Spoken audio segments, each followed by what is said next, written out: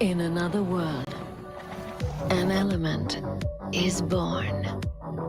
Enchanting, bewitching.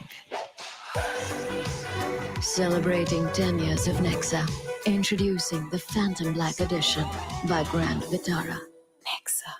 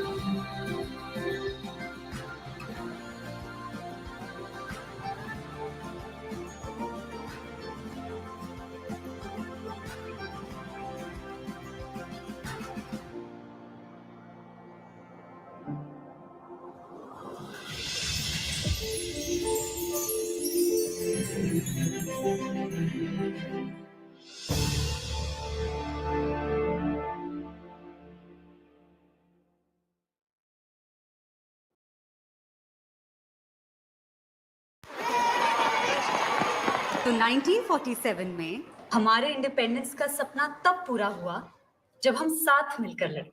मुरली, पूजा, क्या बातें हो रही हैं?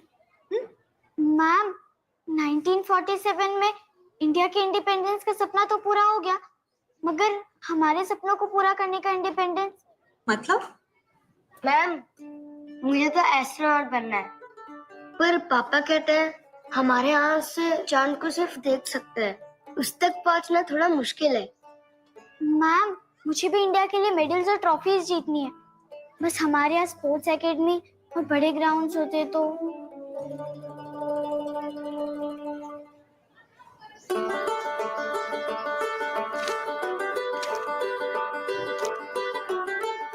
तो बताओ, तुम्हारे सपनों को पूरा करने के लिए इंडिया को कैसा बनना होगा? बनाओ अपने फ्यूचर का इंडिया।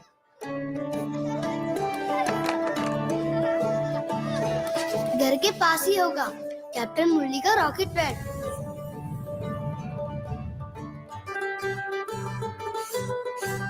यहाँ होगी मेरी वर्ल्ड चैंपियन वाली ट्रेनिंग।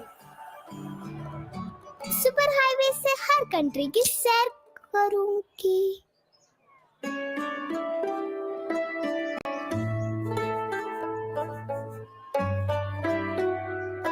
अपने सारे फ्रेंड्स के साथ। इतना एडवांस्ड इंडिया कैसे बनाने का प्लान है? वैसे ही मैम, जैसे 1947 में क्या था, साथ मिलकर। इस इंडिपेंडेंस डे इंडिया के फ्यूचर के साथ बनाए उनके फ्यूचर का इंडिया और शेयर कीजिए हमारे साथ, क्योंकि बनेगा तो बढ़ेगा इंडिया। अल्ट्राटेक सेलिब्रेट्स बढ़ते इंडिया की spirit.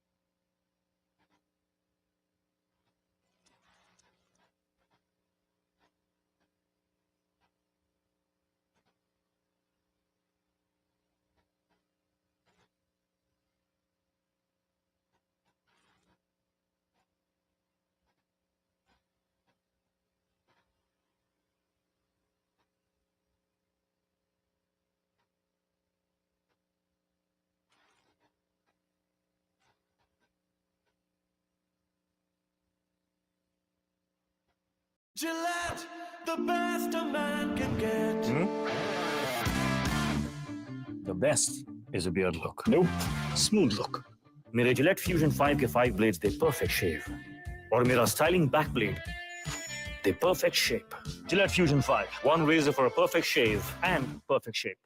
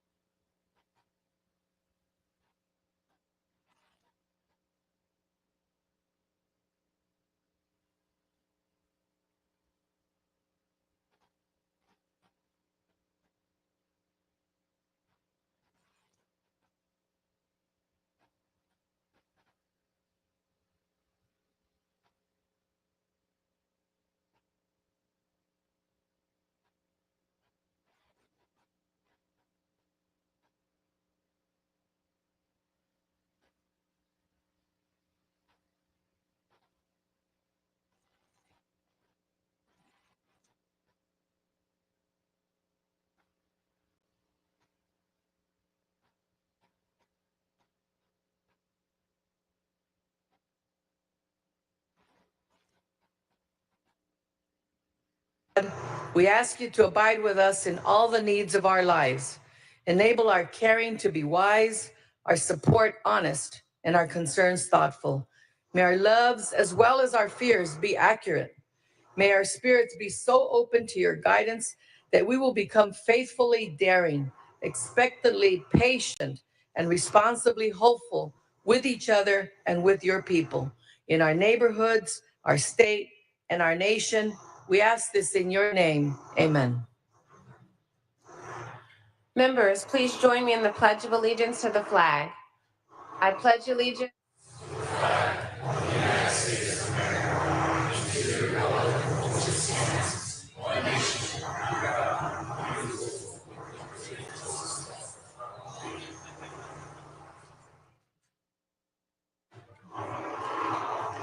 Majority Leader, you are recognized at your desk.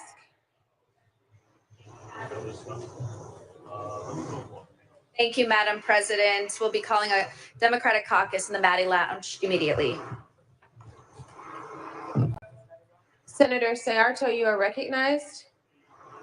The Republicans will caucus as well. Senate will recess for caucus.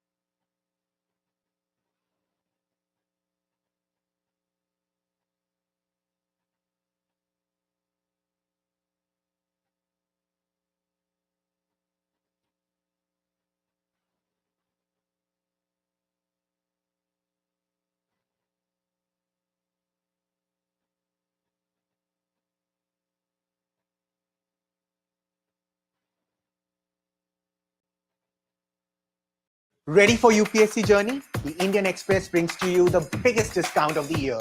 Choose the best subscription plan of 1, 2 or 3 years and unlock your value-added content for your UPSC prelims and mains. Also get access to our UPSC monthly magazine, e-paper and much more. Subscribe now and stay ahead with the Indian Express.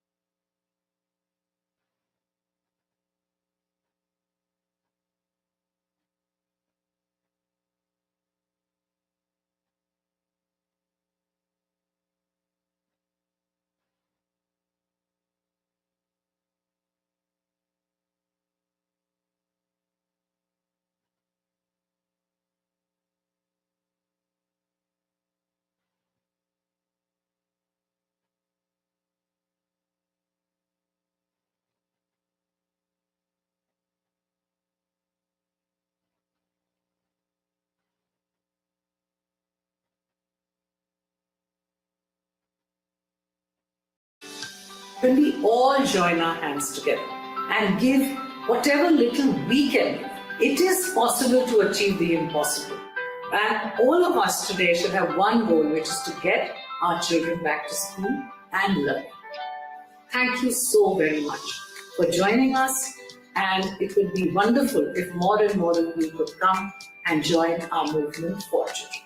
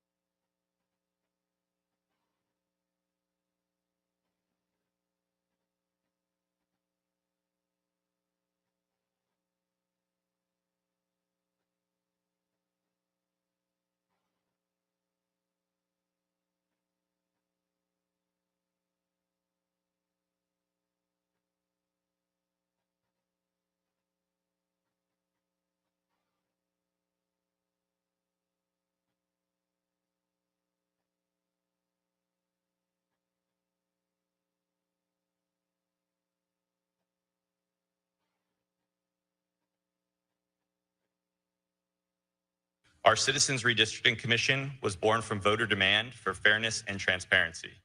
While drawing our current maps, the commission held hundreds of public meetings, reviewed tens of thousands of comments, and drew maps that reflect people and communities, not politicians and their preferences. That's not just good governance, it's a model for the nation. Some point to Texas as a justification for this proposal, but California doesn't follow. We lead. We don't mirror dysfunction, we set the standard. Former Governor Arnold Schwarzenegger called gerrymandering the cancer of politics. He championed the commission because he believed in a system that puts voters first. That belief still matters. I urge a no vote. Thank you, Assemblymember. Assemblymember Lowenthal, you're recognized from the Majority Leader's desk. Thank you, Madam Speaker. I love you, Dad.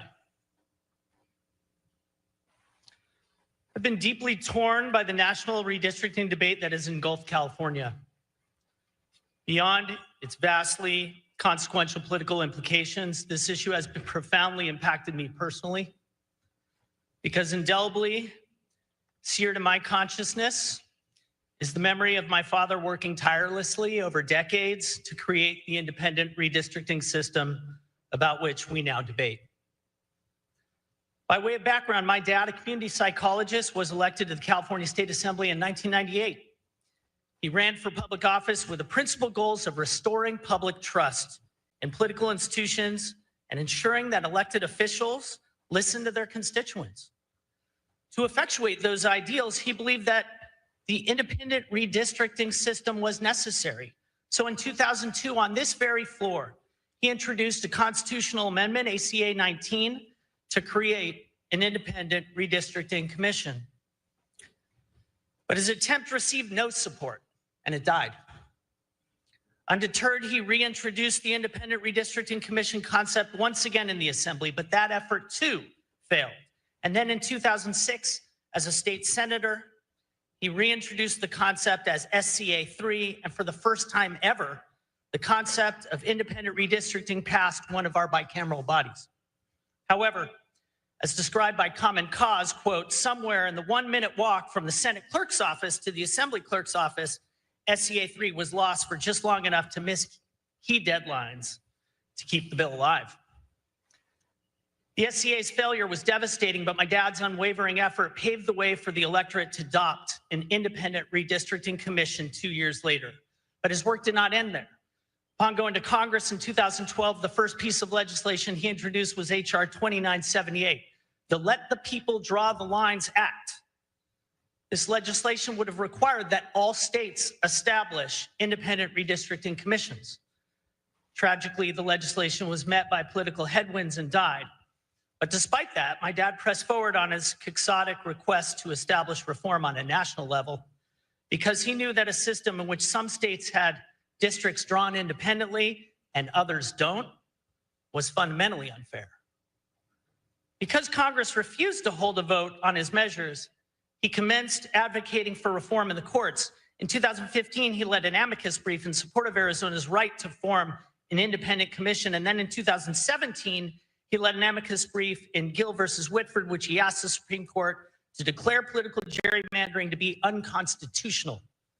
Although the court did not do so, Justice Kagan, in an opinion by Justices Ginsburg, Breyer, and Sotomayor, cited my dad's brief, writing, "The congressional brief describes a cascade of negative results from excessive partisan gerrymandering, indifference to swing voters and their views, extreme political positioning designated to placate the party's base and fend off primary challengers, the devaluing of negotiation and compromise, and the impossibility of reaching pragmatic bipartisan solutions of the nation's problems." I vigorously agree with the evils of gerrymandering described in my dad's brief and cited by Justice Kagan. That notwithstanding, because Texas has now shamelessly affected the national balance of power, our nation's democracy is faced with the exigency of existential dimensions. If unaddressed, Texas actions which occurred without the vote of its populace will disenfranchise Californians. And we must not allow Californians' voices to be silenced. It is imperative that Californians have a voice in selecting the political party that controls Congress in 2026. The most fundamental concept in our democracy upon which the collective value system is predicated is fairness. When Californians vote in 2026, our votes must be made on a level playing field. This constitutional amendment ensures that we have that balanced field. We must all continue to press Congress to create a national system that eliminates unconstrained political redistricting. But until that occurs, fair representation for Californians cannot exist without this measure. So today, I proudly join with my father, the architect of this commission, in urging its temporary suspension. I respectfully ask for your aye vote on ACA. Thank you, Assemblymember. Assemblymember Quirk Silva, you are recognized. Thank you, Madam Speaker and members. I also stand in support of ACA 8. Colleagues, we are living through a dramatic and historic moment, a moment to stand up for our democracy, one that will shape our future for generations. Across the country, we have witnessed efforts to manipulate district lines, not to represent people, but to cling to power, to silence communities, and to steal representation. We saw this in Georgia, where 3 congressional seats were taken midterm through redistricting. We see it again in Texas, where 5 seats were carved out at the request of President Trump, all without giving voters a voice. But here in California, we have chosen a different path. Not to steal, not to rig, not to silence. We have chosen to let the people decide, to let them vote on the California maps. The California redistricting plan is about fairness. It's about trust. So when critics cry power grab, let us be clear. The plan is not a power grab. It is a power return, returning power back to the citizens of California. We did not start this fight. We did not force this issue. It was forced upon us by a president who has threatened, cheated, and tried to steal congressional seats to cling to power. Do not waste your breath scolding those of us who refuse to roll over for partisan maps that divide our communities. A bully, and yes, our president acts as one, uses power to intimidate, to harm, and to cheat. He has shown a pattern of refusing to accept the results of free and fair elections. In 2020, he falsely claimed victory.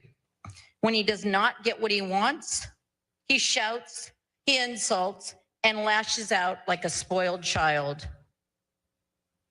If you claim to care about justice and fairness, then answer this. Where's your outrage when states silence voters by carving up districts for partisan gain? Where is your outrage when working families, seniors, veterans, and marginalized communities are pushed to the sidelines, as they will be with the president's new executive order just this week to prohibit mail-in ballots? My colleague from San Diego says actions speak louder than words. On this point, we agree. California's action is clear. We are showing the nation how to rise above partisan bickering and to stand for democracy. We are showing that the people, not the politicians, should choose their representatives. We will not stand idly by as a bully screams and threatens. We will fight every step of the way to protect our democracy. Why? Because this is what our nation was founded on. History will remember that when democracy was tested, California chose fairness, transparency, and the people's voice. You can whine and complain, or you can stand with democracy, but you cannot do both. As President Lincoln reminded— Aye, Gonzalez. Aye, Grayson. Aye, Grove. No, Hurtado. Aye, Jones. No, Laird. Aye, Limon. Aye, McGuire. Aye, McNerney. Aye, Menjivar. Aye, Nilo. No, Ochoa Bog. No, Padilla. Aye, Perez. Aye, Reyes. Aye, Richardson. Aye, Rubio. Aye, Ciarto. No, Smallwood Cuevas. Aye, Stern. Aye, Strickland. No, Umberg. Aye, Valadares. No, Wahab. Aye, Weber Pearson. Aye, Wiener. Aye.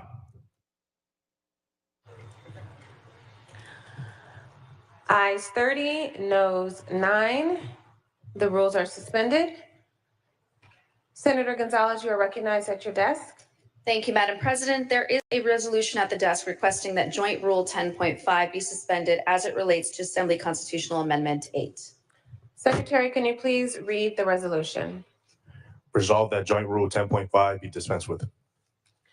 This is also non-debatable. Senator Ciarto, you are recognized at your desk. Thank you, Madam President. I'd like to make a substitute motion that ACA 8, because of its costs, be referred to the Committee on Appropriations for a full hearing and vote, since it was not done before.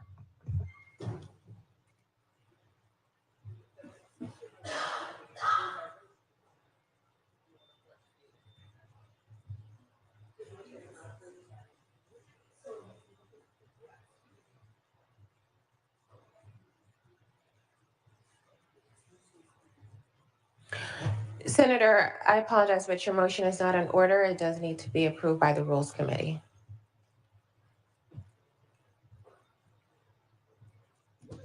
I wish to appeal that ruling. It should be.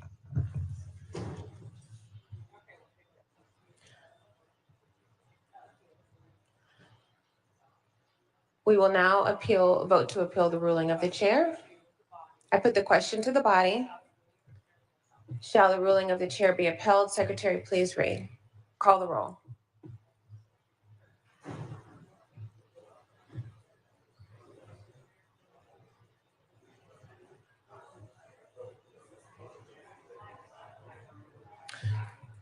Senator Ciarto is asking for a no vote. I am asking for an aye vote.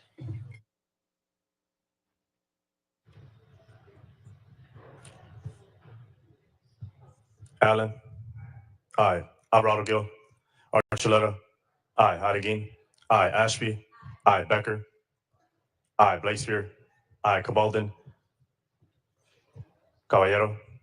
Aye. Cervantes. Aye. Choi. No. Cortese.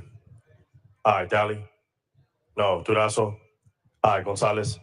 Aye. Grayson. Aye. Grove. No. Hurtado. Aye. Jones. No. Laird. Aye. Limon. Aye. McGuire. Aye. McNerney. Aye. Menjivar. Aye. Nilo. No. Ochoa Bog. No. Padilla. Aye. Perez. Aye. Reyes. Aye. Richardson. Aye. Rubio. Aye. Ciarto. No. Smallwood Cuevas. Aye. Stern. Aye. Strickland. No. Umberg. Aye. Valadares. No. Wahab. Aye. Weber Pearson. Aye. Wiener. Aye. Secretary, please call the absent members. Alvarado Gil. Cabaldon. Aye. Ayes 30, noes 9. The ruling stands. We'll go back to the motion that was made by Senator Gonzalez. Secretary, please call the roll. Allen. Aye. Alvarado Gil. Archuleta. Aye. Harrigan. Aye. Ashby. Aye. Becker. Aye. Blakespear. Aye. Cabaldon. Aye. Caballero. Aye. Cervantes. Aye. Choi. No. Cortese. Aye. Daly. No. Durazo. Aye. Gonzalez. Aye. Grayson. Aye. Grove. No. Hurtado. Aye. Jones. Laird. Aye. Limon. Aye. McGuire. Aye. McNerney. Aye. Menjivar. Aye. Nilo. No. Ochoa Bog. No. Padilla. Aye. Perez. Aye. Reyes. Aye. Richardson. Aye, Rubio. Aye, Ciarto. No, Smallwood Cuevas. Aye, Stern. Aye, Strickland. No, Umberg. Aye, Valadares.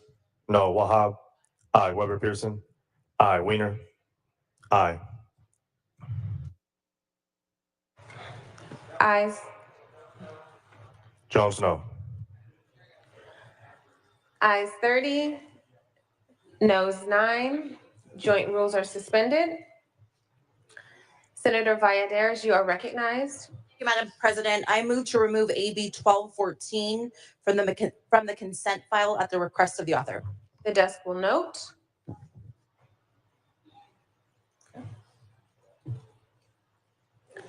Not seeing any other members wishing to remove anything from the consent file, we will now move to consideration of the daily file. We will begin with second reading file. Secretary, please read. Assembly Bill 482 with amendments, 1255 with amendments, 1003 with amendments, 696 with amendments. Second reading will be deemed read. We will now move to Assembly third reading, file item 226, AB 604 by Senator Gonzalez. Secretary, please read. Assembly Bill 604 by Assemblymember Aguilar Curry, enacting to redistricting and declaring the urgency thereof to take effect immediately. Senator Gonzalez, you are recognized.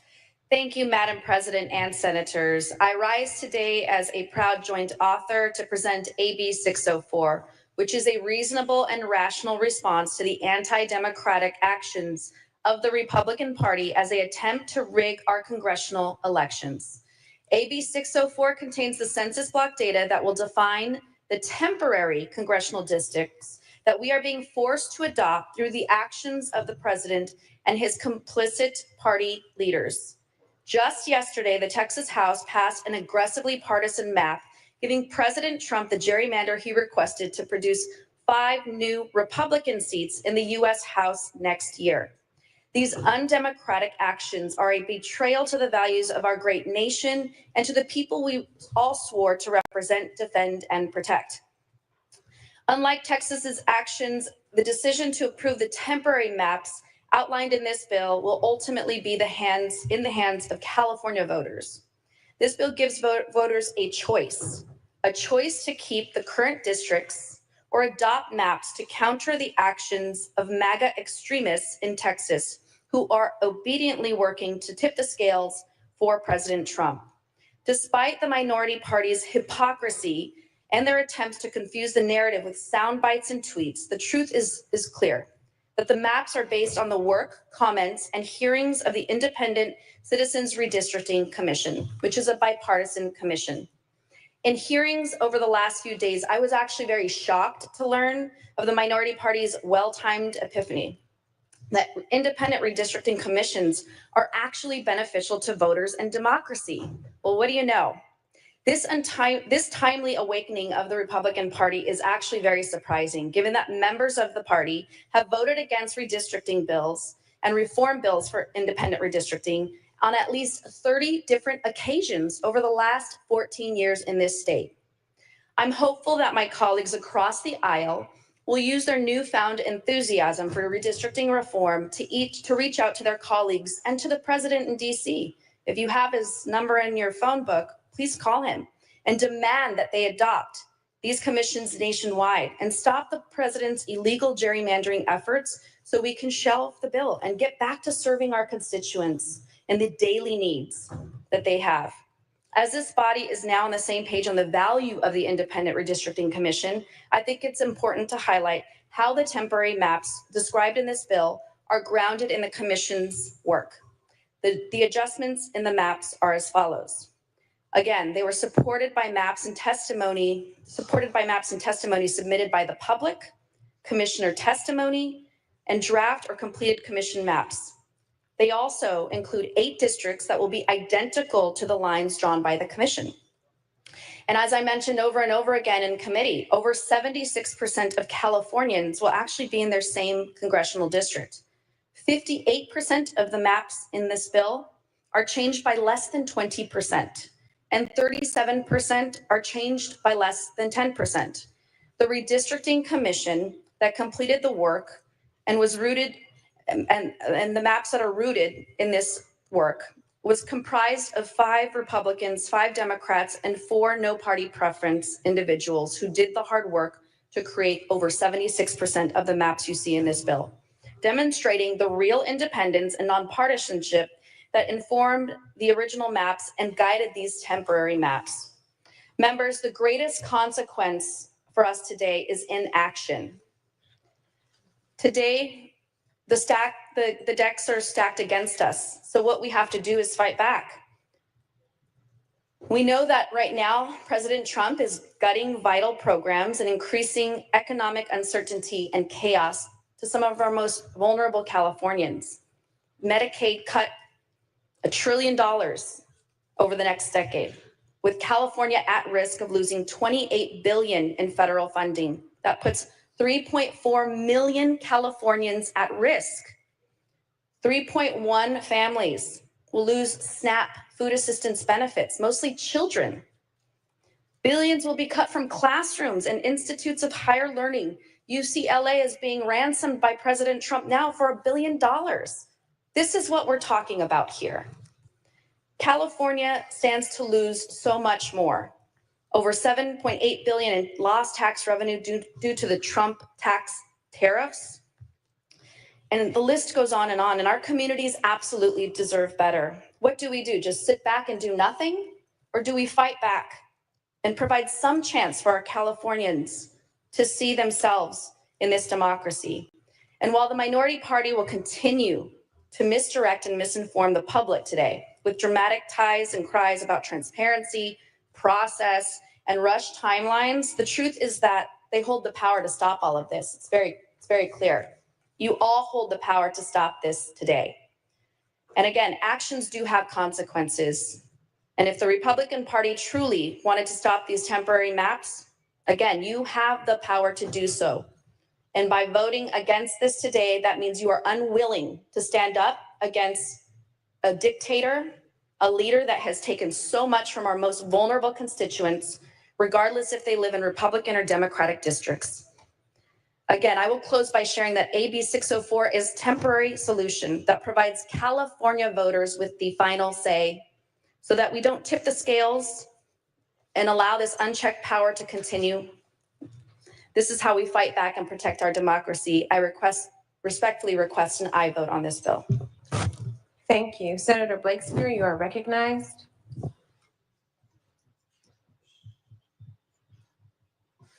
Thank you, Madam President. Members, we could debate many details here today, but here's the bottom line. Republicans are trying to cheat to win congressional midterm elections under their unpopular president, and Democrats are fighting back. This is about trying to level the national playing field so we can have something close to fair elections for Congress in 2026. Period. Full stop. Republicans are trying to corrupt democracy. Democrats are trying to honor it. Republicans can say what they want, but their party started this madness, racing to gerrymander in Texas and other Republican-controlled states to stack the deck for themselves in next year's election. Yes, it is lamentable that we are pausing California's superior process for drawing districts through a nonpartisan citizen commission that was started 17 years ago. But that was a different political time under different political circumstances, and it was a different electorate.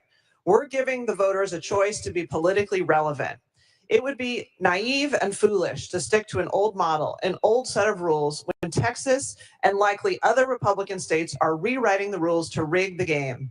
The Trump administration has made clear in all of its actions that it believes might makes right, that it has no respect for the US Constitution, the separation of powers, the courts, or the democratic process. Corrupting our elections is the first step toward fake elections. Donald Trump is trying to remake America in Russia's image. Total control, no dissent, no democracy, fake news, and fake elections. What did we learn at the outset of the Second World War? That aggressors and bullies take whatever you give them. There is no appeasing them. The only way to counter aggressors and bullies and wannabe autocrats like Donald Trump is to challenge them and to fight them straight up. There are many decent people in this chamber, both Democrats and Republicans. All of us are committed to serving constituents and doing what's best for California. We do have our disagreements on policy and on politics, and we work through them as best we can to serve the people who elected us. But today's debate is not about California politics. It's about national politics. It's about owning up to the realities of the national political landscape and a Republican president who will stop at nothing to consolidate power, including corrupting congressional midterm elections. And we in California cannot stand idly by and do nothing.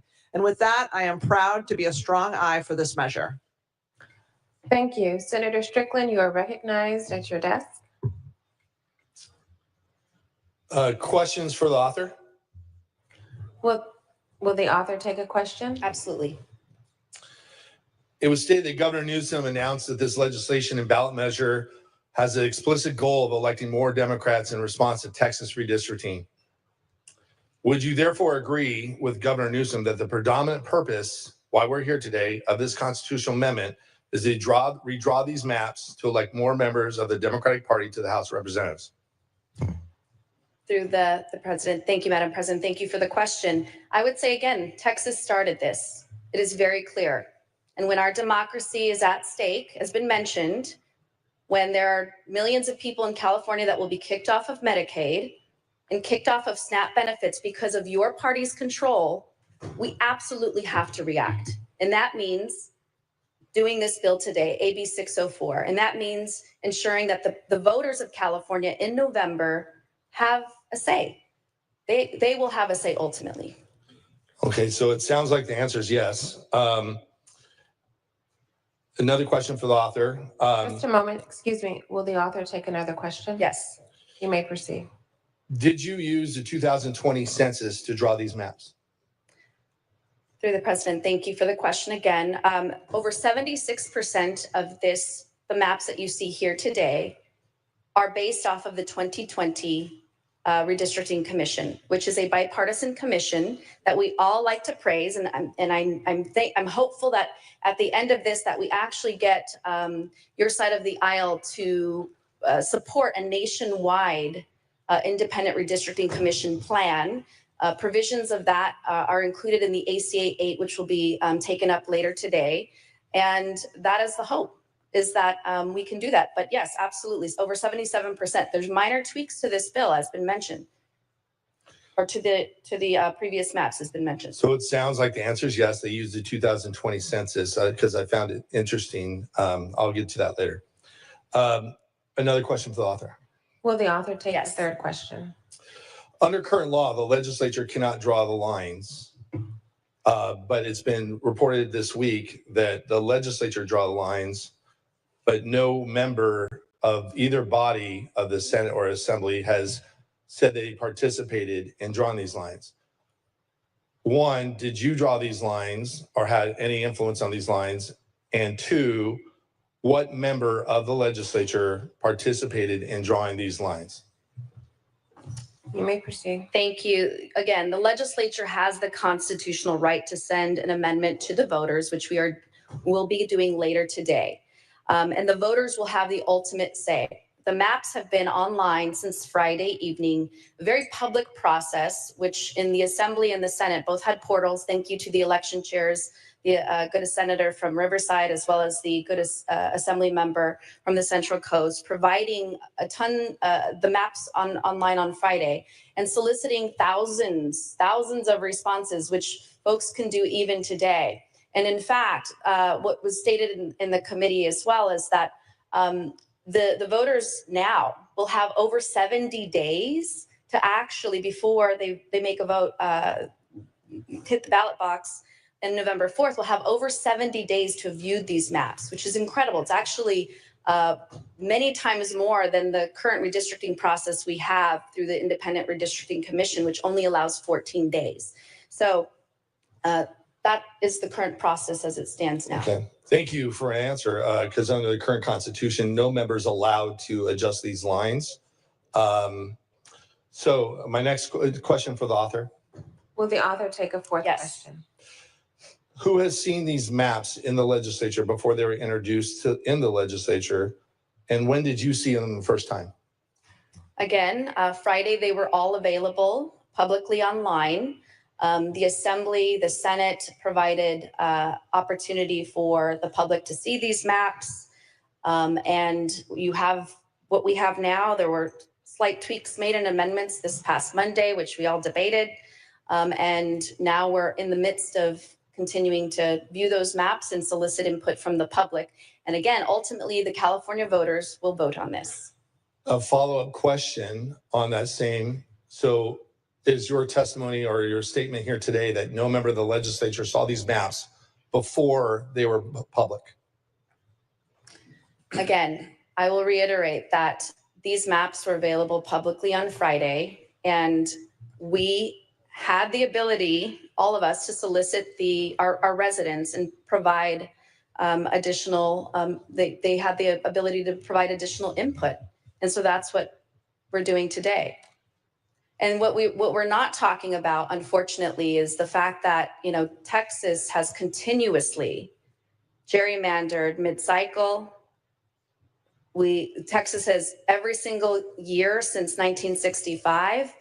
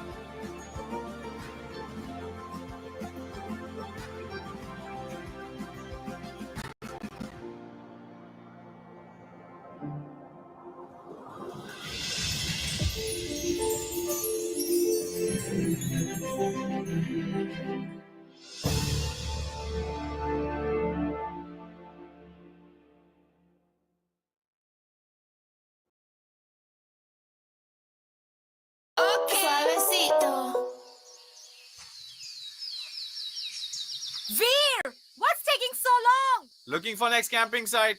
Gotta make it Insta-worthy. Dude, you should be looking for charging stations first, instead of pleasing your 10 Instagram followers. Relax. We're charged. And chill. 11,000 plus EV charging stations across India, presenting the Gardens Club City. It's an e-week. Kia, movement that inspires. Violated the Voting Rights Act every single time. We're going down a rabbit hole here on transparency and all of the procedural matters, but what's not included here is the reaction that Texas, your colleagues in Texas, have continuously violated the Voting Rights Act, have continuously mid-cycle gerrymandered. It's unfortunate. So on my own time, it sounds like the statements today is that no member of this legislature saw these maps before they were public, and we all know that's not true. And I'm encouraging the media to follow up with every member of the legislature, because under current Constitution, not one member on this in this body on either house is allowed to adjust a map. And it was reported that there was different members that adjusted these maps. And if you wanted to do it correctly, you should have gone to the people of California, get the authority, and then draw the maps. So any member here, let's be crystal clear, and I'm asking the media to follow up, any member here that adjusted these maps violated the Constitution today, and is, again, evasive answers that we know that now it just shows that there's no transparency, because no one can answer one member on this floor that had participated in drawing these maps. You say it's a legislature, you're the author, but you didn't have any participation in these maps? Again, that's not transparency, and I'm urging the media to follow up with each and every one of these members as this moves forward, if you get the 2/3 vote, which I believe you will, to ask these questions. Now, if I had the power, as was stated, by the way, I don't know one member of the Texas legislature, not one. I was elected here in California, not Texas. And it was stated in the opening, you have the power to shut this down. If I had the power to stop this, I would stop it. I'm telling the media right now, if the Republicans in California had the power to stop this, we would stop this today. And they are misrepresenting what is the actual truth moving forward. Redistricting Commission, let's make it clear, the redistricting, nonpartisan redistricting Senator Commission. Strickland, if you can please address the body and not the media when you're speaking. I'm looking around my other colleagues. I could look around my whole. Excuse me, Senator Strickland. I'm only allowed to look forward? Please look at me while you are making your address. Thank you. That's a new rule that I haven't heard of before. I would to be honest. appreciate if you comply. I've been here over a decade. Everything is through the Okay. presiding officer. Thank you. It is through the presiding officer. Exactly. So if you Okay, can so- direct your comments to me, or if you have a question, you can direct it. Let's be clear. Excuse me. Okay. If I'm you have a going back. question, you can direct it to that member, but if you're speaking, please direct it to the presiding officer. Thank you. Thank you. Let's be clear. It was stated in the opening that the redistricting, nonpartisan redistricting commission drew these lines and these maps. That's a false. They might have took it as a blueprint, but the nonpartisan redistricting commission did not draw these maps as it was stated in the opening. Again, people are trying to be misled of what this actually is. And members, this week's actions demonstrate why we need a nonpartisan Citizens Redistricting Commission and why it was passed in the first place. For my colleagues on the other side, who I deeply respect, sometimes I believe you think the ends justify the means. Let's go through what happened this week with no transparency, no input from the community across the state to draw these maps. And these maps were drawn behind closed doors with the governor and, what I understand, legislative leadership. And no one admits that they had any participation in these maps. They just came out of thin air. But again, let's look what happened this week in terms of transparency. You violated your own rule, the 30-day rule, to push this through. No one will admit that they drew these maps. And to the media, I'm saying you need to move forward as this moves forward to the famous line, what did they know and when did they know it? Which lawmakers saw these maps and had influence on these maps? Who paid for these maps? And the lack of transparency keeps going on and on and on. Let's see what we have here today, currently, before you go to the voters in November. What we have here today is the gold standard for redistricting nationally. It should be the national model and not thrown out. It's something that we should brag about here in the state of California, the fact that the people pick the lines, not the politicians. We have full transparency. In fact, we have hundreds of hearings throughout the state of California, in every corner of the state of California, so citizens can participate in the drawing of these maps that keep communities together of whole cities and counties. And the lines are drawn in public, in front of everybody, in front of the world. Gillette, the best a man can get. The best is a beard look. Nope. Smooth look. मेरे Gillette Fusion 5 के 5 blades they perfect shave. और मेरा styling back blade they perfect shape. Gillette Fusion 5, one razor for a perfect shave and perfect shape. Tata Click Fashion presents the Sneaker Store.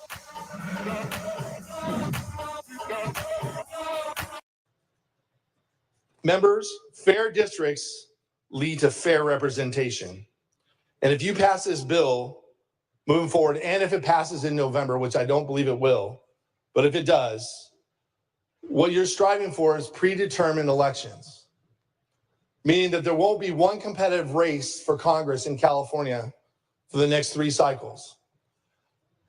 Members, that's not good for Democrats, independents, and Republicans. You're taking the voice away from Californians in terms of having fair representation and earning the trust of your voters, not having a predetermined election. Here in California, we have a system where citizens pick the representatives and not politicians picking the citizens. That's what you want to throw away. And what I heard from many of my colleagues on the other side, this is going to be temporary. From my experience, I have over a decade of experience here. Nothing is temporary when you do it. Former President Ronald Reagan said it best. We have long discovered that nothing lasts longer than a temporary government program. Even this week, the Assembly Elections Chair stated that the Democrats should do what we're doing here today in 2030, was quoted already. So when you say to the people of California, this is temporary, my experience is nothing's temporary here. I don't believe 1 second that this will be temporary, and neither should the people of California. Now, I do have a joint resolution 10. It's not up yet. I'll put it across the desk that says we should have nonpartisan redistricting districts and make it a model nationwide.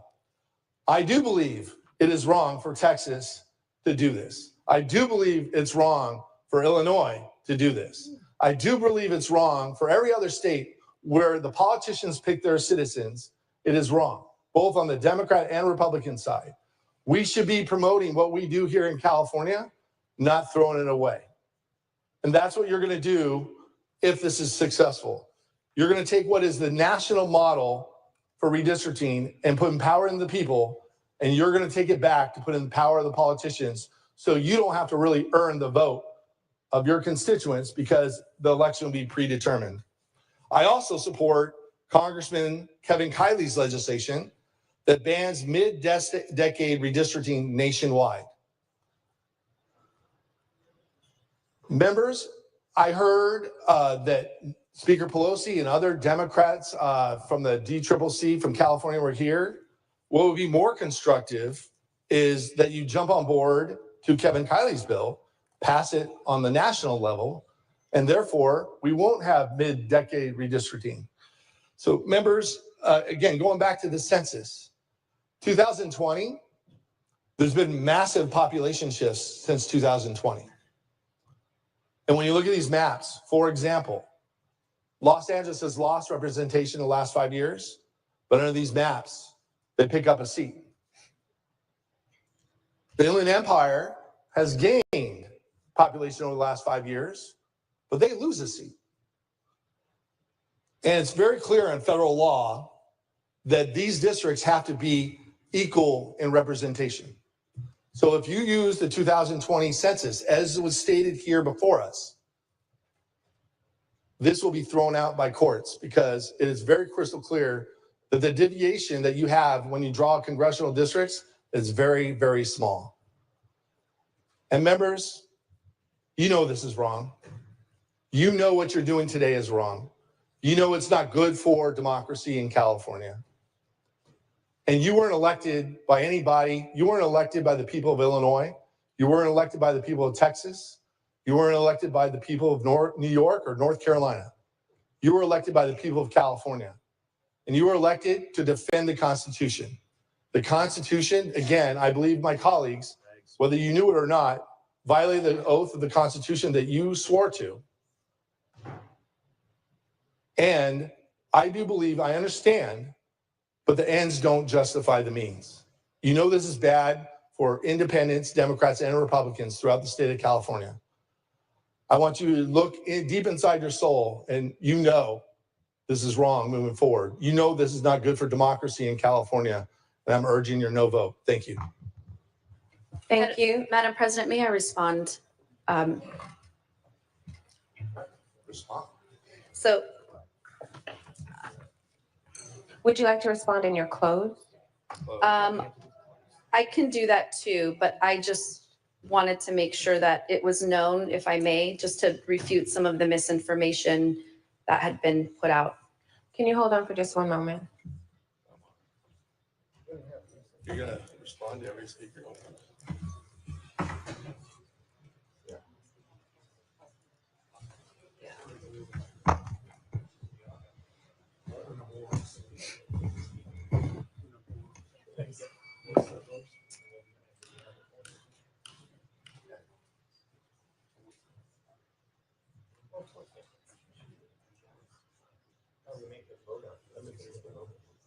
Oh, yeah.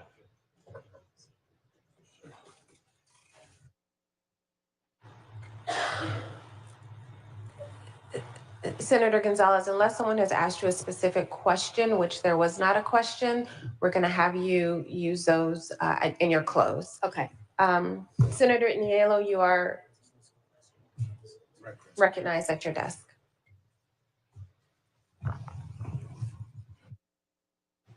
Thank you, Madam President. Members, I hope you will indulge me for a moment for a bit of digression into some political history.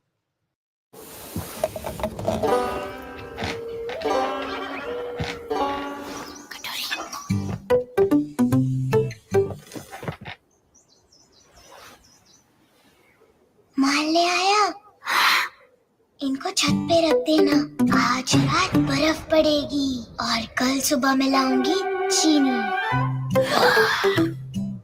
पर ठंड में ice cream खाई तो mummy पक्का पिटाई करेगी उनको पता चलेगा तब ना ये प्लान लीक थोड़ी होगा अरे कुछ लीक नहीं होगा BirlaNu leak proof pipes BirlaNu build your world In another world, an element is born. Enchanting, bewitching.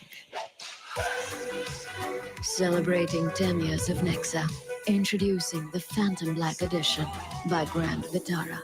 Nexa. No misdirection, just the facts, ma'am.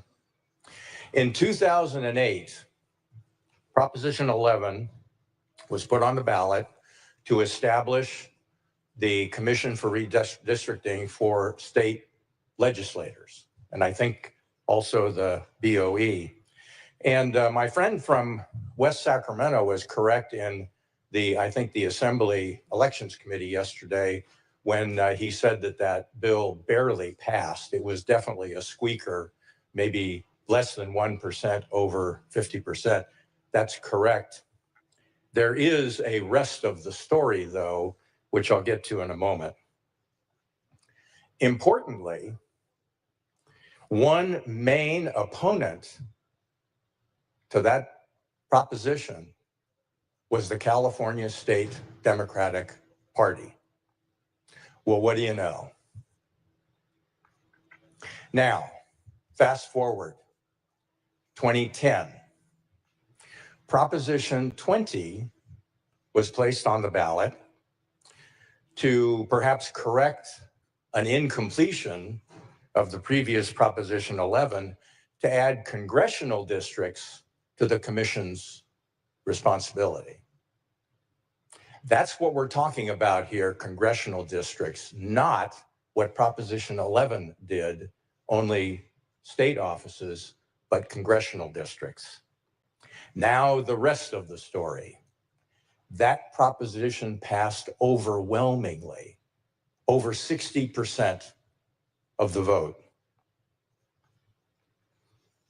Interestingly, there was very little opposition to that proposition. Now, this is important. There was a reason for that. What is the easiest way to defeat a proposition? That's where misdirection comes in. Confusion. There was also on that ballot Proposition 27, which proposed to completely abolish the Redistricting Commission. Get rid of it. Not maintain it, which we're talking about supposedly here, but get rid of it.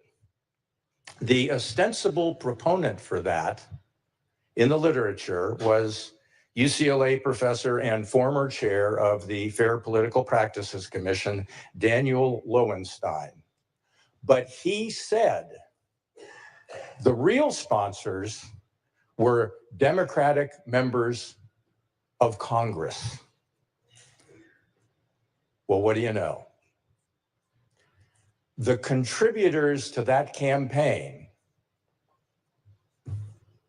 which ranged from $5,000 to $225,000, were Judy Chu, Anna Eshoo, Zoe Lofgren, Nancy Pelosi, Doris Matsui, our own colleague here from San Pedro, who was in Congress at the time, Linda Sanchez, and Adam Schiff, as well as a number of others who are no longer in Congress. The confusion didn't work. What was the result of that competing measure? It was defeated by almost an exact mirror image by which Proposition 20 passed. It was defeated with 60% saying no.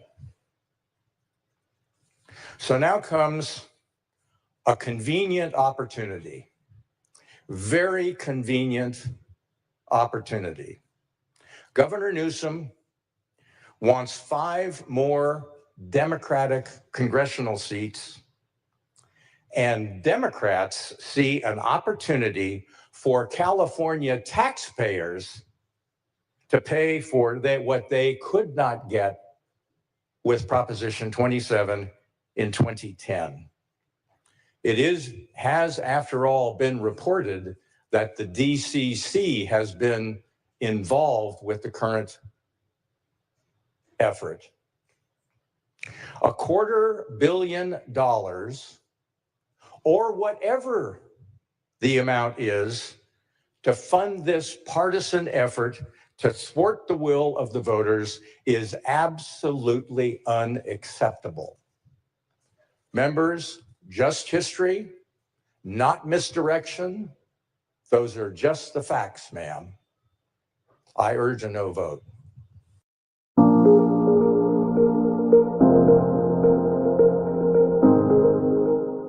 Honest answer, collaboration really plays a big role. Is there enough collaboration in the social sector? No, definitely not. I think there is a lot of work that can be done together.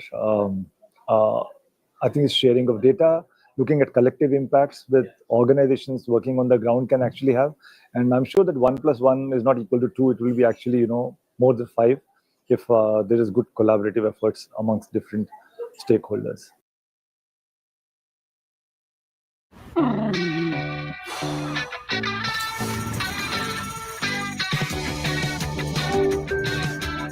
How do I stop my new puppy from chewing my stuff? Young dogs need a lot of toys to chew. Maybe a rope toy? Yeah, I tried that. He's an 8-month terrier. Gotcha. Well, young terriers are super energetic. How about a run?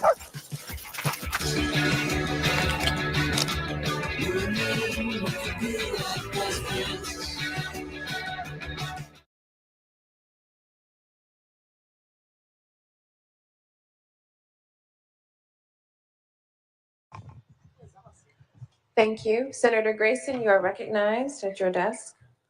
Thank you, Madam President. I do have a question to the author. Will the author take a question? Thank you very much. First, I have two questions. I'll just ask them both and then answer all in one. The first one is the actions taken by Texas, are they permanent or temporary? And does Texas practice mid-cycle redistricting? And then, so that was a two-part question, the first one. The second question is, for redistricting bills, I believe there was some reference made to that. Could the author elaborate on what was talked about as far as some redistricting bills that had been opposed? You may proceed. Thank you for the question. And yes, first question, Texas's actions, their action yesterday is actually permanent. There is no temporary aspect to the gerrymandering they just approved yesterday through their House. Mid-cycle redistricting is a constant, and there's no input for Texas voters to weigh in. Very opposite from what we're doing here. Ours is temporary until 2030. And of course, we're letting the voters decide whether to do this mid-cycle or not, which we are doing through a constitutional amendment. So we are absolutely doing that. On the second piece, thank you for your question on redistricting. Now, as mentioned, just as of last year, there have been over 30 bills last year and up until going back to about 2014, where a number of bills had been presented in this body to support an independent redistricting commission in various parts of the state of California, in places like San Luis Obispo and Sacramento and Orange County, Riverside, Fresno, Kern, and all of those bills and efforts to establish an independent citizens redistricting committee in all parts of the state of California had been voted no by my colleagues on the other side of the aisle. And so I'm not understanding what they're saying in terms of wanting now an opportunity to have an independent redistricting commission be the end all, say all, while we're sitting here getting attacked by President Trump on our democracy. Thank you for that additional information, if I may, through the chair. Would this, and this is just a hypothetical question on my part, or maybe not, would this measure impact any other districts outside of congressional districts? The answer is no. And another question is, who will ultimately have the final say on this matter? And the answer is the voters of the state of California. Senators, I rise in support of this measure. Throughout my life and throughout my career, I've been guided by some very simple and basic values. First and foremost among them, fairness and respect, with commitment to be fair and respectful of my neighbors, and also to respect the rule of law. This is an impactful day, especially for all of us here in California, which is why the mid-decade redistricting efforts being conducted by other states certainly appear to undermine these values in pursuit of power simply for the sake of power.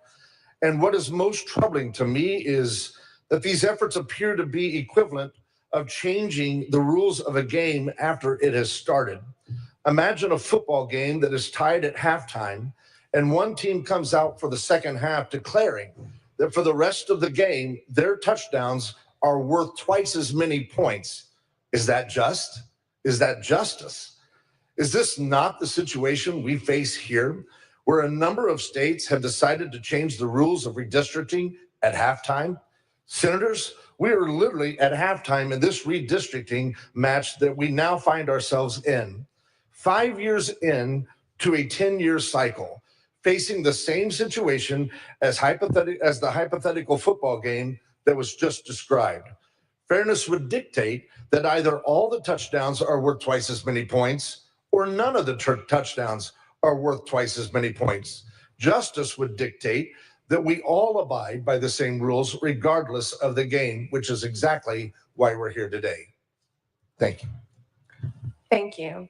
Senator Choi, you are recognized. Thank you, Madam, and the members. I rise today in strong opposition to this proposal for special election to redraw our congressional districts in California. Many points have been raised. And Texas has been described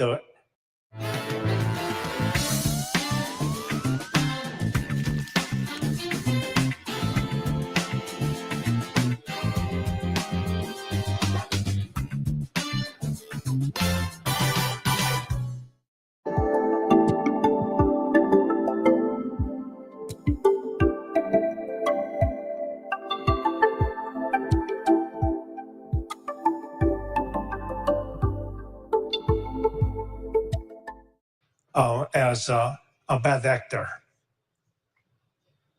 Very interesting, and then also the regulations on the sports in halftime changing the rules. I would like to apply these 2 points. If Texas was a bad actor, are you supposed to follow the bad actor? If somebody runs through a red light or kills somebody, you do the same thing? I mean, that's exactly what we are trying to do. And then as a model for Texas, it's a model we're going to follow, whatever Texas does. If you say that action is wrong, just let's don't do that. Isn't it more common sense? Now, many things, many points in this direction we can argue about. But let me focus on this measure is in another sense, not urgent item. It is not necessary. It is certainly not affordable. Let me focus on the financial aspect of that. In California, we have projected to face $12 billion of deficit in the coming year. You all know that. Every dollar matters. Yet this proposal would drain an estimated $250 million of general budget just to conduct a special election. This is money we do not have, and the money that could be put to far better use. Think about what $250 million can do or represents. It could finance tens of thousands of child care slots for working families. It could support the financial aid for thousands of college students struggling with the tuition. It could keep after-school programs and the mental health services available for our children.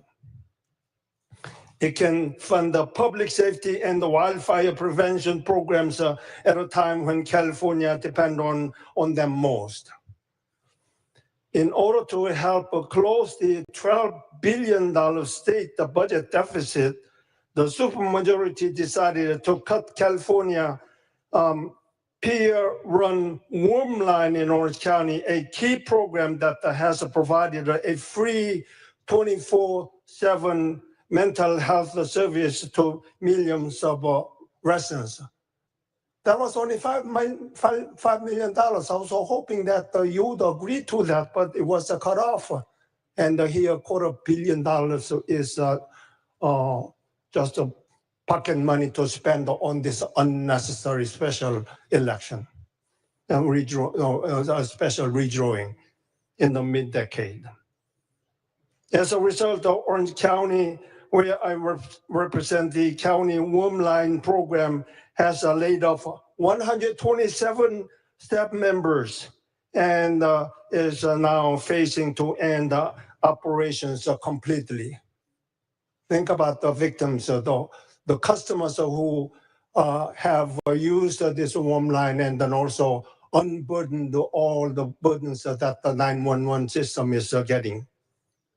And we know that the 911 system right now is answered so late because of a shortage of people with the shortage of staffing in 911 answering service.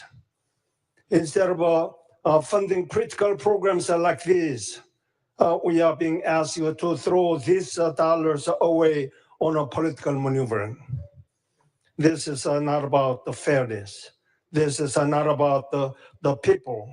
And this is certainly not about the protecting democracy that you all say that we let's keep the democracy, fairness.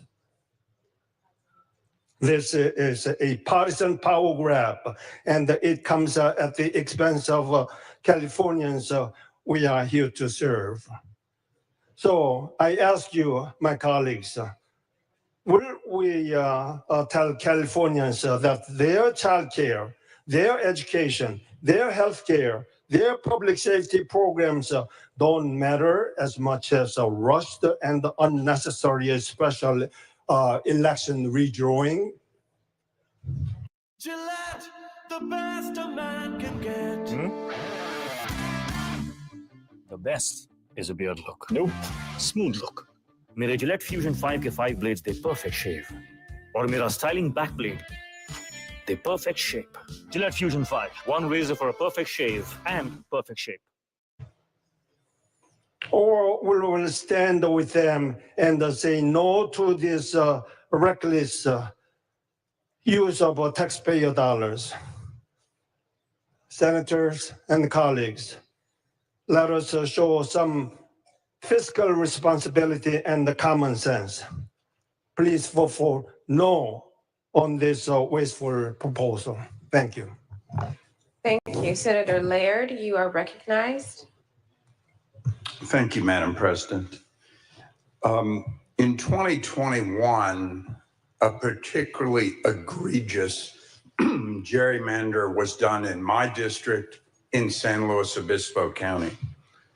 It was for the Board of Supervisors districts, and it was proposed by one party, a party that was losing registration, was no longer the party with the greatest plurality in that county. And they passed a map suggested by one political committee to egregiously gerrymander that county. Under the census, minor tweaks to the existing districts would have been in order. Instead, it was jam the Democrats into one district, make the other 4 districts in a way that they likely could go the other way, and preserve a majority that didn't exist in the electorate at large. And it was gross. There were some people that would vote in every 2 years for 3 cycles for supervisor. There were some that were the opposite. There were thousands of people would have 2 supervisors at once. Thousands more would have no supervisor. It was a dislocation that was off the charts. And so what happened? I introduced last year Senate Bill 977 to say we would have independent redistricting for San Luis Obispo County. We would have the commission. That egregious line drawing would never happen again for that county. And then what happened in this body? In this body, 9 senators thought that was just fine, that egregious redistricting that would have been rectified by commission is what they voted against. And it was said, just the facts on one speech. And then there were all the names that were given about those facts. Well, let me say in just the facts, it was senators from Jackson, Beaver, Bakersfield, San Diego, Sacramento, Yucaipa, and Murrieta that said, we are fine with egregious gerrymandering. We do not want a commission. We do not want fairness in redistricting. Let's be clear about that. So when it was said, what is known and when did we know it? In 2024, we knew that was an egregious redistricting, and 9 senators said it was just fine with them.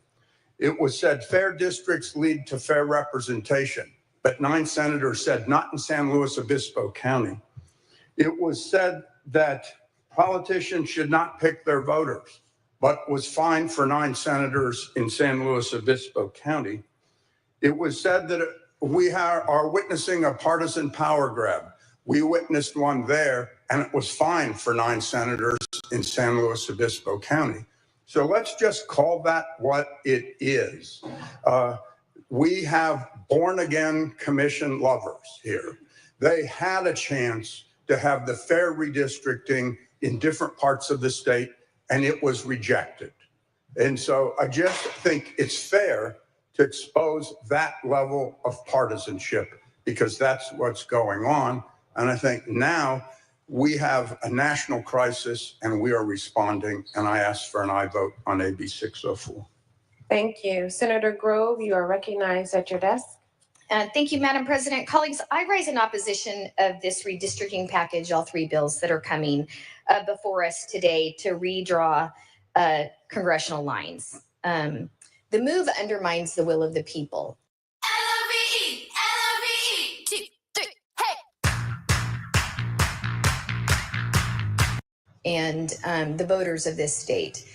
I don't wholeheartedly agree with the actual commission, the people that are on the board of the commission, but I don't agree that legislators should be able to draw their own lines either. And I'm a legislator, and I don't think I should be able to draw my own lines. I think the people should be able to pick the people they want to have them represented, and it should be that a standard across the United States. I listened to your comments, and I really wasn't going to speak, but I listened to all the comments, and it's all about transparency, and this has been transparent. Colleagues, this bill was put in print on Monday. We had a hearing on Tuesday. On Tuesday, when the hearing took place, both election chairs in the Assembly and the Senate could not answer one question: who drew the lines? The Assembly elections chair said it was a collaboration. The Assembly elections chair said it was a leadership. Leadership, what leadership? Give us a name. The individual who was providing technical assistance in that committee would not answer any questions about who they were, who they represented, who was paying them. It's a public process, and you're asking from the dais, who do you represent? I'd rather not answer that question. Who's paying you? I'd rather not answer that question. I mean, this is a public process where we got no answers, and you're talking about transparency. They were asked who drew the lines, and in the Assembly, the response was it was a group of leadership. It was the state legislature, and the response was we're in the state legislature, and we didn't participate in that process. And they said, well, you're not in leadership. So then it fell on leadership. I watched the interview on our own elections chair here in the Senate. Who drew the lines? Well, the Rules Committee. I'm the vice chair of Rules. We did not participate that I know of drawing any lines. My colleague from Santa Cruz sits on Rules. He did not participate in drawing any lines. It was not the Rules Committee. They also said that the Rules Committee placed this information and the maps on the website. We didn't do that. I went back through the last 3 hearings. We did not vote to do that. No one is being truthful and transparent when we're just trying to ask questions. Who drew the lines? Did you know about the lines before it was, did you have input? And I know that's just a simple thing, and it's just one thing that needs to be brought up. But if we're going to talk about transparency, this process put in print on Monday, where lines were already drawn when the bill was put in process with no public comment, because the first public comment went up on Tuesday during the hearing, and the maps were already drawn, and it's supposed to be a public process. That's not what we're doing here, and we're better than that. And I know the rhetoric on the other side is about Texas. Let's talk about Texas for just 1 second. Texas was sued by the Elias Group. The Elias Group, permission to read? Permission granted. The Elias Group is a mission-driven firm committed to helping Democrats win citizens' votes and progressives make change. That's the Elias Group.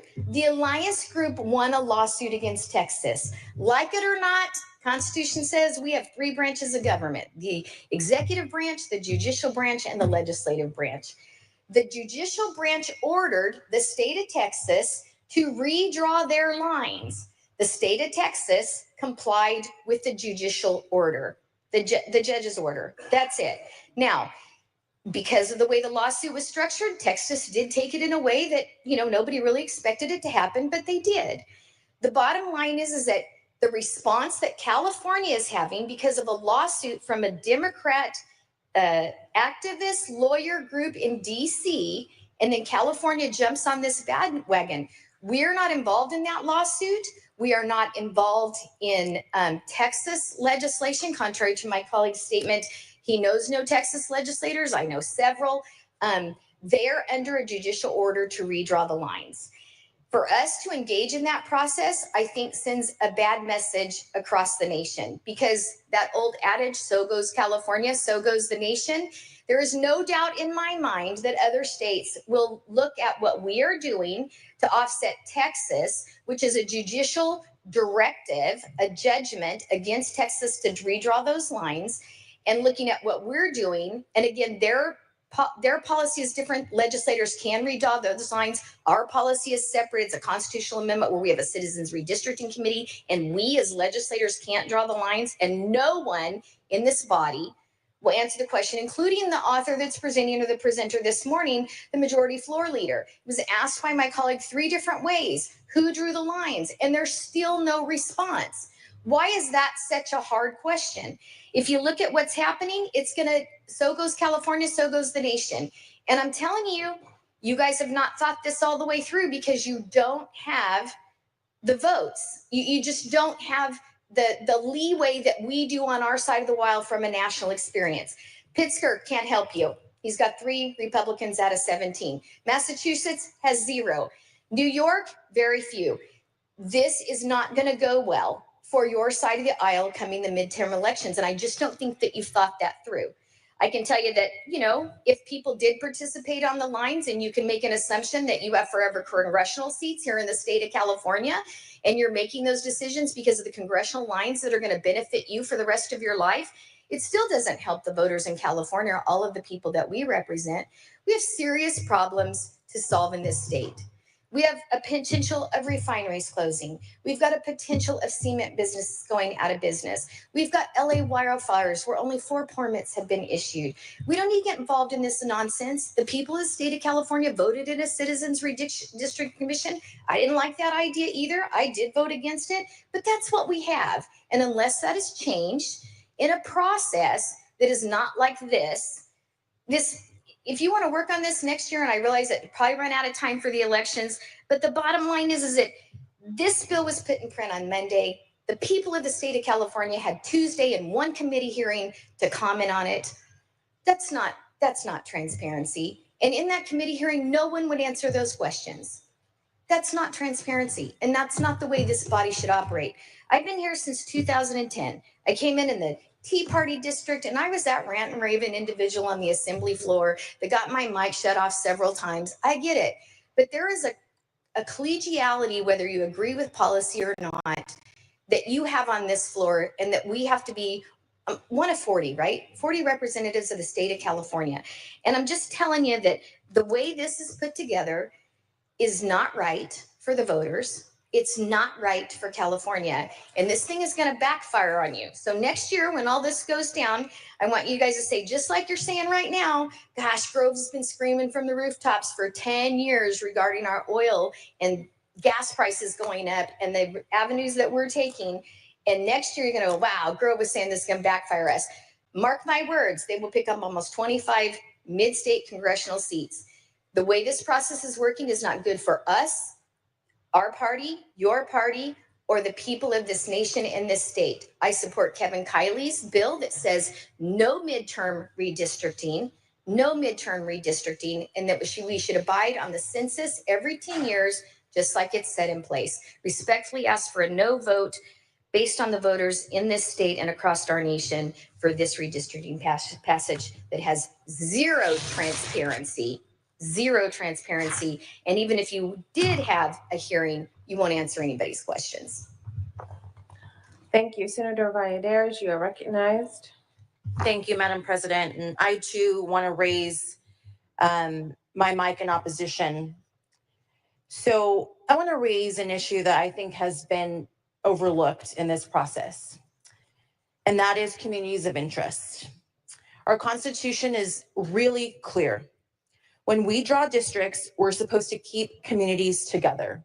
Cities, neighborhoods, agricultural regions, aerospace hubs, working class communities, watersheds, school districts. These are groups of people with shared and social interest who deserve to have fair and effective representation. What we're not supposed to do is draw maps around politicians, incumbents, political parties, or the partisan advantage or disadvantage of voters. Yet, that is exactly what these maps do. To echo a lot of the sentiments from my colleagues on my side of the aisle, this process has been secretive from the very beginning. We don't know who drew these lines, or rather it's difficult for those who were involved to name names really at this point. But we all know it was politicians, it was consultants and DC insiders that are going to all benefit from these maps. And the result is truly unmistakable. Communities of interest were ignored, they were divided, and they were sacrificed for political gain. Take Modoc County. Farmers and ranchers, people who feed the world. They're now lumped in with wealthy Bay Area neighborhoods whose daily realities couldn't be further apart. Look at Lodi, an agriculture community split 3 ways. Some bundled into Sacramento suburbs, others into Bay Area commuter towns. Instead of one strong voice in Congress, their representation is now diluted and divided. In my own district, the Antelope Valley, an isolated region with shared concerns of aerospace and defense, it's the nation's backbone for defense, for innovation. It's where America's most advanced aircraft and space technologies are designed, built, and tested. It's carved into 5 different congressional districts. This means no single representative is fully gonna be accountable. DG, first week of the month and salary almost gone. क्या करे, कुछ तो उपाय बताओ। सोने की आदत डालो। All my friends have cars. और मुझे देखो, buying makeup on EMI. सोने की आदत डालो। Long weekend आ गया यार। अब मुझे तो अपना account balance check करके नींद आ जाती है। हाँ, तो सोने की आदत डालो। What? सोने की आदत डालो मतलब asset creation की आदत डालो। My DigiGold, safe, secure, and 100% authentic gold. जब चाहे खरीदो और redeem करो. That's why I tell you, सोने की आदत डालो.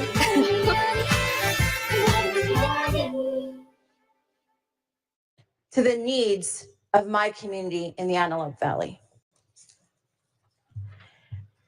And let's talk about Sonoma County, chopped into 3 districts, silencing the ability of that community to speak with one voice. This isn't just bad mapping. This scheme is bad governance. The voters of California created an independent redistricting commission precisely to prevent this kind of power grab. They voted for fairness, transparency, and independence.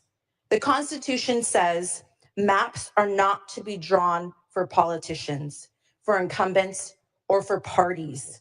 But here we are, with maps engineered in secret, rushed forward, and designed to benefit a few, select few.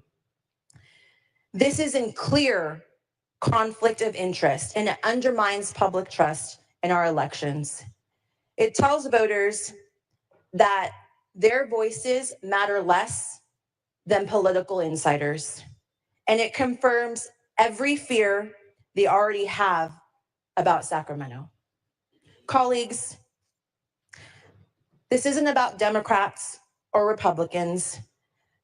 In my district, I represent more Democrats than I do Republicans. I want every single voter to be represented fairly. This is about the Constitution. This is about transparency. It's about whether the people of California get what they voted for, a fair and open process, not maps drawn in back rooms for political convenience. The people of California deserve better. They deserve fair maps. They deserve good government. And they deserve leaders who will honor California's Constitution, not undermine it. I cannot support this plan. And I think it's ironic to hear, in response to my colleague from Santa Cruz, how history is repeating itself. How right now we're seeing that across the nation and even in California, that Democrats have lost 2.1 million voters and Republicans have picked up 2.4 million. And further makes me question this power grab. Is history repeating itself? I urge you to vote to uphold the Constitution of California today. I urge you to be the voice that your constituents elected you to be, to uphold their rights, their voices. Respectfully ask for a no vote. Thank you. Senator Umberg, you are recognized. Well, thank you, Madam President. Let me speak to some self-evident, irrefutable truths. Truth number one is that all 39 members of the California State Senate sitting here today are here because they want to improve the lives of Californians. Irrespective of whether they have a D or an R behind their name, they're here to improve the lives of Californians. Truth number two, we would not be here but for the President of the United States ordering Texas to create 5 new seats. And why? Why? Because he's concerned about the Congress potentially being a check on his power. Truth number three is that the $811 million that the president has asked be taken from California K through 12 education to include after school programs that were referenced by my colleague from Irvine, that diminishes the quality of life of Californians. Next truth, the $1 billion right now that is attempted to be extorted from UCLA diminishes the quality of life of Californians. Next truth, the 57,861 individuals detained by masked agents, many unknown, that diminishes the quality of life in California. And in particular, the 47,000 plus who have not had a conviction for anything other than being of a certain race and having a certain occupation. That is the only criteria that was used to detain those 47,000 individuals. That diminishes the quality of life in California. The $164 billion taken over the next 10 years in terms of health care, that diminishes the quality of life here in California. And in terms of the cost-benefit analysis, whatever it costs for this election, if we can save but a small portion of the amounts that the president wishes to remove to punish California, it is a cost-benefit analysis that we should engage in. Now, James Madison in Federalist 47 said, look, here's what we do, is we as our government, we create a government with checks and balances, and the Congress is supposed to be a check on the executive. But this Congress has been absolutely supine in terms of being a check, including the 9 members of the Republican delegation from California have basically decided to disarm. Now, what is the response? The response is to actually respond to what the president's trying to do. Again, we wouldn't be here but for that. Now, let me also commend and congratulate those of the Republican Party who have stood up to the president. I heard my colleague from Huntington Beach today talk about Texas, say that what they're doing is wrong. That's hard. That's hard, and much harder for Republicans to say that than Democrats. Same thing with my colleague from Irvine who condemned what the president's doing in Texas. The same thing with Kevin Kiley, who's saying, look, we should not be doing midterm, mid-decade reapportionment. And the same thing with Carl DeMaio, and you're never going to hear these words spoken again, is that I commend Carl DeMaio for citing his disdain for what's going on in Texas. But that is not sufficient. And by the way, I appreciate the humility of my colleagues here too. That's not a trait that's common to most of us who are elected, but their humility in saying that they have no influence. They have no influence on the president. They have no influence on Texas. Well, I invite them to join with me in the letter that I circulated asking the governor of Texas, cease and desist, to stand down. If he stands down, we will stand down. The 9 members of the Republican delegation in the Congress are larger than 23 states in this union. Those 9 members, plus our colleagues here in the California legislature, they have a very strong voice. And I urge them to use that voice. I'll go to Austin with them. I urge them to basically make sure that this crisis is averted. If this crisis is not averted, then we in California must stand up.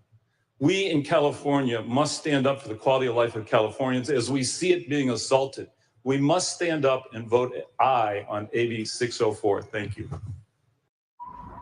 2 lakh टक्के के नीचे मेरी gold chain अलमारी में। अपने कीमती सामान को घर में यहाँ वहाँ छुपाना उनके साथ जुआ खेलने जैसा है। दाव नहीं, गोदरेज होम लॉकर लगाइए। इसकी 10 गुना मजबूती, डिजिटल सिक्योरिटी और anti theft alarm they tension free security. Thank you, Senator Durazo. You are recognized. Thank you, Madam President. Good morning, colleagues. Today's vote is not about us.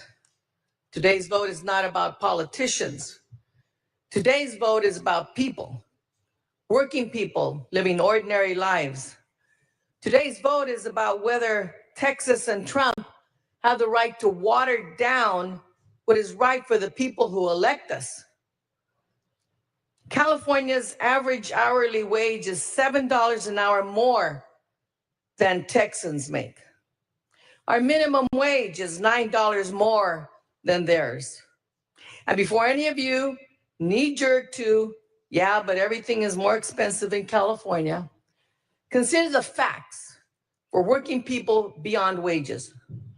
Texas families pay $4,300 out of pocket for health insurance. Californians pay $1,100 less. 16.6% of Texans don't have any health insurance at all, but only 6% of Californians are without it. Retirees in Texas scrape by with $600 less than California retirees. Texas utility bills are about the same as Californians. And the median home price in Texas' capital city of Austin is the same as Sacramento. This issue and our vote today is about our right to live in a California that Californians control. Texas and Trump want to water down that right. That's what's at stake. 40 years ago, Texas state government came up with a famous anti-litter campaign slogan, "Don't mess with Texas." You know what? We aren't stupid. Don't mess with us either. Thank you. Senator Ciarto, you are recognized. Thank you, Madam Chair and our Madam President. So today, members, I stand before you, and this is going to be no surprise. I do not support what we are doing. There's a lot of reasons not to support this. And I'm going to list a couple of them, but I'm going to talk in chief about one thing in particular. For one thing, I know we've been belittled for trying to bring it up or pretending that it's something that's not. But this does lack transparency. This effort is a week old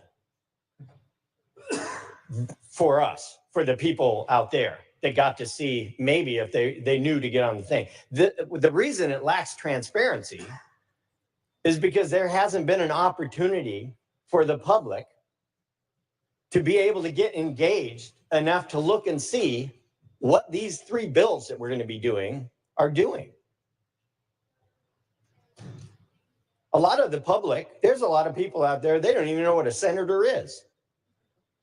But they do pay attention eventually, and that's why there's a 31-day waiting period usually before we can do these. But we've done what we always do with our supermajority. We've waived that. Let's get rid of that. So yeah, there is a lack of transparency in this. And then the second thing that I want to say is it also lacks integrity. You know, sometimes I'll ask a question that I know the answer to. You know why? Because I want somebody to either tell me the answer and I'll go, good, they're being honest with me. Or I'll watch them evade the answer when I know they're smart enough to answer. They know the answer and they just won't do it. They're evading the question. And when, you know, when I see that happen, to me, that lacks integrity. We asked questions in the committee that were pretty easy. We know the answers to some of this, but they're kind of rumors. So you're just kind of trying to get the affirmation of what the answer is to who drew these. Was it a consultant? Was it staff? Was it a consultant to one of our legislative offices?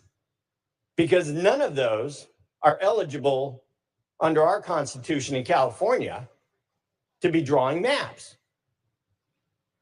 And yet somehow this map dropped out of the sky, because I can tell you, when we're told the legislature drew the map, that was one of the answers, the legislature. The legislature is not a human being. That's like saying the car drew the map. The car decided where to go. It did not. It's not a thing. I mean, it is a thing, but it's not a living thing. It can't think on its own.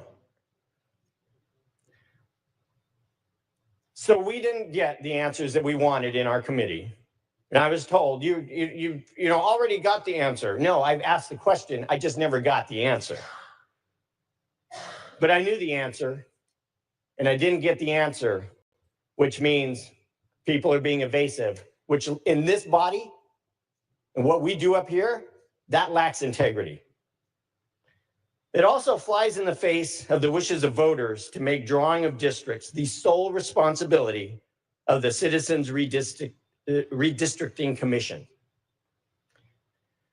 And the last thing I'll mention on this particular reasons why we shouldn't even be doing this is, you know, and I'm glad people brought this up. During the past few sessions, numerous bills have been introduced and passed by the legislature, demanding that the citizen redistricting commissions be formed in counties that do not have them. And the reason given by my colleague in Riverside, I remember her speech. The reason given was to preserve democracy. And yet, today we're told, hey, you know what? 30 of you voted against those redistricting. You know why? You know why I voted against those redistricting efforts? Number one, I'm kind of a local control guy.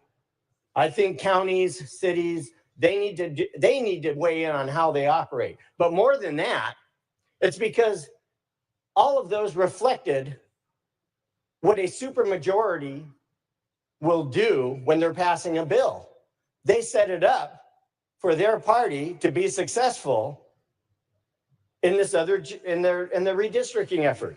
So what they did was they created a partisan makeup ahead of time. They created partisan results from a partisan commission.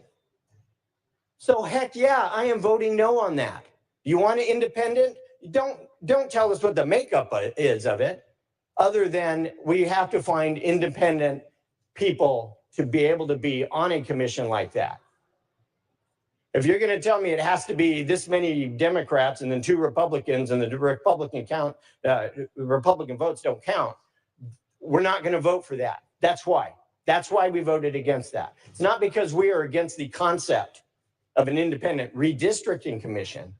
It is because we are against the ability of a supermajority to put things in, poison pills in there, to make it not so independent. So please, enough with that.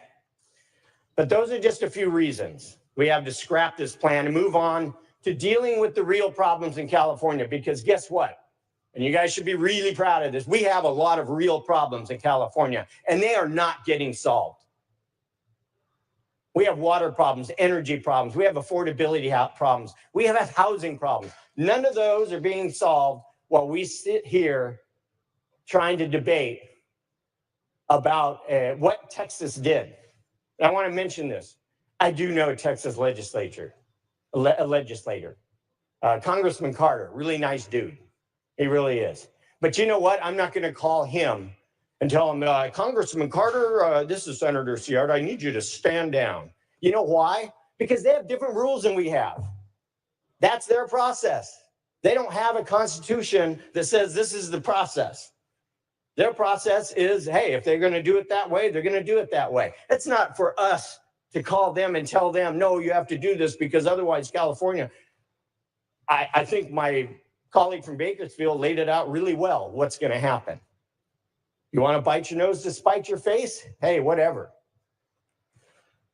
But here, earlier we had some percentages. And I was thinking, man, if I start talking percentages, people are going to go to sleep. But since somebody already brought up percentages, I'm going to speak my percentages. Because what this deals with is this other issue I always hear from this body, and that's proportionality. Hey, when we're talking about crime stats, well, that's not in proportion to this. So let's talk about proportionality. And here are some numbers. 46% of registered voters in this state are Democrats. Yes, that's a pretty dominant number. 25% of registered voters are Republican. But here's a little something. 29% are declined to states, no party preference, or other, which means they're registered as another party. But you know what? The representation in the legislature for the Republicans, yes, it's very proportional. We're 25% registered, and we got 25% membership. You know who isn't? Is the decline to states and the no party preference. And one of the reasons that that's important to remember as we go forward and talk about the congressional seats is because those folks don't like the Democrats, the Democratic platform, and they don't like the Republican platform. They are in the middle. But you know what? They can't win a seat. They can't go out there and win an election. So it's up to us to try to make sure that we're representing them. And the only way to do that is to understand that half of them usually break to the right and half of them break to the left, which would mean 6 more seats for the Dems and 6 more seats for the Republicans. An appropriate makeup for this body, if it were fair, is 24 Democrats, 16 Republicans. That way we would not have a supermajority. And that also reflects the voting trends in California. We vote 60-40 on constitutional offices and things like that, right? And that's exactly what that breakdown is. But let's look at what we're representing. In the legislature, it's 75% Dem. In other words, every single one of those people that are in the middle are actually represented by Democrats. And you know what? In this state, sorry to break the news, that means it's represented by progressive Democrats. And that is exactly what they don't like. So,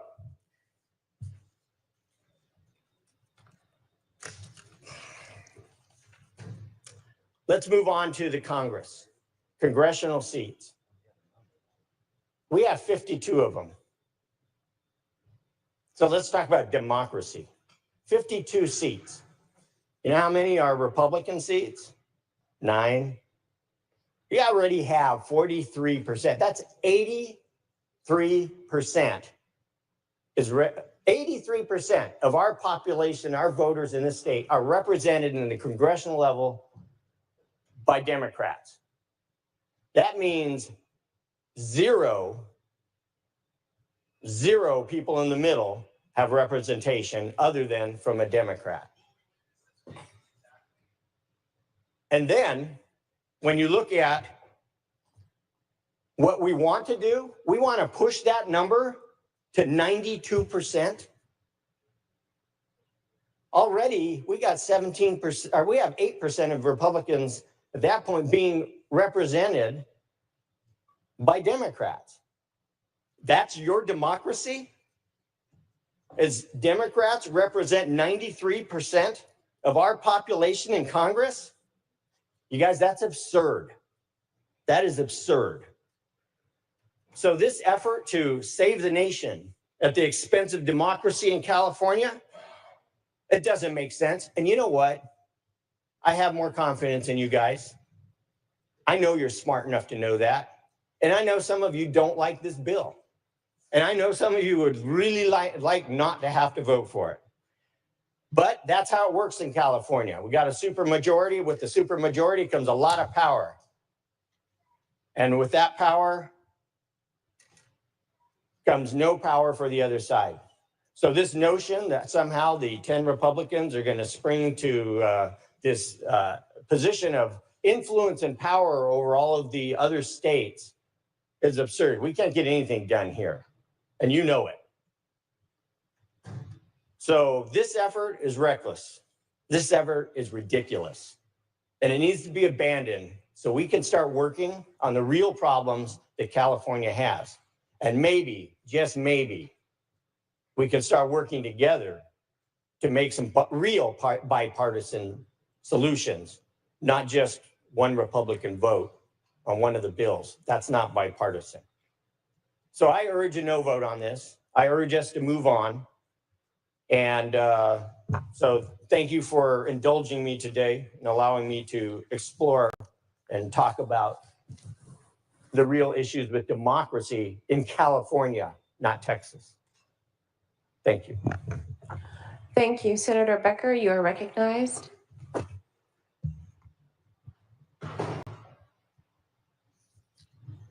Thank you. Thank you for allowing me to speak on this important topic. And my colleague who just spoke said that he was not going to call the folks in Texas. Well, the folks in Texas called us. They called us and they said, you are our 911 call. And I got to tell you, I had chills. I mean, it was an incredible moment. And I have such respect for them. They said, you are our 911 call. We are calling you in California. We need your help. And friends, I'm a history major, and history teaches us that we must stand up to bullies. I love the point made by my colleague from Encinitas. We must stand up to bullies or face incalculable damage. And that is what we're doing here today. We are standing up. When the bully in chief in the White House called up the governor of Texas, he said, find me 5 seats. The governor of Texas said, yes, sir. And so now is our chance to stand up. And to my friends on the other side of the aisle, and usually, you know, we are very cordial here, but I've heard a lot of hypocrisy. If you want to fight for independent redistricting, then fight for independent redistricting. I know many of you have been to the White House. Go to the White House, call the White House, call out the White House, and tell them you want independent redistricting. Tell them to back off, and we will back off. But we will not unilaterally disarm. So I stand here today as a father, deeply concerned about the future of our country. I stand here as a patriot, as the grandson of immigrants who came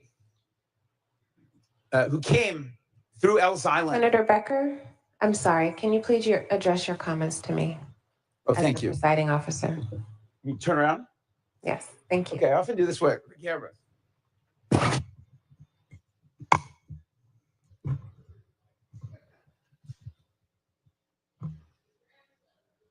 Thank you. As I stand here as a father, deeply concerned for the future of my children, I stand here as a grandson of immigrants who came through Ellis Island, through the Statue of Liberty. And I stand here as an elected official serving the people. And today I stand up for democracy. And it's been said that democracy is not a spectator sport. And we need every American engaged now. It's like when you go to the airport and they say, if you see something, say something. So we need every American. I need my Republican colleagues. We need our Republican legislators in Congress. If you see the president doing something wrong, you need to call it out. And this is wrong. We know what he's doing is wrong. And we know that we must stand up. And California is standing up. It's about time. I've never been prouder of our state. And we need each American to act as though democracy depends on them, because we know ultimately it does. Thank you. Thank you, Senator Ochoa-Bo. You are recognized.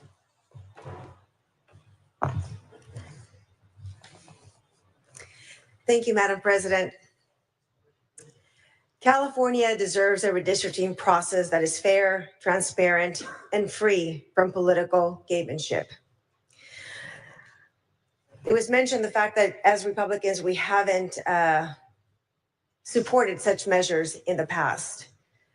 But unfortunately, many a times when measures are placed forward in this body, because of the supermajority, many of the times we're not included to give feedback and input on these measures. And therefore, these measures don't necessarily become equitable or fulfill the full intent of that bill. And it's one of the reasons why we could not support the measure that was mentioned earlier by my dear colleague from Santa Cruz. I looked up the analysis for that particular bill right after you mentioned it, and we'll have conversations after the session. But going back to this particular bill, weakening and discarding the independent commission, even temporarily, betrays the trust of the voters placed in us and undermines the integrity of our democracy. California has long set the standard for fair redistricting, outfitted with a voter-established independent commission. Question of the author, ma'am. Will the author take a question? Will the author take a question? Yes. You may proceed. Through the president. Does the state of Texas have an independent commission on redistricting voted by the voters of Texas? They do not. Okay. The Citizens Redistricting Commission was created to end decades of political gerrymandering. Rolling back the progress for short-term gains risk undoing years of hard-fought reforms. Californians deserve leaders that will protect the independent system voters demanded and preserve it for generations to come. Unlike Texas, we have this. They do not. And it falls, question of the author. Yes. Will the author take a question? Absolutely. You may proceed. Does the Texas legislature have the purview to redraw their lines? They do. They don't have the purview to violate the Voting Rights Act and disenfranchise their voters, but that is what they're doing. So as mentioned earlier by my colleague from Bakersfield, the state of Texas was sued and was obligated to redraw their lines. Checkpoint. Before the commission's creation, district lines were developed in secrecy through insider deals, often protecting incumbents or political insiders. California voters ended that in 2008 with Proposition 11, the Voters' First Act, which established the commission. 2 years later, Proposition 20 expanded its reach to include congressional districts. Since then, the Commission has consistently delivered maps through open, publicly reviewed processes, even successfully adapting during the pandemic delayed 2020 cycle, earning praise for transparency and efficiency. If signed into law, today's proposed legislative package would strip the Commission's authority, quote unquote, temporarily, granting lawmakers control over congressional redistricting for the 26, 28, and 30 election cycles.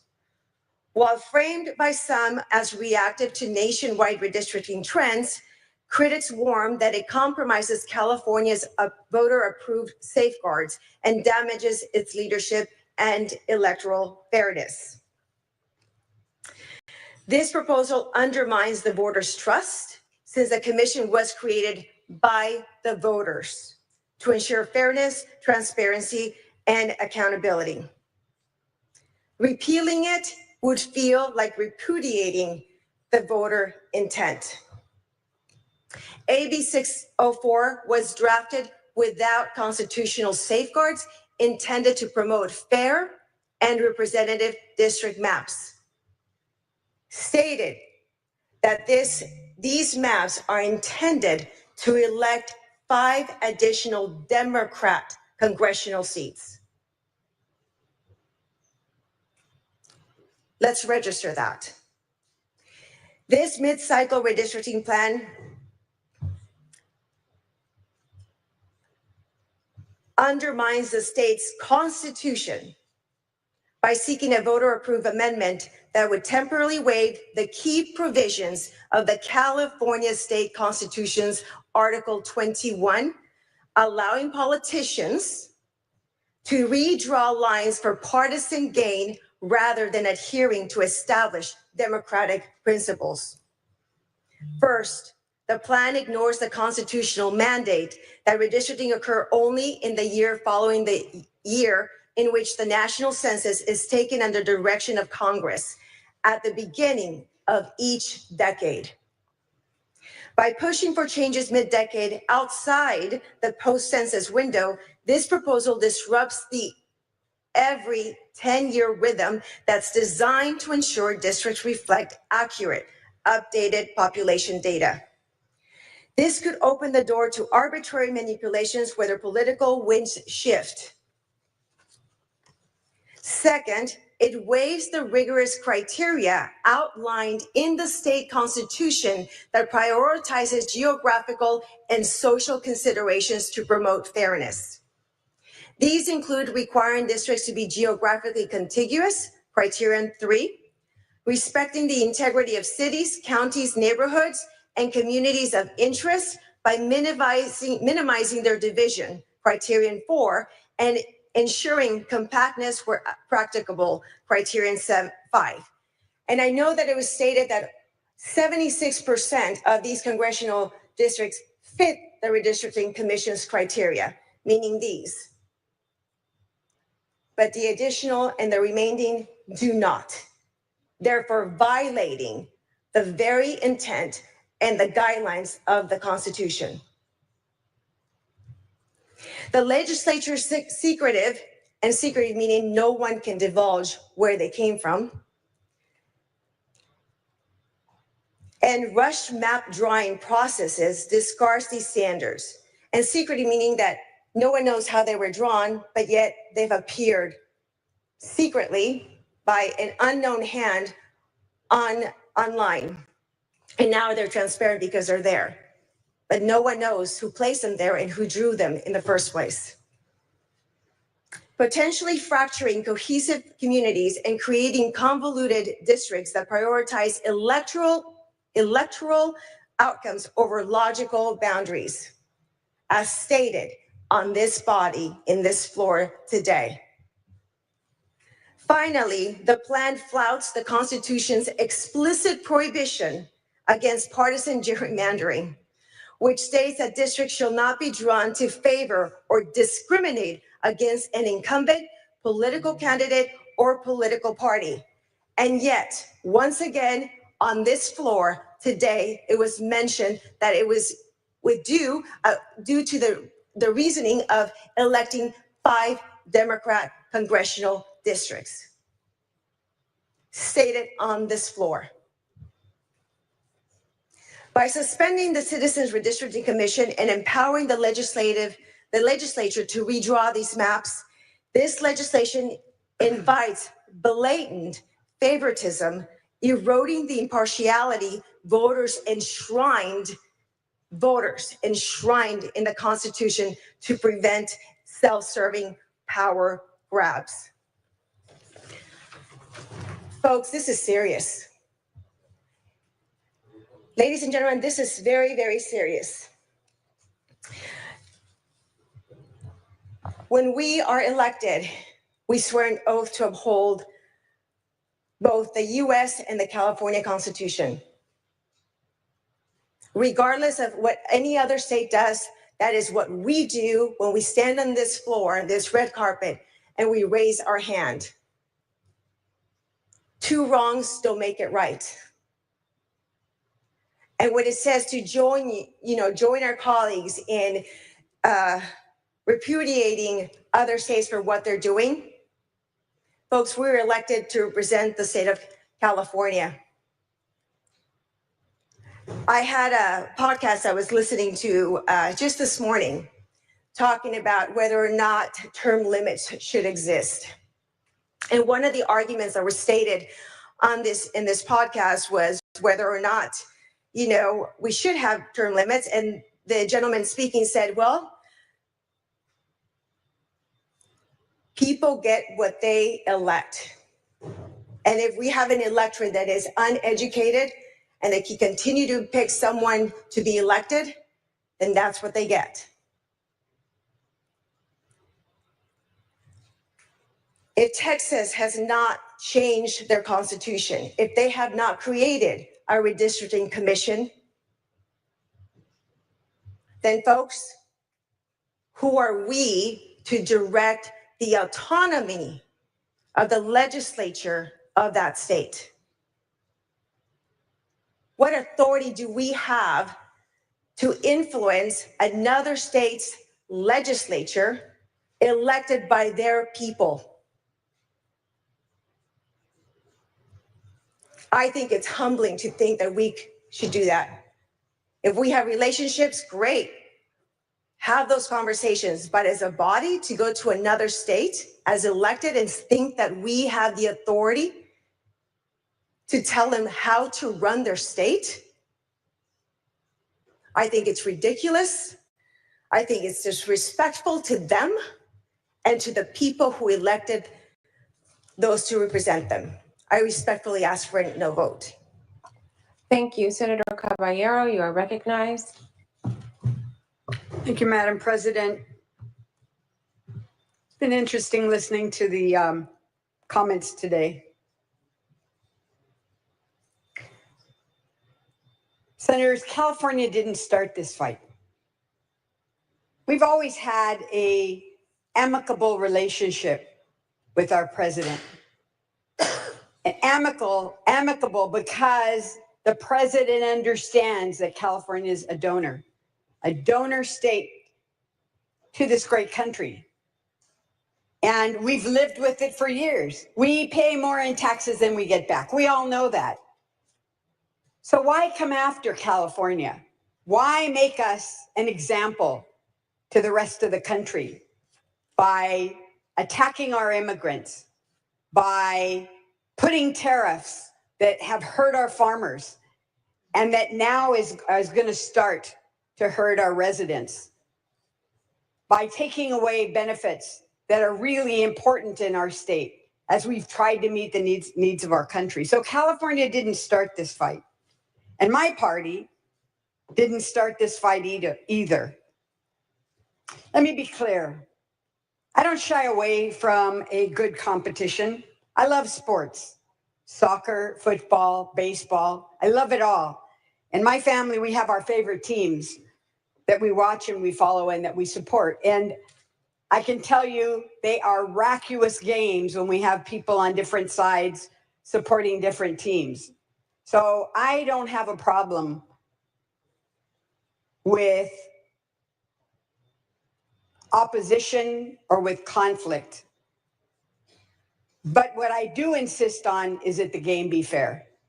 I do insist that everybody know what the rules are at the beginning of the game, and then it's not changed. We all know how the game is played. We all need to expect that the refs are going to be fair. And, we have our arguments about whether that call was right or not. But we want everybody to be treated with respect and that everyone will follow the rules, including the players. Folks, that's not what's happening in our country today. The president knows that what he's doing is hurting people. And it is. It is. It's hurting everyday average Americans. And that hurt is real. The prices have gone up. There's uncertainty in the market, hard to get a loan. Housing isn't selling. That's not because of what we've done. That's because of the pressure of tariffs and messing around with the market. So the president's afraid he can't win. He's afraid he can't win an election in 2 years to ensure that he maintains control over everything that's going on in the country. So he's taken an action to rig the election. It won't be a fair competition. It's playing dirty. It's cheating. It's cheating. And it's making sure that he continues to be in charge, even if the voters want change.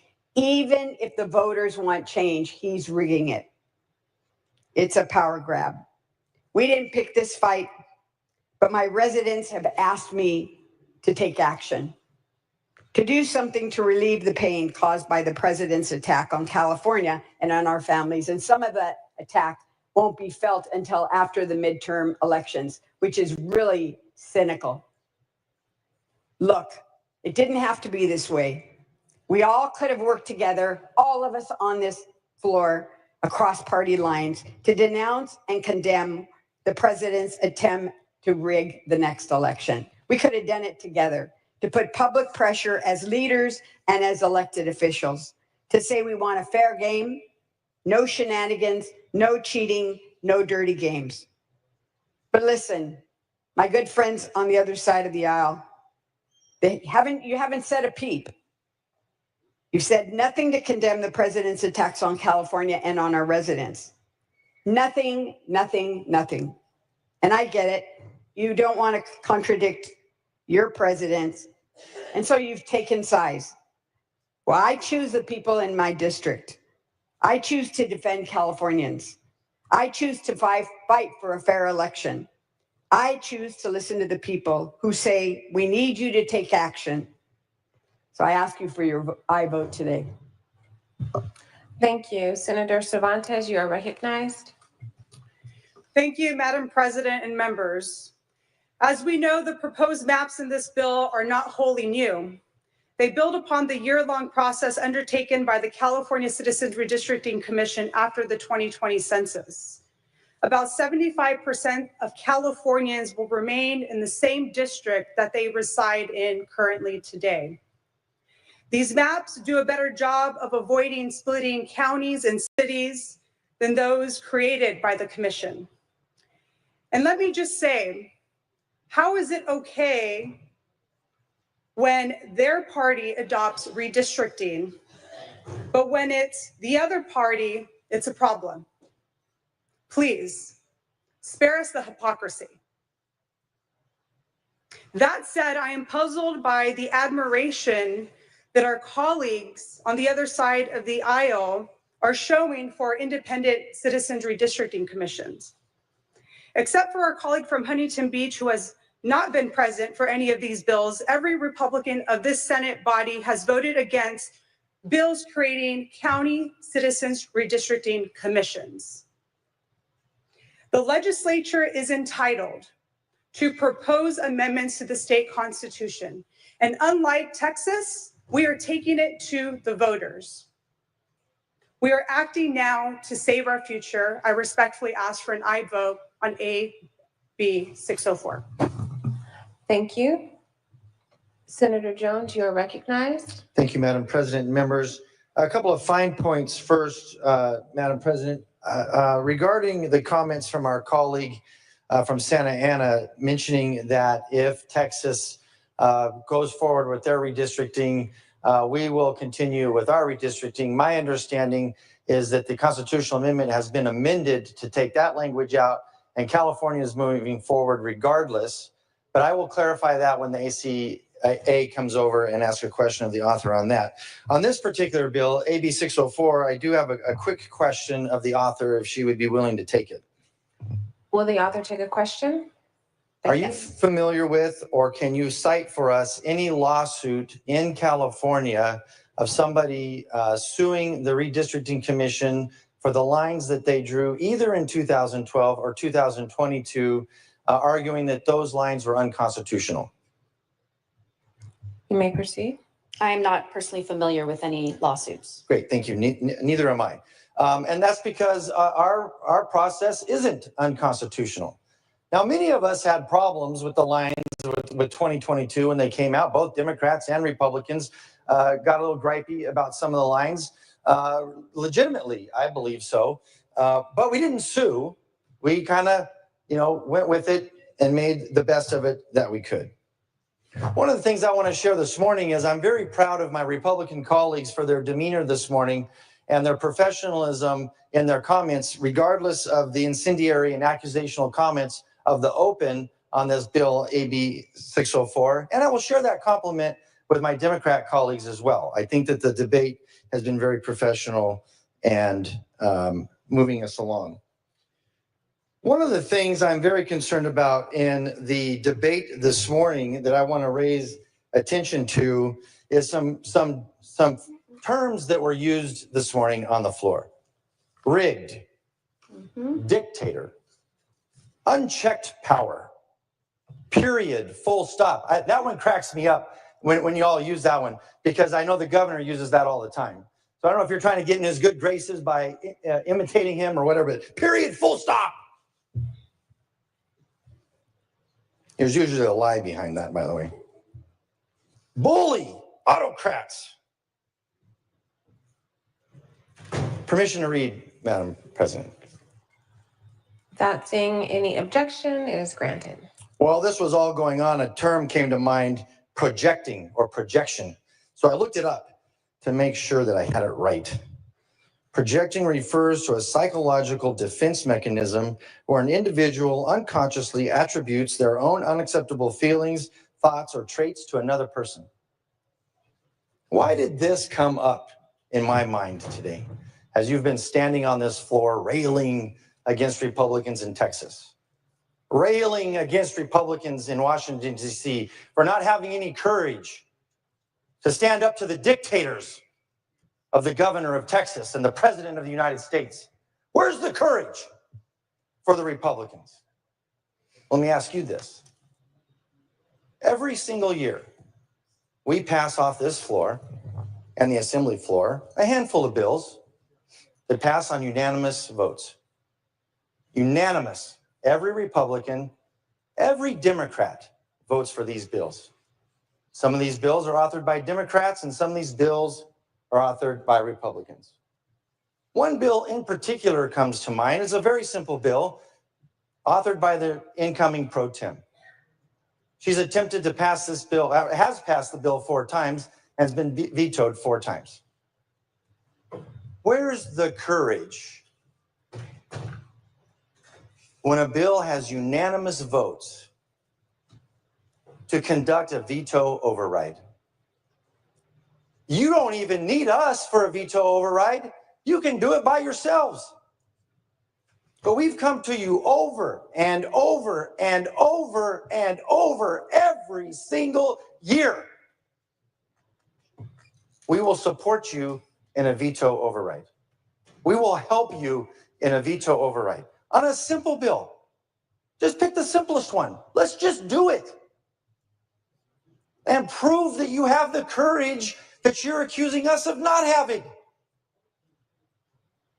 I will share with you, there are examples of Republicans in supermajority Republican states of doing that exact same thing on a Republican governor. I encourage you to have that courage. Point of order, Madam President. This dialogue has nothing to do with what's before us here, and I'd ask you to rule in that way and ask the Speaker to stick to the matter that's on the floor before us. Thank you. Point is well taken. If Senator Jones could please stick to the merits of the bill before us. Thank you, Madam President. I appreciate our colleagues standing up and recognizing that my comments might be incendiary and accusational, similar to the opening remarks of the author. The important thing that I think is to share here is I rise in strong opposition to AB 604. The gaslighting that has been, or gavlighting, if you prefer that term better, that's been going on this morning is just the mental gymnastics that you have to do to come up with these arguments that you're making for what we're trying to do here on the floor in the state of California is just amazing to me how you do that. And I want to share, and I again, other senators have said, I appreciate every single one of you. I count every single senator on this floor a friend, all 30 Democrats. I honor you. I admire you. This is not an easy job. But sometimes we have to call it like it is. We have to call balls and strikes, according to the gamesmanship analogies that were used earlier. What's happening here is simple. Gavin Newsom and Democrat politicians are trying to ram through a corrupt redistricting scheme to rig California's elections. This scheme is unconstitutional. It's undermining both the letter and the spirit of the California Constitution. It ignores the principles of germane law, election integrity, twisting the rules to benefit one party. It tramples on the will of California voters. California voters, the same people that elected all of us to office. Those voters created an independent redistricting commission precisely to keep politicians from drawing their own lines. And those voters, it was so important to them, they put it in the Constitution. This effort slices up communities, connecting desperate areas and splitting apart regions with common interests, violating the very standard the redistricting is supposed to uphold. Democrats are rushing this through under the guise of urgency. There's no emergency that justifies this abuse of process. It discards years of work by the Citizens Redistricting Commission and replaces it with raw partisan power plays. Importantly, Democrat legislators continue to refuse to answer the one simple question. It's been asked dozens, if not hundreds of times, and I'll ask one more time on this floor. Who drew the maps? They claim it's a transparent process, yet fail to answer the most transparent question. And it comes at an outrageous cost, has been mentioned, more than $250 million for a special election at a time when California is facing a $20 billion deficit and you all are cutting vital services. The result is the maps that destroy representative proportionality are rigged for partisan gain, not fair representation. Senate Republicans are united against this abuse of power. We're standing together to defend Californians, to uphold our Constitution, the California Constitution, and to fight for fair and honest elections. And let's make two more points before I close. The interesting thing is you all keep bringing up Texas. Texas right now, the Republicans in Texas right now have an effort afoot to make it easier for the legislature to override, do a veto override in Texas. Republicans are trying to make it easier in Texas to conduct a veto override. I'm asking you just to try. Now, the other interesting thing about this effort is we all know this is going to fail on the ballot. This is a loser from the beginning. So what's the win? What's the upside for all of us here on the Senate floor to go blindly along with the governor's plan here. It's going to fail. And what's the only gain? I'll tell you what the only gain is. Governor Gavin Newsom is getting more headlines. He's getting more name ID, and he's creating a brand across the country so that he can run for president, and you're helping him.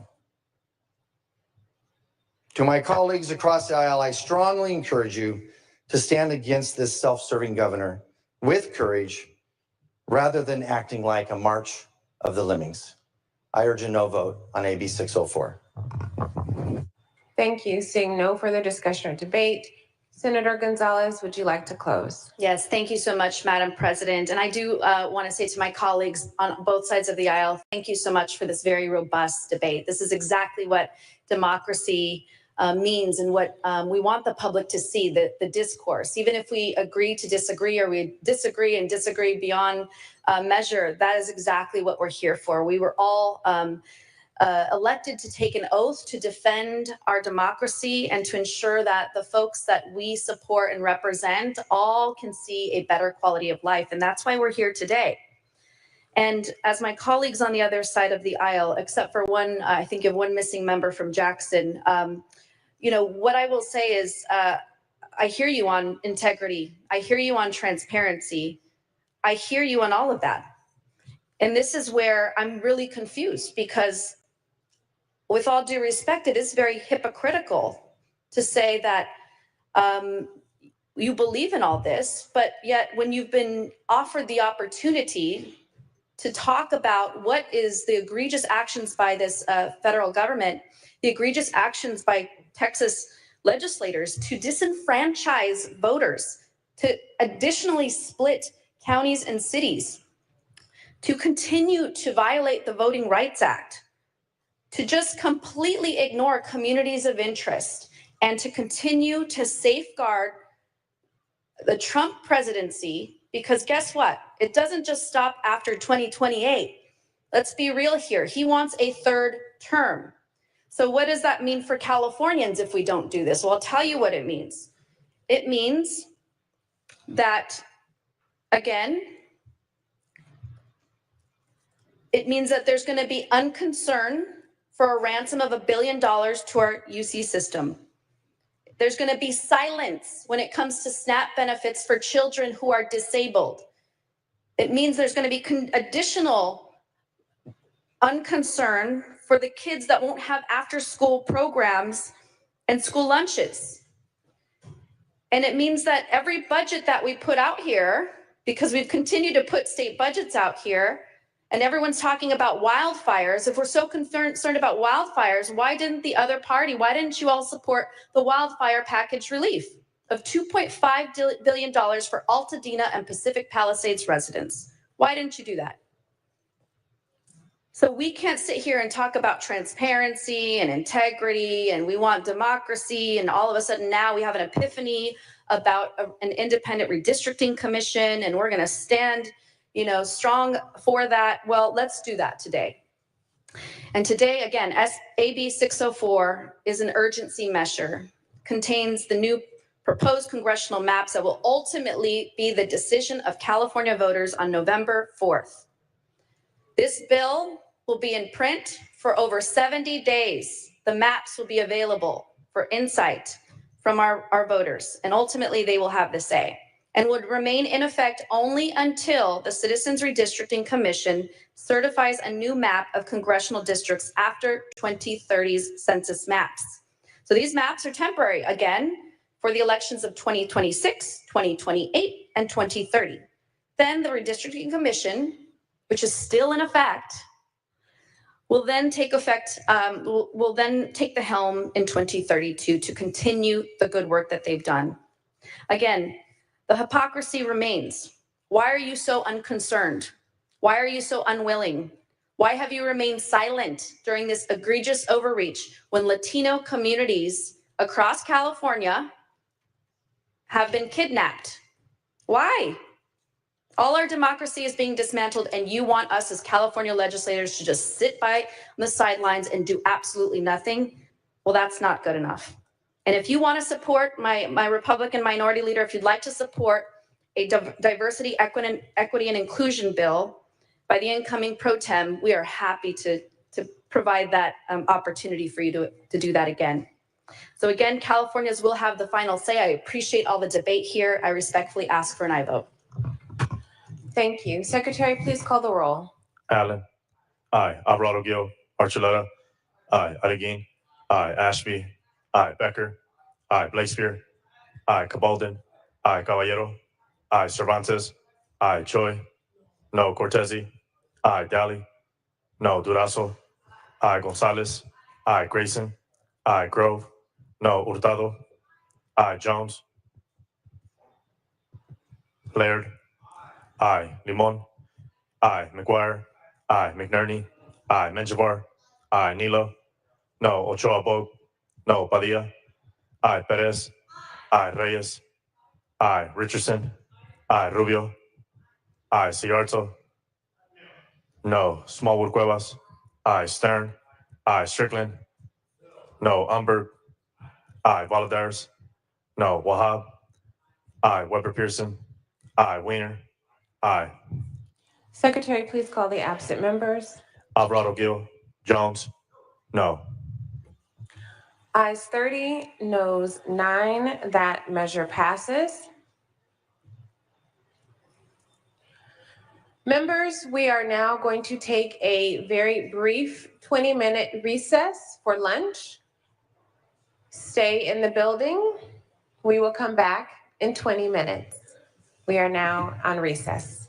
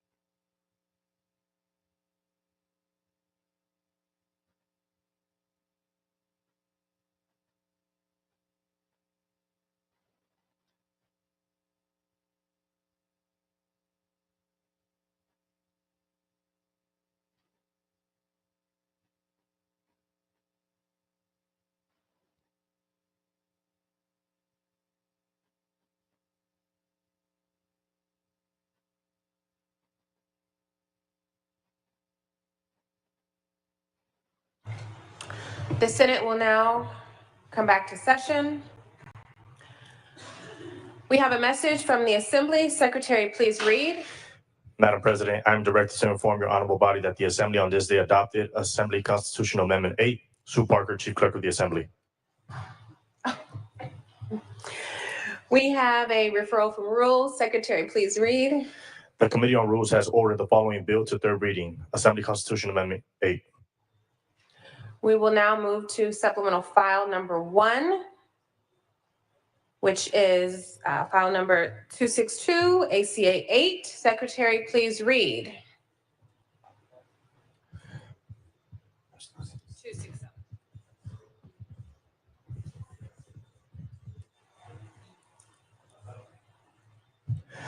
Assembly Constitutional Amendment 8 by Assemblymember Rivas, enact relating to redistricting. Senator Pro Tem McGuire, you are recognized. Thank you so much, Madam President. Good afternoon, members. I stand with Senator Cabaldon, who will complete the presentation on Constitutional Amendment 8. I gotta say, it does pain me a bit to say what I'm about to say. And I wanna also take a moment to acknowledge Brian Jones.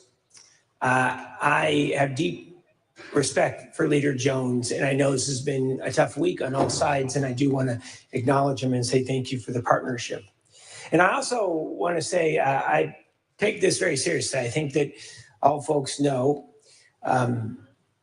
don't really care if you have an R or a D behind your name. It's about representing California. And as I said last night, people don't know us if we're a Republican or a Democrat. They know us as Californians. And that's what we need to remember as we make our way through this and come back next week. I'm really honored to represent one of the most rural districts in the state of California, a third of the California coastline. There are 4 counties in the district of 7 that voted for Kamala Harris. There are 3 counties in the district that supported President Trump. And what I know when I go into Weaverville or High Palm, Crescent City or Fort Bragg, in rural California, no matter if you're a Democrat or a Republican, you want a few key things for your family. You want quality health care. You want to keep your hospital open, that rural health center open for your kids and your grandparents. You want a good job so that you can stay in the community that you love. You want to send your kid to a good public school. You want to be able to live in that community you love and afford a home. And in rural California, you don't want to use dial-up internet anymore. You want to have access to high-speed broadband. You know, there isn't a single one of us, not one, who wouldn't be here today if we hadn't put our faith in the voters of California. Put our faith in fellow Californians to walk into the voting booth or sit at their kitchen table and do their best for all of us to do the right thing. And that's really what this is all about today. All we're asking is allow the voters to do their thing, to pass this constitutional amendment. We need to put our faith in the voters to do the right thing. The way we have countless times over the decades, initiative after initiative, it's ultimately up to the voters. There's nothing more transparent than that. Now, we're here today for one reason: the nefarious actions of the Republican leadership in Texas. California didn't pick this fight. This was not on our bingo card 6 weeks ago, let alone 6 months ago. Actions of Republicans in Texas, compounded by the inaction of some Republican leaders here in California, that's why we're here today. All of this could have been avoided. To be able to stop this, talk to Texas, talk to our president. I have been astounded this week. I've seen Republican colleague after Republican colleague go on television, hold press conferences, go live on the social media, expressing outrage about California. But what about Texas? What about Donald Trump? Who started all this? Who started this circus? You know, sometimes in life, I'm a firm believer that you just got to stand for the greater good, and you got to tell your boss no. You got to tell your boss no. Today, I hope that we can do something constructive. We should do everything in our power to ensure free and fair elections. But let me be very clear. This action about redistricting, we all know this. We talk behind the scenes. We have a beer together. We go out to coffee. When I talk to folks who are on the other side of the aisle, they know why we're here. Can't say it publicly, but we all know why we're here. And we also know that this is just the beginning. Mail-in ballots, it's now the predominant way folks vote in the United States, mail-in ballots. Our president wants to end mail-in ballots.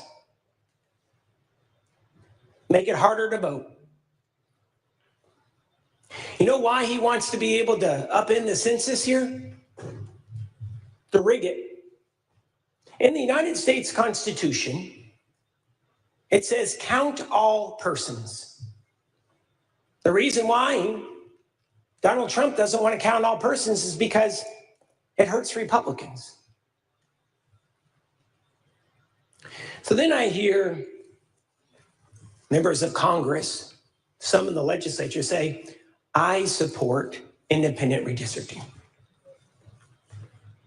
So I got 3 pages of votes on independent redistricting bills that have come through this legislature over the past several years, 3 pages right here. And let me just tell you what the predominant theme is. Republicans voted no. They voted no. All public votes. Now, why is it? Why? All of a sudden, y'all have seen the light? I would hope that we could do more than file frivolous lawsuits, which, by the way, within 48 hours, the Supreme Court just tossed out.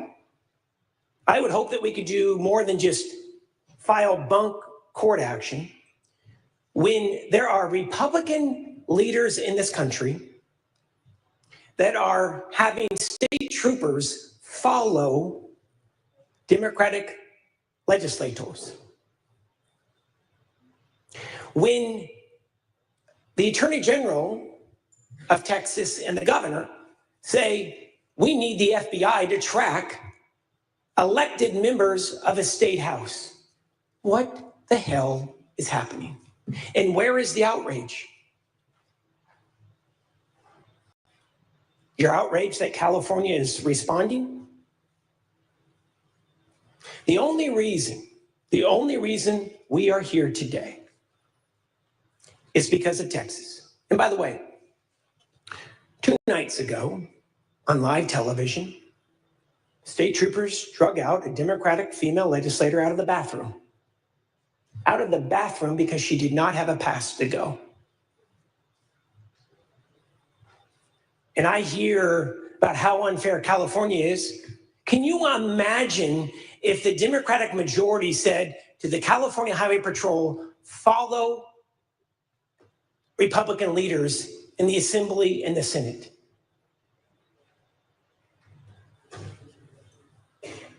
Yet today, nothing about that, nothing. Fake outrage about what California is doing. You know, we've seen this story play out in history. And hypocrisy today won't save your hide tomorrow when the secret police and the Mar-a-Lago goons find a reason to come after you. We are in a flashpoint in history if we do not stand up if we do not shout out, this has to stop. I've always supported independent redistricting. I've supported independent redistricting on the local level here in California. I support national redistricting. Sounds like now that it may be a bipartisan bill. What I do not support, what we cannot support in California is unilateral disarmament when the fairness of the 2026 elections is being threatened. And yes, Donald Trump wants to rig the damn election. Other states want to play games. California is the only state committed to fairness whose potential redistricting goes away the minute others drop theirs. In Texas, it's permanent. One of our colleagues in the assembly said the other day, when I go to a restaurant, I don't have to meet the chef. You all saw that? Senators, I also don't believe we need to meet the chef, but we do need to meet this moment. And the stakes are so high. And I want to end it right here. Here's what's at stake. Millions of Californians are going to lose their health care next year. Millions. Tens of millions of Americans are going to lose their health care next year because of Donald Trump. I've never seen a president come after fire aid and assistance like this president has, threatening to be able to cancel cleanup and recovery because he doesn't like our governor or doesn't like the politics of the state. I never thought I had to explain to my 4.5-year-old who saw on a friend's television why someone was being thrown in a moving van.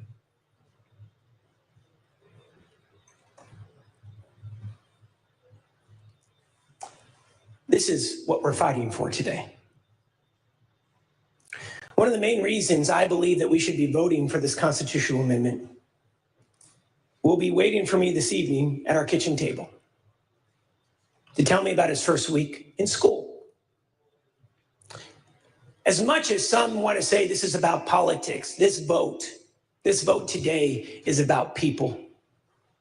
It's about standing strong for people who are under assault by an authoritarian who's coming for our jugular. All we have now, the only choice is to fight. This is a cynical ploy, and it's just the start. First, they come for the districts. Then they come for your ballots. Next, it will be your family. Today's vote is about the future. It's about fairness. It's about trusting voters. I will respectfully ask for an aye vote, and I yield my time to Senator Cabaldon. Senator Cabaldon, you are recognized. Thank you, Madam President. This bill, this package of bills has been among the three most heavily reported bills in California and in the country. The notion Cabaldon, that... Can you address the presiding officer, please? Oh, for a point? Can you address the presiding officer, please? I usually stand there. Okay. All right. Thank you, Madam President. This package of bills has been among the most heavily reported. It's widely known across the state of California that this effort is underway, which is odd because when I talk to my own constituents and I mentioned the word redistricting, a glazed look goes over their eye. Very few Californians spend their time or their worries or their concerns or their hopes thinking about redistricting. They are thinking about food on the table and rent and public safety and their ability to walk free on the streets of this state. But I hear about it constantly in my own district. And I hear about it in places that you might not expect. And it reminds me of one of my favorite parts of the year. And I know I share this with many of my colleagues from both parties, Little League opening day. The parade goes down the neighborhood on Meadow Road, turns the corner. We all end up at Memorial Park for the first day of the Little League season. And once the ceremony is over, the certificates have been presented, then the teams go onto the field. And you sit, for me as a mayor and now as a senator, you sit with the parents ready to watch the game. And the first inning comes up and the other team keeps striking out. And the second inning, they've struck out every time.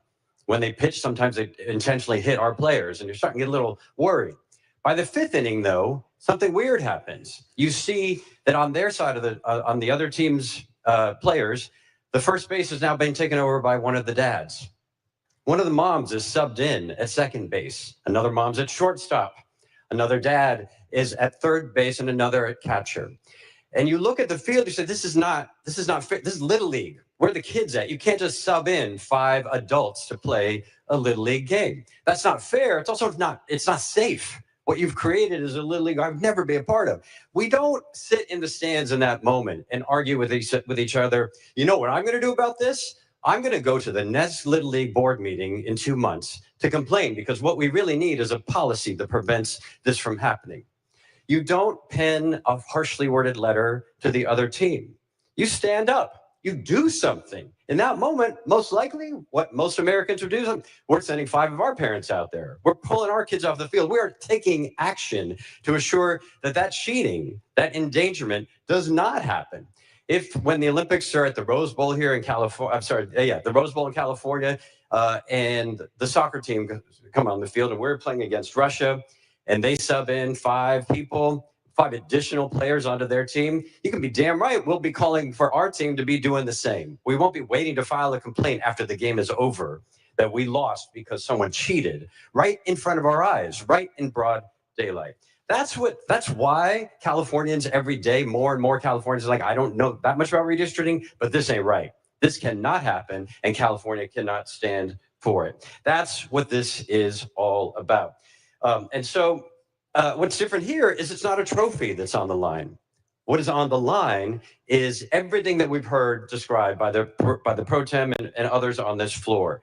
The HR1 cuts, the massive cuts that will hit California, but many of them that won't take place until after the congressional election. So we have a shot to stop them from happening. What's on the line is our freedom on the street and the terrorism that's happening with ICE. The attacks on UCLA, on our very elections, on reproductive freedom, across the board, we have a chance to do something about it. Because right now, everyone at the Little League game is always asking me, what can I do as an American? What can I do to prevent the erasure of our democracy, the decline of our institutions and our protections? Now, and so we have to both fix the rules. We do have to go to that Little League meeting.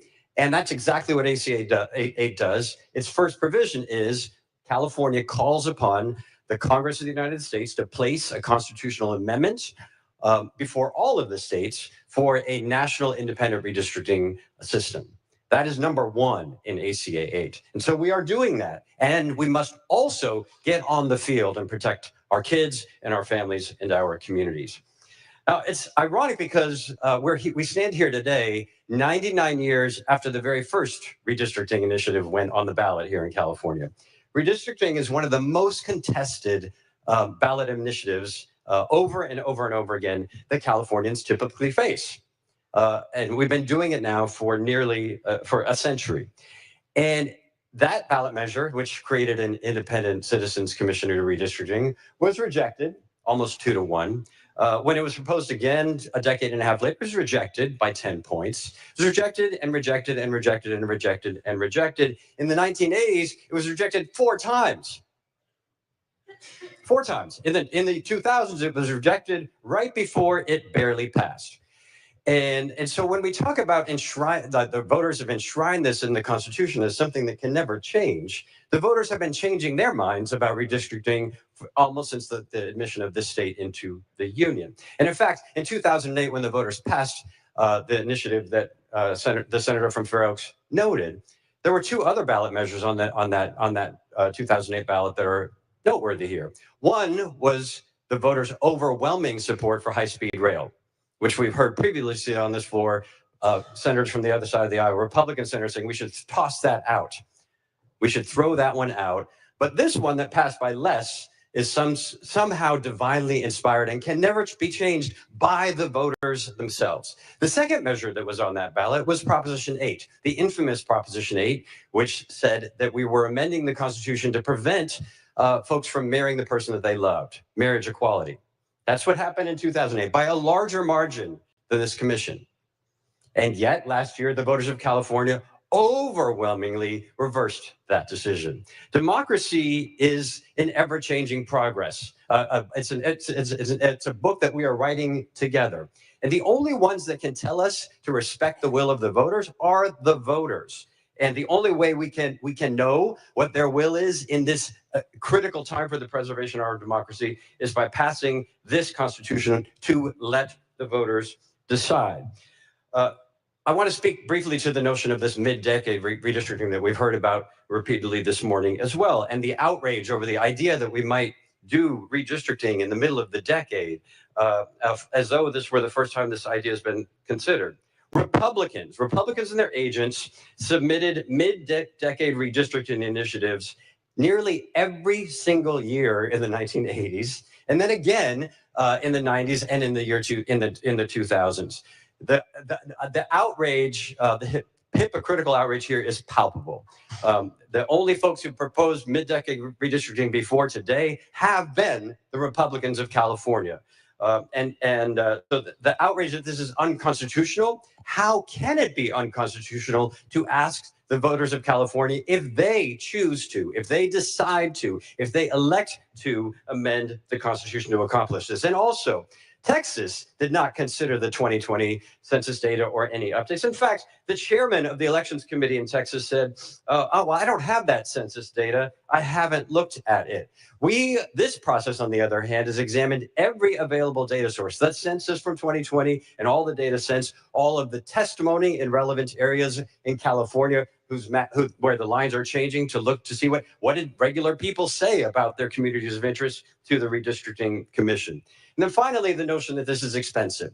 Another example of fake outrage, because we heard no outrage about the cost, the annual petitions to the Secretary of State for a recall of the governor or someone else. Every single year, we've had these petitions submitted with zero, dead silence about the cost of that election, which is exactly the same as the cost as this. So please spare me the sanctimony about the cost of the election when you remain silent every single time that another recall election has been proposed.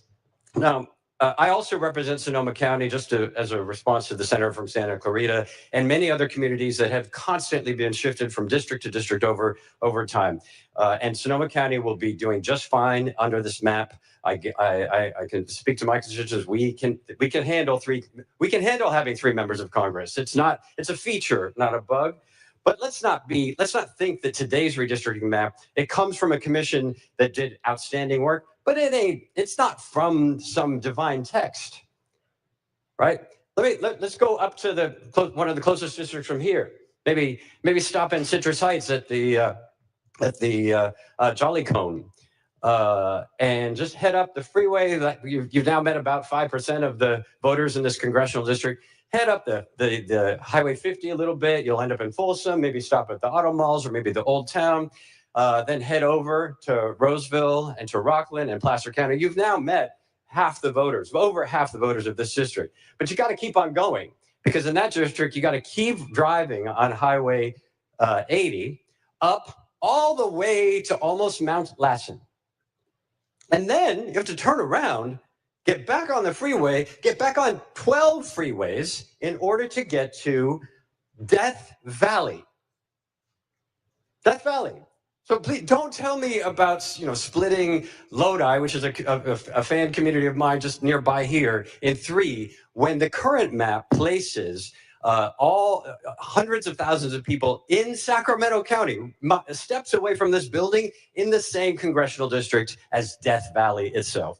And so these maps represent a step forward for representation. They respect communities of interest. They fully comply with the Voting Rights Act. But most importantly, they meet the moment we are here because of Trump, and we're here because of President Trump, and we're here because of what Texas is doing, seeking to cheat and steal the game. We are doing this not in response to Texas alone, but to parry Texas, to neutralize and to nullify their illegal actions to cheat this congressional election and undo the will of the voters in 2026. California, we are the 4th largest economy. We are the most populous state in the country. It is our duty to America to be the last line of defense. And I ask for an aye vote on AC-8. Thank you, Madam President. Thank you. Senator Valladares, you are recognized. Thank you, Madam President, and I do believe I have amendments at the desk. Secretary, please read the amendments. Amendments by Senator Valladares, set 1. You may proceed. Thank you, members, ladies and gentlemen of the Senate. I rise to present important amendments to ACA 8. If this body insists on moving forward with stripping power away from the voter-approved Redistricting Commission, then the very least that we can do is we owe Californians meaningful safeguards against corruption. This amendment simply provides that any legislator who votes yes on ACA 8 will be prohibited from running for elected office for 10 years. That is not a radical idea. It merely extends to members of this legislature the same 10-year moratorium that already applies to the citizen volunteers who serve on the Independent Redistricting Commission. The people of California demanded ironclad guarantees that those who draw district lines never place personal ambition above the voters. If this is good enough for the citizens who volunteer their time, it should be good enough for politicians seeking to reclaim power. Let's be clear. You cannot demand that ordinary citizens give up the right to run for office for a decade and then exempt politicians from the same rule. That would be hypocrisy. If you truly believe that ACA 8 is about fairness, if you truly believe that this isn't about creating career opportunities for members of this body or those who influence these maps, then you should have no problem supporting this amendment. Because if everything is above board here, then what do you have to object to?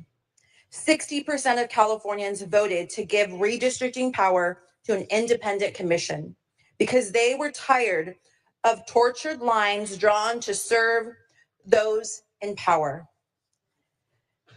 The current process is transparent, it's independent, and it's accountable to the people. They said clearly, we do not want politicians drawing their own lines. Today, this body risks turning its back on that mandate. But if we're going to press forward, then we must at least bind ourselves to the same ethical standards that we demand of our citizens. This amendment is a test of whether or not this body values integrity over expediency, fairness over partisanship, and accountability over ambition. I respectfully ask for your aye vote. Thank you. Senator Gonzalez, you're recognized. Thank you, Madam President and members. Again, ACA 8 is very clear. It's in response to what colleagues in Texas are doing, and this is absolutely egregious. I'm wondering where the outcry is against the Texas officials that are continuously disenfranchising voters in Texas. And it also requests, excuse me, point of order. If the majority leader could please speak to the germaneness of the amendments. Your point is well taken. Can you please limit your comments to the amendments that we are hearing at this moment? Yes, and I am absolutely going to do that. And so ACA 8 also represents a reasonable and rational response to this overreach. And the amendments specifically, what I will say is I would love an outcry for the fact that there is going to be, if we're going to talk about corruption and transparency, why aren't we talking about the fact that President Trump has already said he wanted to run for a third term and become the next king of the United States of America. So I will ask that. Excuse me, just a moment. What is your point of order? The speaker is not addressing the amendments directly before us in this body. I believe the amendments have nothing written about the president of the United States. So thank you. Just a moment, please. Yeah.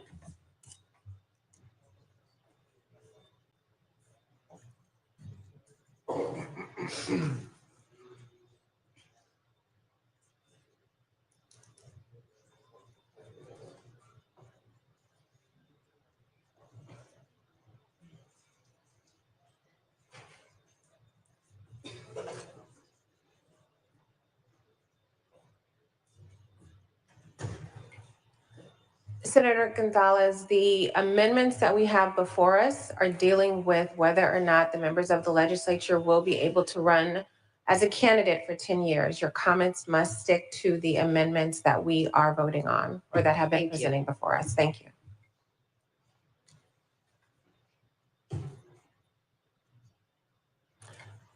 I think the floor. Senator Valladares, would you like to respond? Thank you. Again, to clarify, this is a really simple amendment. It is 3 lines. This is about fairness. This is about holding ourselves, elected members of a legislature, to the same standards that we require of our Citizen Redistricting Commission. Again, if this ACA is to really be about fairness, then you should have no problem supporting this amendment. Thank you. Senator Gonzalez, you are recognized. Madam President, I ask that we lay the amendments on the table, asking for an aye vote. Senator Gonzalez has requested that we lay the amendments on the table. This is not debatable. Senator Gonzalez is asking for an aye vote. Senator Valladares is asking for a no vote. Secretary, please call the roll. Allen. Aye. Alvarado Gil. Archuleta. Aye. Adeguin. Aye. Ashby. Aye. Becker. Aye. Blakespear. Aye. Cabaldon. Aye. Caballero. Aye. Cervantes. Aye. Choi. No. Cortezi. Aye. Daly. No. Durazo. Aye. Gonzalez. Aye. Grayson. Aye. Grove. No. Hurtado. Aye. Jones. No. Laird. Aye. Limon. Aye. McGuire. Aye. McNerney. Aye. Menjivar. Aye. Nilo. No. Ochoa. No. Padilla. Aye. Perez. Aye. Reyes. Aye. Richardson. Aye. Rubio. Aye. Cigarto. No. Smallwood Cuevas. Aye. Stern. Aye. Strickland. No. Humbert. Aye. Valladares. No. Wahab. Aye. Weber Pearson. Aye. Weiner. Aye. Ayes 30, noes 9. The amendments are laid at the table. We will continue our debate. Senator Weiner, you are recognized. Thank you very much, Madam President. Colleagues, this is really about California punching back against Donald Trump. Donald Trump has been punching down at everyone for a long time, punching down at states, punching down at trans kids, punching down at immigrants. We are punching back to protect our democracy against this fascism. This is about California checking Donald Trump. And I wanted to say with respect to Trump, there was some reference to corruption before. I hope if people are going to talk about corruption, we can talk about the corruption in the White House, that Donald Trump is accepting all sorts of bribes, these scam meme coins that people use to funnel cash to him, the plane that he received from the Qatari government, the bribe that he received from Paramount to settle that bogus defamation lawsuit. So let's talk about that corruption. And we're seeing corruption here as well in terms of Donald Trump trying to seize control of our government in perpetuity. And that's what's happening in Texas and what we are responding to. So when I say that California is checking Donald Trump, it's because not that many institutions are actually stepping up to check this aspiring dictator.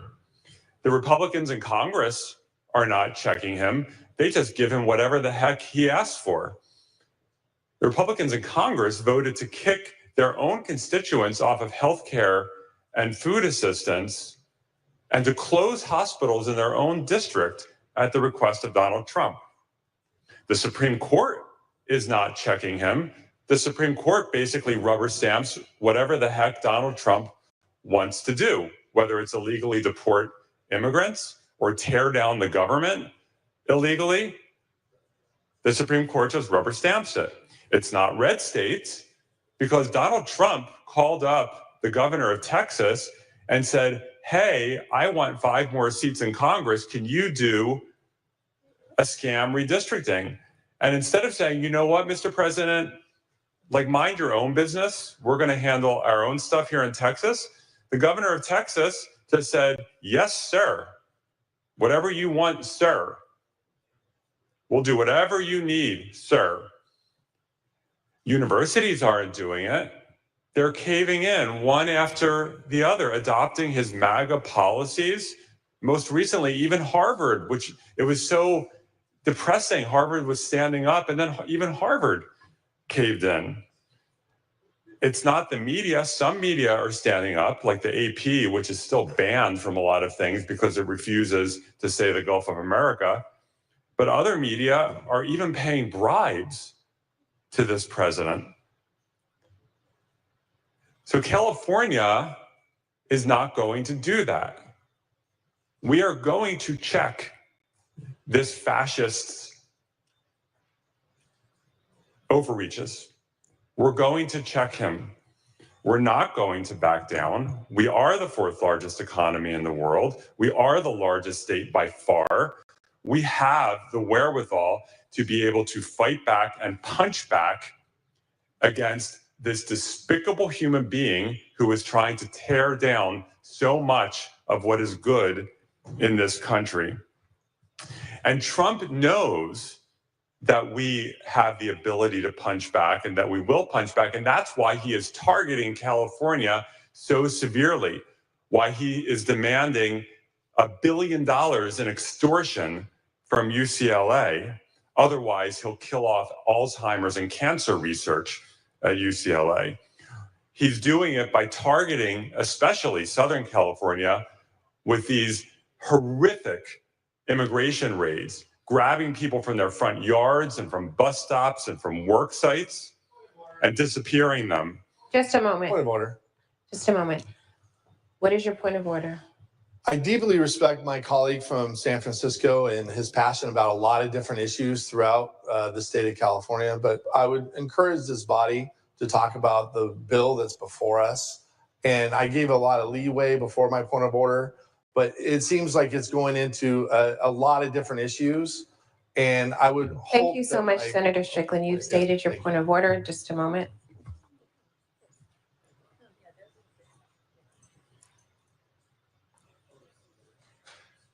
Madam President, it's directly relevant.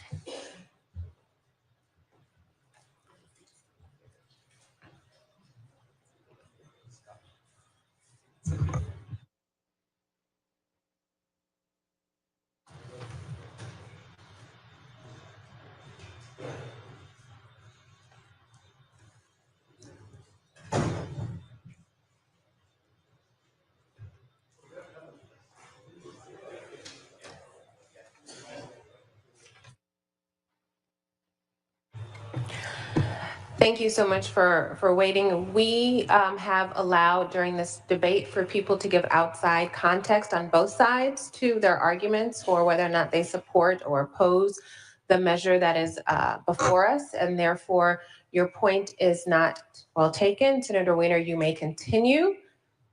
Thank you. Thank you very much, Madam President.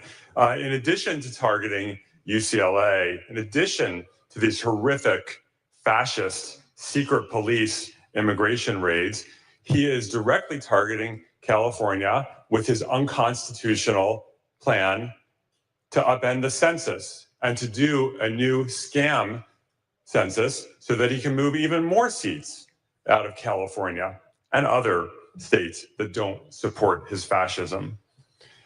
So on so many levels, he is targeting California, and he is targeting so much that is good about this country, and California is not going to take it sitting down. We are going to punch back, and that's what we are doing today. I wanted to say one final thing. I supported the creation of the Independent Redistricting Commission.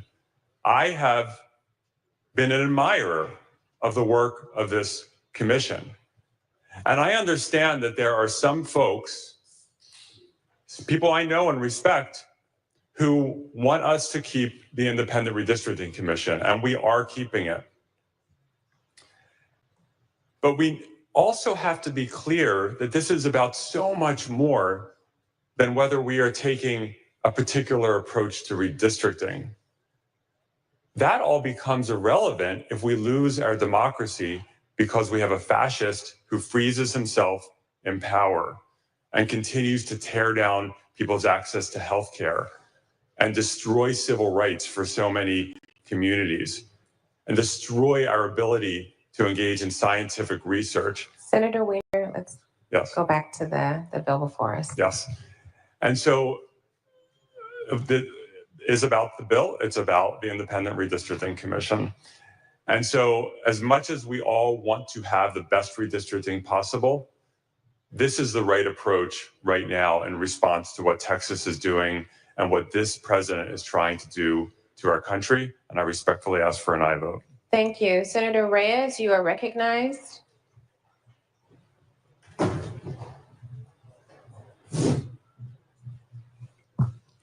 Thank you, Madam President. My mother has often told me, and I'll say it in Spanish, si es injusto, es incorrecto. Y si es incorrecto, es tu responsabilidad de corregirlo. No porque te afecta a ti, porque le afecta a la sociedad. My mother says, if it is unjust, it is incorrect. And if it is incorrect, it is your responsibility to correct it. Not because it affects you, but because it affects others and because it affects society. The actions of this administration have terrorized our communities. Sometimes it is direct, and sometimes it is not only direct in our districts, but also throughout California. In San Bernardino County alone, 155,000 children rely on SNAP, Supplemental Nutrition Assistance Program. Many of them are going to lose this. That is an injustice. We are seeing armed, masked men stopping and kidnapping people right off the street, putting them in unmarked cars and sending them to unknown countries. Just last week, we had a young man who was stopped by these masked armed men. He wouldn't roll down his window. He asked them to identify themselves, asked for a warrant. They could not provide anything. They broke his windows. He immediately fled. They fired at his vehicle. And on his way home, he called 911 and asked San Bernardino PD to please come and help.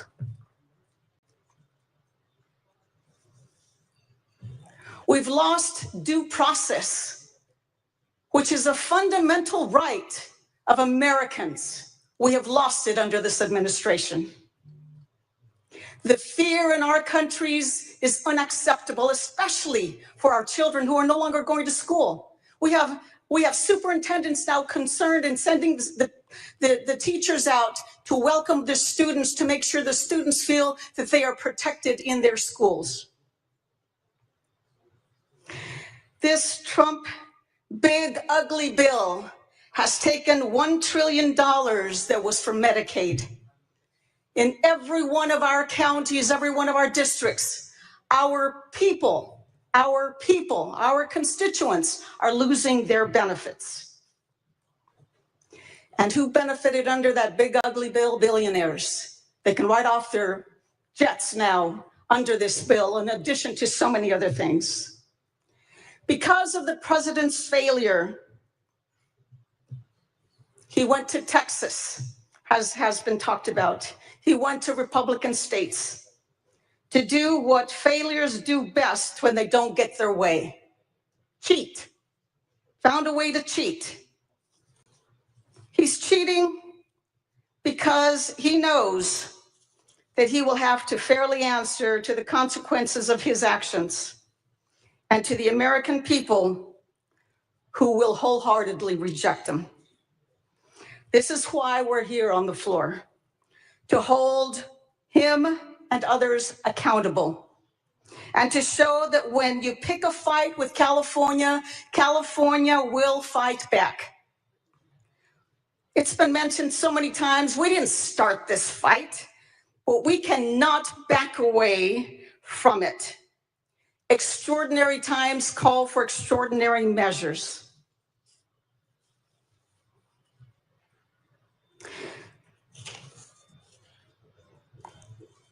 That is why we are doing this the right way.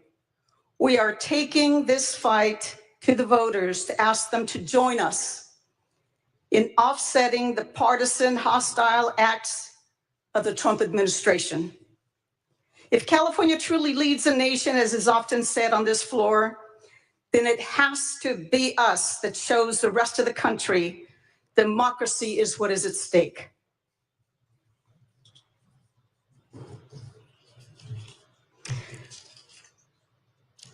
We are witnessing injustices under this president and this administration. These injustices are incorrect, and we have a responsibility to correct what is wrong.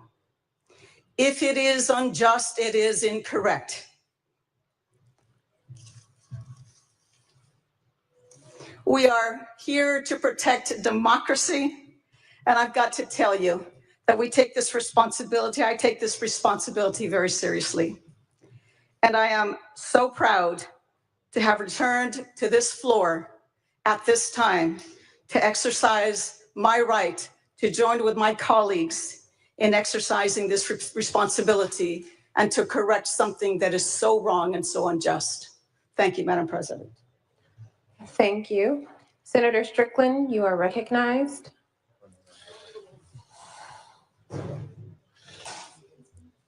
Thank you, Mr. President. Members, I would like to bring it back to the bill that's before us instead of rehash the presidential campaign. And I want to point out on the open of this debate, Mr. Leader, who I have deep respect for, said we had fake outrage. I'm here to say there's nothing fake about our outrage on our side of the aisle. I hear a lot of different terminologies being used by the other side.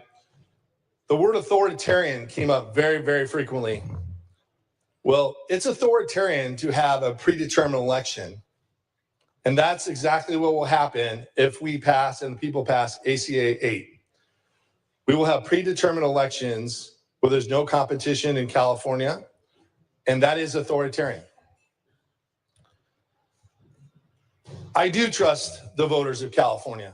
And a lot of the members here said, well, why don't you just trust the voters of California because they get to decide the final say in November. I do trust the voters. However, I don't trust the truth in advertising. We need to have truth in advertising.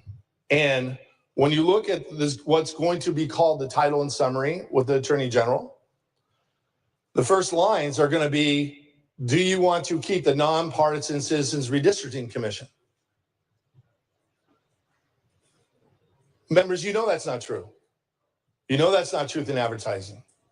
And I'm glad one of my colleagues called out the high-speed rail, because at the time when that came forward, I said there was no truth in advertising to that bill.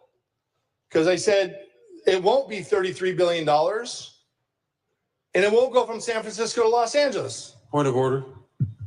By the way, just a moment. I'm responding. Just a moment. Just a moment. Just a moment.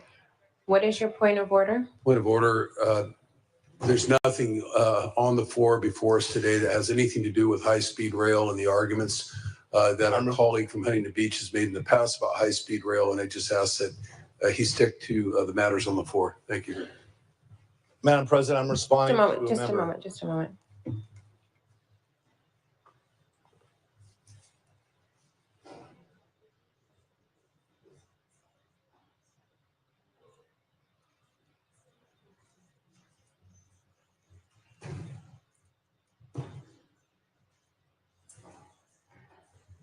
Truth in advertising. Thank you.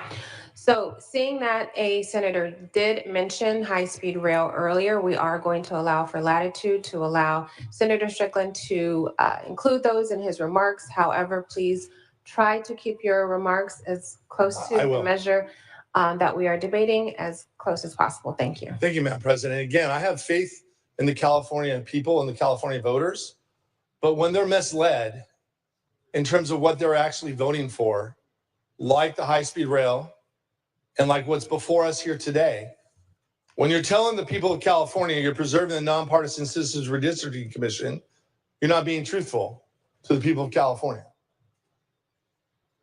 And again, we've done this without transparency. We haven't done it in the light of day. But again, I firmly believe when it comes down to it, the people of California, if this bill moves forward, the people of California will fight to preserve what is a nonpartisan Citizens Redistricting Commission, a gold standard, because they don't want the authoritarian politics to have predetermined elections. They want to have a voice. And they will not have a voice in California if this bill moves forward. And instead of people in Congress earning the votes of their citizens, the elections will be predetermined. And I can't think of anything more authoritarian than having predetermined elections. And for that reason, I urge a no vote on AC-8. Thank you. Senator Padilla, you're recognized. Thank you very much, Madam President and colleagues. I rise in support. You know, to be honest, Madam President, I'm reminded of a famous line from a classical movie we're all familiar with, The Wizard of Oz. Pay no attention to the man behind the curtain. The question before the Senate on this amendment is first whether we should adopt its content, what it does, and whether we should submit it to the voters of California for their good judgment to decide whether or not to adopt it and to put it into operation. But really, Madam President, this is a conversation about the why and not the what. I think we know the what a contrast it presents. Sitting President of the United States phones up the governor of Texas with their time-honored tradition of gerrymandering and being in court defending that they don't violate the Voting Rights Act, disenfranchising voters, doing it their way, which they're entitled to do. But in this case, having a sitting president ask that they do it now, mid-census, with an eye towards the next midterm elections for representation in the United States House of Representatives. And so here we are with this question in response to that, but doing it slightly differently. Not because a president called us up and said, can you find me some more districts? But putting the question before the people, enfranchising and empowering the voters of California to make this critical decision and paying them the respect and honesty as to the why. And we should think about the why. Why is it important in the midterms for the U.S. House of Representatives that there be an even exchange of debate and ideas and opportunity for the people of this country to decide what that House looks like? Instead of giving greater weight to one point of view before the game is even played and diminishing the voices of another point of view, the why is pretty obvious, is to continue the trajectory and the policies of regression and reduction and undoing that we are witnessing in this time at a level we've never seen in modern American history. That's why it's important to balance the equation so that all voices in our congressional midterms have an opportunity to be heard, not for its own sake, but because of what is at stake. There was a young Democratic president in January of 1961 named John Kennedy, who talked about being part of a generation of leaders, new leaders, that were not and were unwilling to witness or permit the slow undoing of the basic human rights for which this nation has always been committed here at home and around the world. And 2 decades later, a Republican president named Ronald Reagan, upon taking his oath, talked incredibly and articulately well about the fact that freedom and the dignity of the individual must be and has been more available and assured here in this country than in any other place on earth. The question is really about the why. Why did President Trump ask Texas to act? Why is it important that they rig the game before it's played. It's not for its own sake. It's for what they want to continue to do. The slow undoing. The slow undoing that we've witnessed in the undoing of individual liberties and protections, ignoring courts of law, the snatching of persons by unidentified masked agents off the streets, something people haven't seen since behind the Iron Curtain during the Cold War and in the most oppressive states in the world, pushing millions out of the social safety net, those who can least afford it and those who are most vulnerable. The undoing that is the biggest tax giveaway in American history to the wealthiest Americans at the expense of the most vulnerable. The retreating from American leadership abroad in the world, the failure to defend territorial integrity, sovereignty, and democracy, to stand for something that we pledge allegiance to every day. The slow undoing. And the question today, colleagues, are we part of a new generation of leaders in 2025 who are unwilling to witness or permit that continued slow undoing of everything we hold dear? Are we going to be part of a generation of leaders that are determined to be sure that the freedom and dignity of the individual must be available and assured here in America, more so than in any other place on earth? That's what this debate is really about. We must be that generation of leaders. And I respectfully ask for an aye vote. Thank you. Senator Rubio, you are recognized.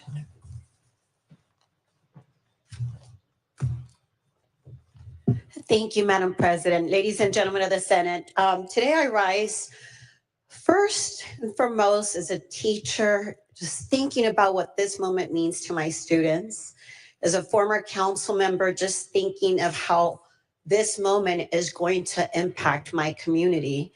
And as a formerly elected city clerk who ran elections, what this means to democracy. And I rise in strong support of ACA 8. And now, of course, as a state senator, caring very much about what happens in this beautiful state to the beautiful people of California. But I want to be clear. I've been hearing over and over from my colleagues their outrage about the money that's being spent in this election. And really, I think the outrage is hollow. One of the things that keeps running through my mind constantly is that, you know, we have a president, Donald Trump, who has wasted millions and millions of dollars of our tax dollars in his own luxury. And we haven't heard any outrage about that spending. He has spent millions of dollars retrofitting a private jet that he received from a foreign country, no less. He is currently spending millions of dollars on a grand ballroom so that he can continue to have his lavish parties. And he continues to spend money gold plating a White House that was meant to be white. And yet we have so many of our seniors whose lives are being threatened, healthcare being cut back, and their Social Security also threatened. We have our students, our children, our community members who now are going to be impacted by the cutbacks in SNAP and food assistance. And it always happens to the most vulnerable. But let's not talk about the millions in that ballroom that's going to have gold plating. And then we don't think about the millions that were spent deploying our military on American soil, on Americans. While college students are not going to be able to afford to go to college because their grants were frozen. I don't remember the outrage over those tax dollars. And never mind that his children and himself continue to make billions. He didn't divest. And I believe he has continued to violate the emoluments clause. Again, where is the outrage? They're making billions. The truth is that the outrage is not over the spending. It's about accountability. It's about democracy itself. And that is why ACA 8 matters so much.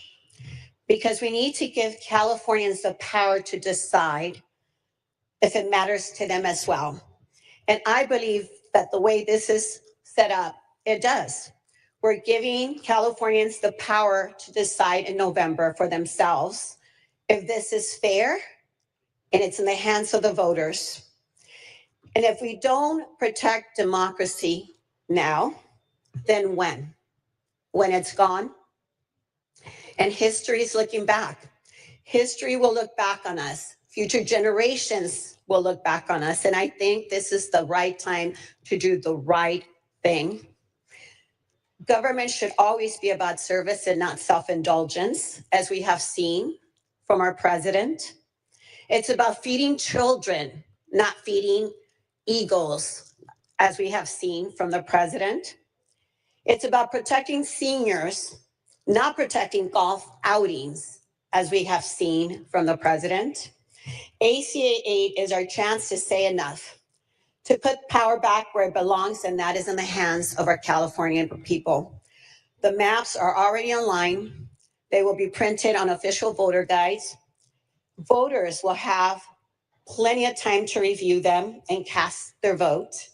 The people will decide, all Californians will decide, and it doesn't matter what side of the aisle you're on. So with that, I respectfully ask for your aye vote. Thank you. Thank you, Senator Smallwood Cuevas. You are recognized. Thank you, Madam President. And colleagues, I rise in strong support of ACA 8. Today's conversation just reminded me of something that my grandmother said, and that is, if you don't know your history, your children will be doomed to repeat it. When our people marched across the Edmund Pettus Bridge, facing dogs and fire hoses and the terror of Jim Crow and racial violence, we were not only demanding the right to vote for ourselves, we were expanding the promise of democracy for the nation. And out of that sacrifice came the Voting Rights Act of 1965, the most important civil rights law in our history. And yet, every year since the act was passed, Texas has found ways to violate it. A reminder that progress is never permanent and vigilant is always required. And Californians know, and what today's vote on ACA 8 is about, is that this fight is not over. The same forces that tried to stop us in Selma are still working today to silence our voices through voter suppression and this Texas gerrymandering. In fact, we must honor the Voting Rights Act, not just with memory, but with action. And we must protect the right to vote and ensure that we are strengthening all communities of interest, ensuring people who have saved our democracy can never be shut out again. ACA 8 is about one thing: defending our democracy from being rigged by a tyrant. Texas and other Republican-led states are rushing through a mid-decade redistricting scheme designed to steal seats in Congress. In Texas, what this looks like is that Black Texans will lose much of their power, being reduced to about a fifth of what their power was before this gross attack. This is not just a power grab. It is a direct attack on communities of interest, on young voters, and on anyone who stands for equity and justice and due process of law. Californians, we understand that we cannot sit back while these extremists tilt the balance of power under this hand of Donald Trump and unchecked control of Congress. We cannot let this happen. And ACA 8 provides a safeguard. It states that if Texas gerrymanders their maps, California will temporarily adjust ours to level the playing field. And we understand we always need to work at leveling the playing field. Time and time again, when our nation's future was on the line, this history of the Black vote is key because it's carried us forward. ACA 8 offsets partisan gerrymanders in Texas. It protects vulnerable communities here in California. And it's not maps alone that safeguard our future. Let's remember our history. And let's take a closer look at Texas history. Texas once saw Black political power rise during Reconstruction, as it had across much of the country, only to be stripped away by the Black codes and Jim Crow and racial terror, poll taxes, white-only primaries that cut Black voter rolls in Texas from over 100,000 to just a few thousand. The Voting Rights Act of 1965 reclaimed that. But today's gerrymandering in Texas, the voter suppression, shows that Texas is now sliding back. A reminder that every generation must fight to keep democracy alive. And that is what we are stepping up to the plate to do here in California. This is bigger than what we are doing on this floor. And it's bigger than what our voters will have to do this November. This is about sending a clear message to the nation and the world that we will not allow Donald Trump and MAGA Republicans to steal elections from the people. We know what happens when Trump has power. Many of my colleagues have described the painful and cruelty of it. Denying disaster relief to fire victims, imposing illegal tariffs that is destroying our economy and threatening hundreds of thousands, if not millions of workers. He's hurting working families by rolling back over 60 years of hard-fought labor protections. He's ordered the mass arrest, deportations, racial profiling, and terrorizing of families and children. He's criminalizing diversity, dismantling DEI programs that protect equity in our schools and in our workplaces, and that allows us to grow and be innovative by bringing new voices and ideas and thought partners to the table. If given unchecked control, we know that Trump will roll back decades of human, civil, women, workers' rights. ACA 8 is California once again standing up to defend democracy, just as we have led on climate resiliency, just as we have led on workers' rights, on women's rights, on equity. Today, we will lead on protecting free and fair elections. Let's make sure the voice of California and all Californians will not be silenced by partisan power grabs at the hands of a dictator. And with respectfully urge an aye vote on ACA 8. Thank you. Senator Arreguín, you are recognized. Thank you, Madam President. Senators, I rise in strong support of ACA 8, a bill that is vital to the preservation of our democracy that is under assault by President Trump. And first, let me address the question of whether it is legal for us to take this action today. The legislature and the voters often put constitutional amendments on the ballot. And what we are doing today is putting this question to the voters and giving them the opportunity to decide whether to allow for the temporary implementation of these congressional boundaries if the voters approve this measure. In today's debate, my colleagues on the other side of the aisle have failed to address what I think is the elephant in the room.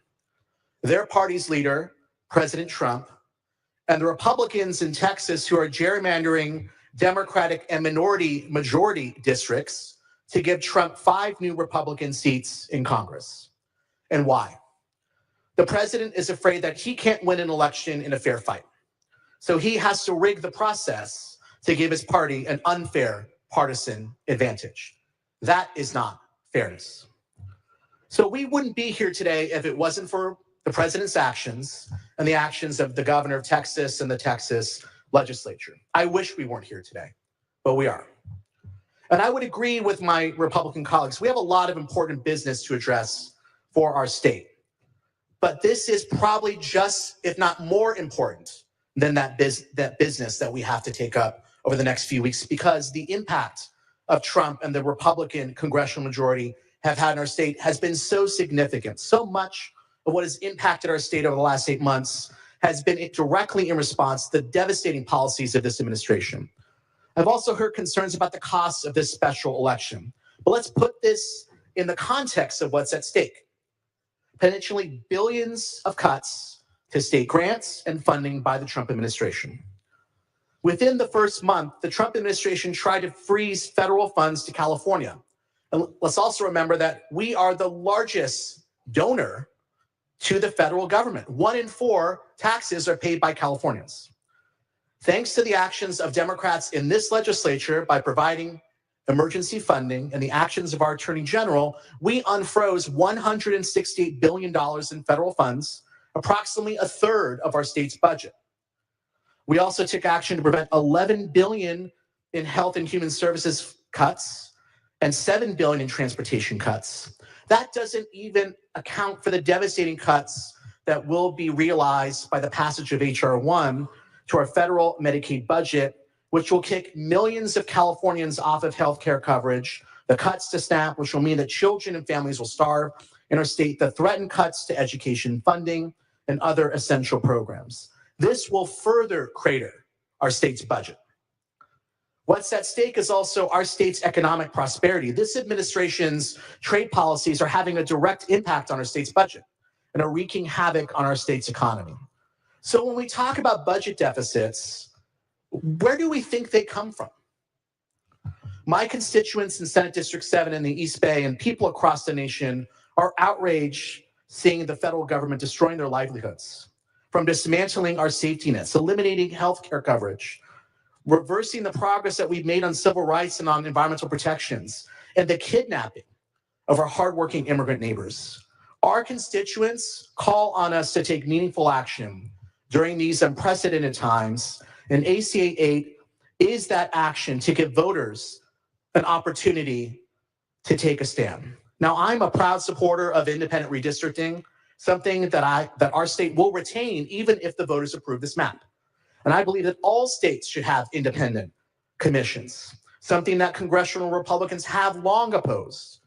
And so as the author had mentioned, ACA 8 specifically calls on Congress to adopt legislation and to put on before all the states a constitutional amendment to allow for independent commissions nationwide. But why have Republicans in Congress opposed these efforts? Why are they afraid of giving power to redistrict to the people? Do they not believe in free and fair elections? To me, the answer is simple, because if the people had their way, Congress would actually reflect the will of the people. So Trump's solution is to push our 250-year experiment in democracy to the brink in order to hold on to power. So the question before us is a simple one. Will we enable this assault on our democracy, a necessary step to continue the president's attacks on immigrants, the LGBTQ plus community, on reproductive rights, on anyone who dares to stand against authoritarianism? Or will we say enough is enough and take action to counter these attacks? During this critical moment, I urge you to stand on the side of democracy. Colleagues, the country's watching what we are doing here today, and history will remember what we do. With that, I respectfully ask for your aye vote on ACA 8. Thank you. Senator Cortese, you are recognized. Well, thank you, Madam President. I rise in support of ACA 8. Now, we are here today because our democracy is under attack, as we've heard over and over and over again. But what does that really mean in specifics? We've seen the dangers of unchecked power. What does that really mean today in this context? After the last national elections, the President of the United States was able to consolidate power in the executive branch, in the House and the Senate, and he has a very favorable judicial branch. Most of us are taught in 8th grade civics that those three branches of government are supposed to check themselves, but democracy was in play. The American people voted, and we are where we are. But when you talk about trusting the voters, what I've seen over and over and over again in my lifetime, especially my voting lifetime, is that the American people are the other branch of government. The American people will check and will swing the pendulum back when they see the three branches of government become too extreme. And that's happened. And the President of the United States was surrounded by his own advisors who said that your extreme policies are going to cost us the midterm elections. And when you cost us the midterm elections, you cost us the consolidation of power.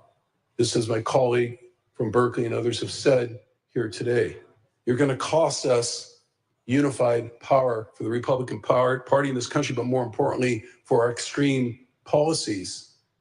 Why? Because the one thing that can check all three branches of government is the sanctity of the vote, the franchise of the vote. And that's when the President of the United States said, unless we can disenfranchise those voters, then we've got them too.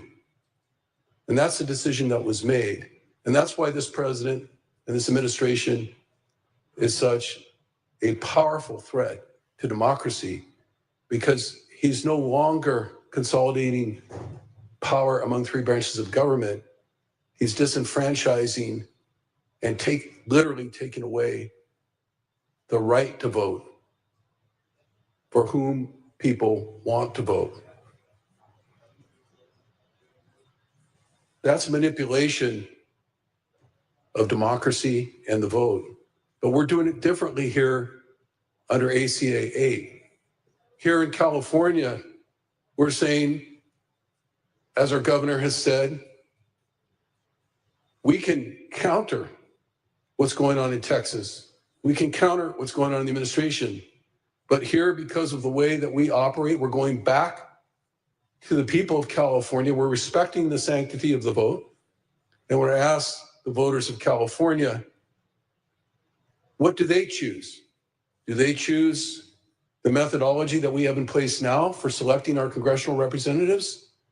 Or in light of what's going on in Washington and Texas, do they want to change the rules? They get to decide. They get to decide. And so here in California, the sanctity of the vote is paramount. In Washington, D.C., it's not. That's the difference. That's why ACA is not a power grab, quite the opposite. It's a safeguard. It's a temporary safeguard, and California voters, not politicians, will decide whether we should use this temporary safeguard to keep the playing field level, and whether we should protect our democracy from a power grab by our president, not just of three branches of government. ACA puts that choice squarely in the hands of the people. Why do we call this authoritarian overreach? Think about it for a moment. This president has gone to an autonomous state, Texas, a self-governing state, Texas, a freestanding state, Texas, a sovereign state within the United States of America, and said, you'll do what I tell you to do. ACA 8 is the only thing we have in our toolbox to counter that, but we have tools, and we'll use those tools. Thank you, and I urge your aye vote. Thank you, Senator Grove. You're recognized. Thank you, Madam President. Again, I wasn't going to speak on this because I wanted to voice my opinion on the previous bill, and they're all considered a package. But I do want to set the record straight and make some comments with some leeway from Madam President regarding some of the comments that were made on the floor. Again, if you look at the lawsuit between Petaway versus Galveston County, the court, the three branches of government that were just mentioned by my good colleague, that the court ordered Texas to redraw the lines. President Trump did not order Texas to redraw the lines. This is an independent judge. He said, redraw the lines based on a lawsuit filed by the Elias Commission, which I described earlier. It's absurd to stand, and again, I just love my good colleague. I mean, he's only right 10% of the time, but when he's right, I agree with him, but he's right or wrong a lot of the times. My good colleague from San Francisco made the comment that UCLA was being punished by a mean dictator because they were being fined $1 billion by President Trump. UCLA is being fined by the president because they failed to protect Jewish students, where Jewish students were attacked, threatened, locked in rooms, refused to allow to go to class. They won a $600 million lawsuit against the university system, and President Trump fined the UC system $1 billion for not protecting Jewish students. Nobody wants to relive history in the 1940s and 40 that era, that time frame of World War II. And the president is standing up for Jewish students. That's why he fined them $1 billion. So just a point of clarification to my good friend and my colleague from San Francisco and the co-chair of the Legislative Jewish Caucus, that was a justification. And we should all stand behind the fact that people who hurt and harm our Jewish communities should be punished in some way. And I applaud the president for doing this. Again, read Galveston versus Pettyway versus Galveston County. That's what started this whole thing. It was not President Trump. It was a court case. It was required Texas to redraw the lines, which triggered your response, which is going to trigger a lot of other responses. And as I made in my comments earlier, Maryland, Democrats occupy 7 out of 8 seats, even though 40% of the votes were Republican. Massachusetts, all 9 seats are Democratic, despite President Trump getting 40% of the vote. It continues down the line, and this ACA to gerrymander even further the seats that you have in California, where Republicans got 40% of the vote, and we occupy 17% of the congressional seats, and to allow these maps with no other choice other than the voters to say no, for this to happen based on the rhetoric that is coming out of this body that it's President Trump, it's a court case. The documents are right there. I'd be glad to send it all to you. Most of you are attorneys. I barely have a high school diploma, and I was able to read that and determine where the lawsuit came from. Respectfully ask for a no vote. Thank you. Senator Perez, you are recognized.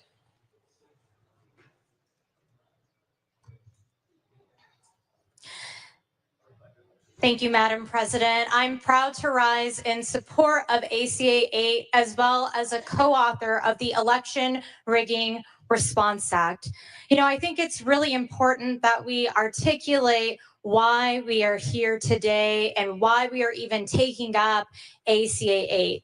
Over the last several weeks, we have seen Texas Republicans, along with Governor Greg Abbott, take actions to try to redraw their maps to add an additional 5 Republican seats. In addition to that, they have threatened Texas Democrats, enforcing police force against them to go searching for them, threatening to utilize the FBI, and in one case, even locking a Texas legislator in the chambers, refusing to allow her to leave unless she signed and agreed to have 24-hour surveillance.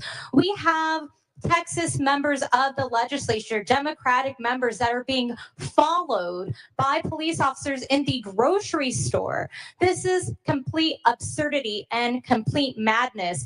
And while I heard clearly from my Republican colleagues that they do not believe that President Donald Trump reached out to Governor Greg Abbott, we have seen otherwise, that the president has reached out to Texas Governor Greg Abbott to ask him to deliver these 5 Republican seats, that he's reached out to the states of Missouri, Florida, Ohio, Indiana, and possibly even Kansas in order to redistrict the maps so that he can turn the 2026 election in his favor. Now, why is this happening? That is because the president has moved forward a set of policies that is wildly unpopular. We have seen the cost of living skyrocket. We have seen ICE raids across our community. We had a man die in Camarillo, Mr. Alanis, who died while running from an ICE raid, fell more than 30 feet to his death. Just a few days ago, a man died in my district. Roberto Carlos Montoyo Valdez was killed when he was running from an ICE raid and was struck by a vehicle. This is unacceptable, and I want to emphasize this, that lives are on the line. That is what is on the line. We are not just talking simply about funding. We talk a lot about numbers in this House and the millions of dollars that have been cut from education, from healthcare, from food programs, the millions of dollars that are being spent on additional ICE raids, on surveillance and policing of our communities. But what has that ultimately resulted in? That has ultimately resulted in people dying, people losing access to critical health care, less people showing up to their doctor's appointments, less people having access to healthy and nutritious food. And ultimately, that is going to have an impact on the 2026 elections, because voters know, Americans know, regardless of party, they are seeing that these policies are not yielding results for them, that this is an administration that is more interested in investing in billionaires and trillionaires and their interest in giving them huge tax breaks than everyday working people like you and me. And it is utterly unacceptable. Now, what we have done here today in introducing ACA 8 is allow us to neutralize what is happening in Texas so that we can create an additional 5 Democratic seats to stop this mess and stop this chaos. But what does it also do? It protects our independent redistricting commission, something that was approved by the voters. And it was not easy to get it approved. It was put on the ballot several times. We finally earned the support of the voters. You have both Democrats and Republicans that serve on that commission. They will be redrawing the lines come 2030 again. And that is important. That is critical. And I want to highlight that it is Democratic states that have independent redistricting commissions. It is not Republican states. In fact, here in the United States, the 5 most gerrymandered states are Republican states. And we need to call that out. To continue to pretend as if partisan gerrymandering was just something that came up, as if California created this, to watch the Vice President, J.D. Vance, continue to spread this misinformation is utterly unacceptable. What do we know? That back in 2021, when Democrats introduced a measure to ban partisan gerrymandering, it was Senate Republicans who killed it. And we could have stopped this mess then, but they have refused to allow such a measure to pass.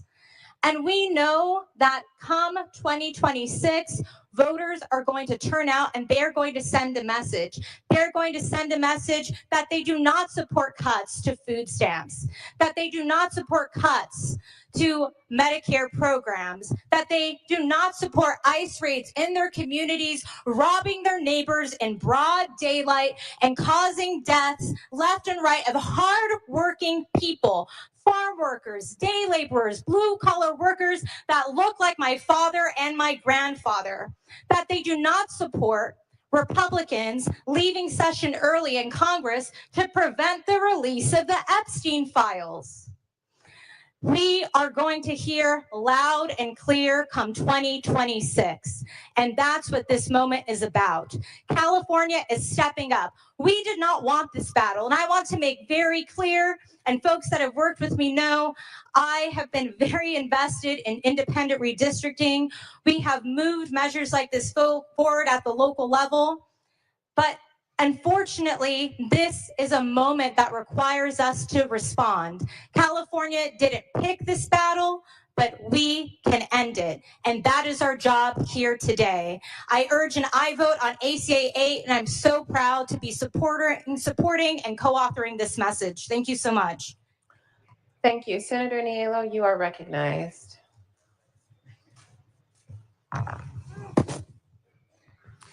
Thank you, Madam President.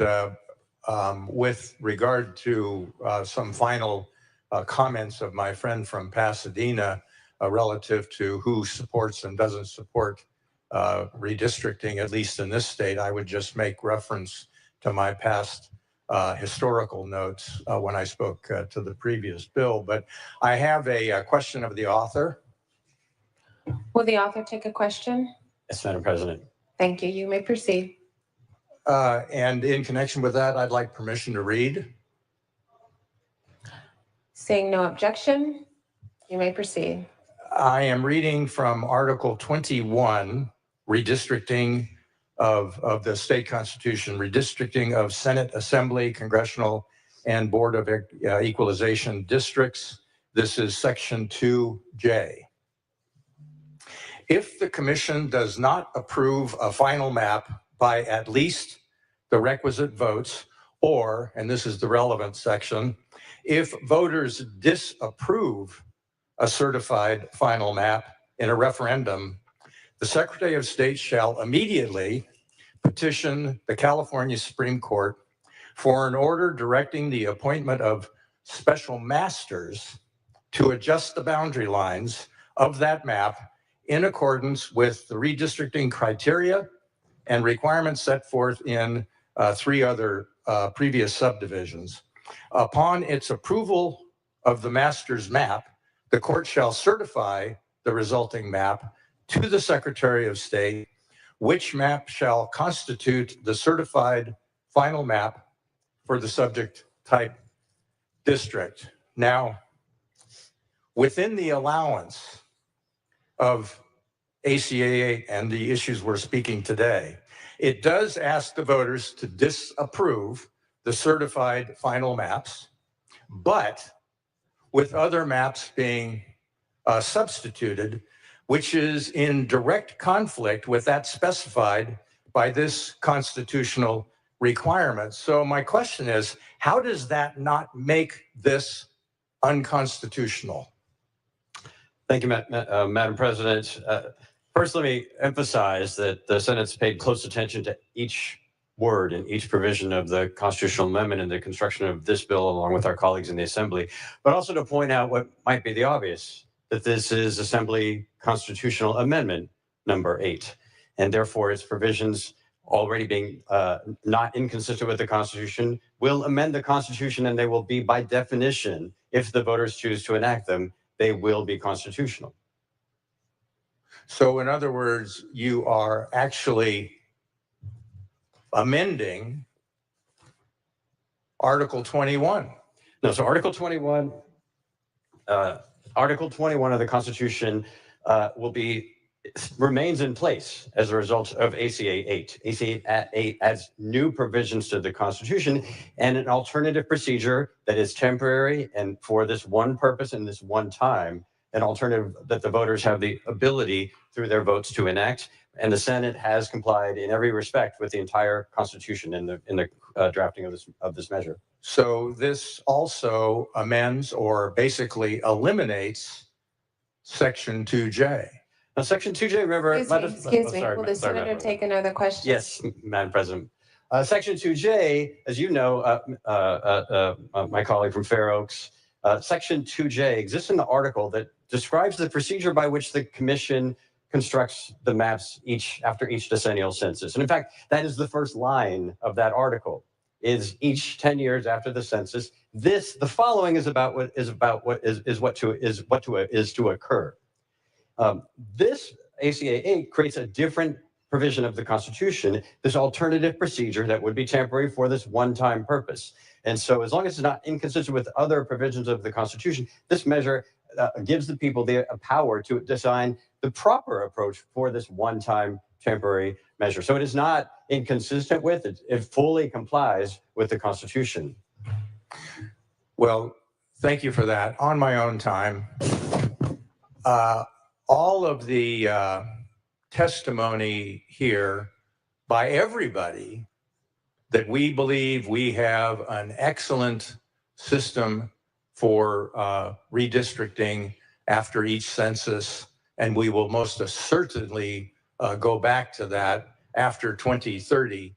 Nonetheless, again, referring back to my little history dissertation earlier today, and the involvement, reported involvement of the DCCC in this action that is going on, that has been developed behind the scenes, one has to be awfully suspicious of significant changes to this process and whether indeed the intent or the power to continue on our previous track after 2030 is of great concern to me, and I think should be of great concern to everybody who votes in favor of this ACA and the other two bills that we have, and of great concern to the voters of California once this goes on the ballot.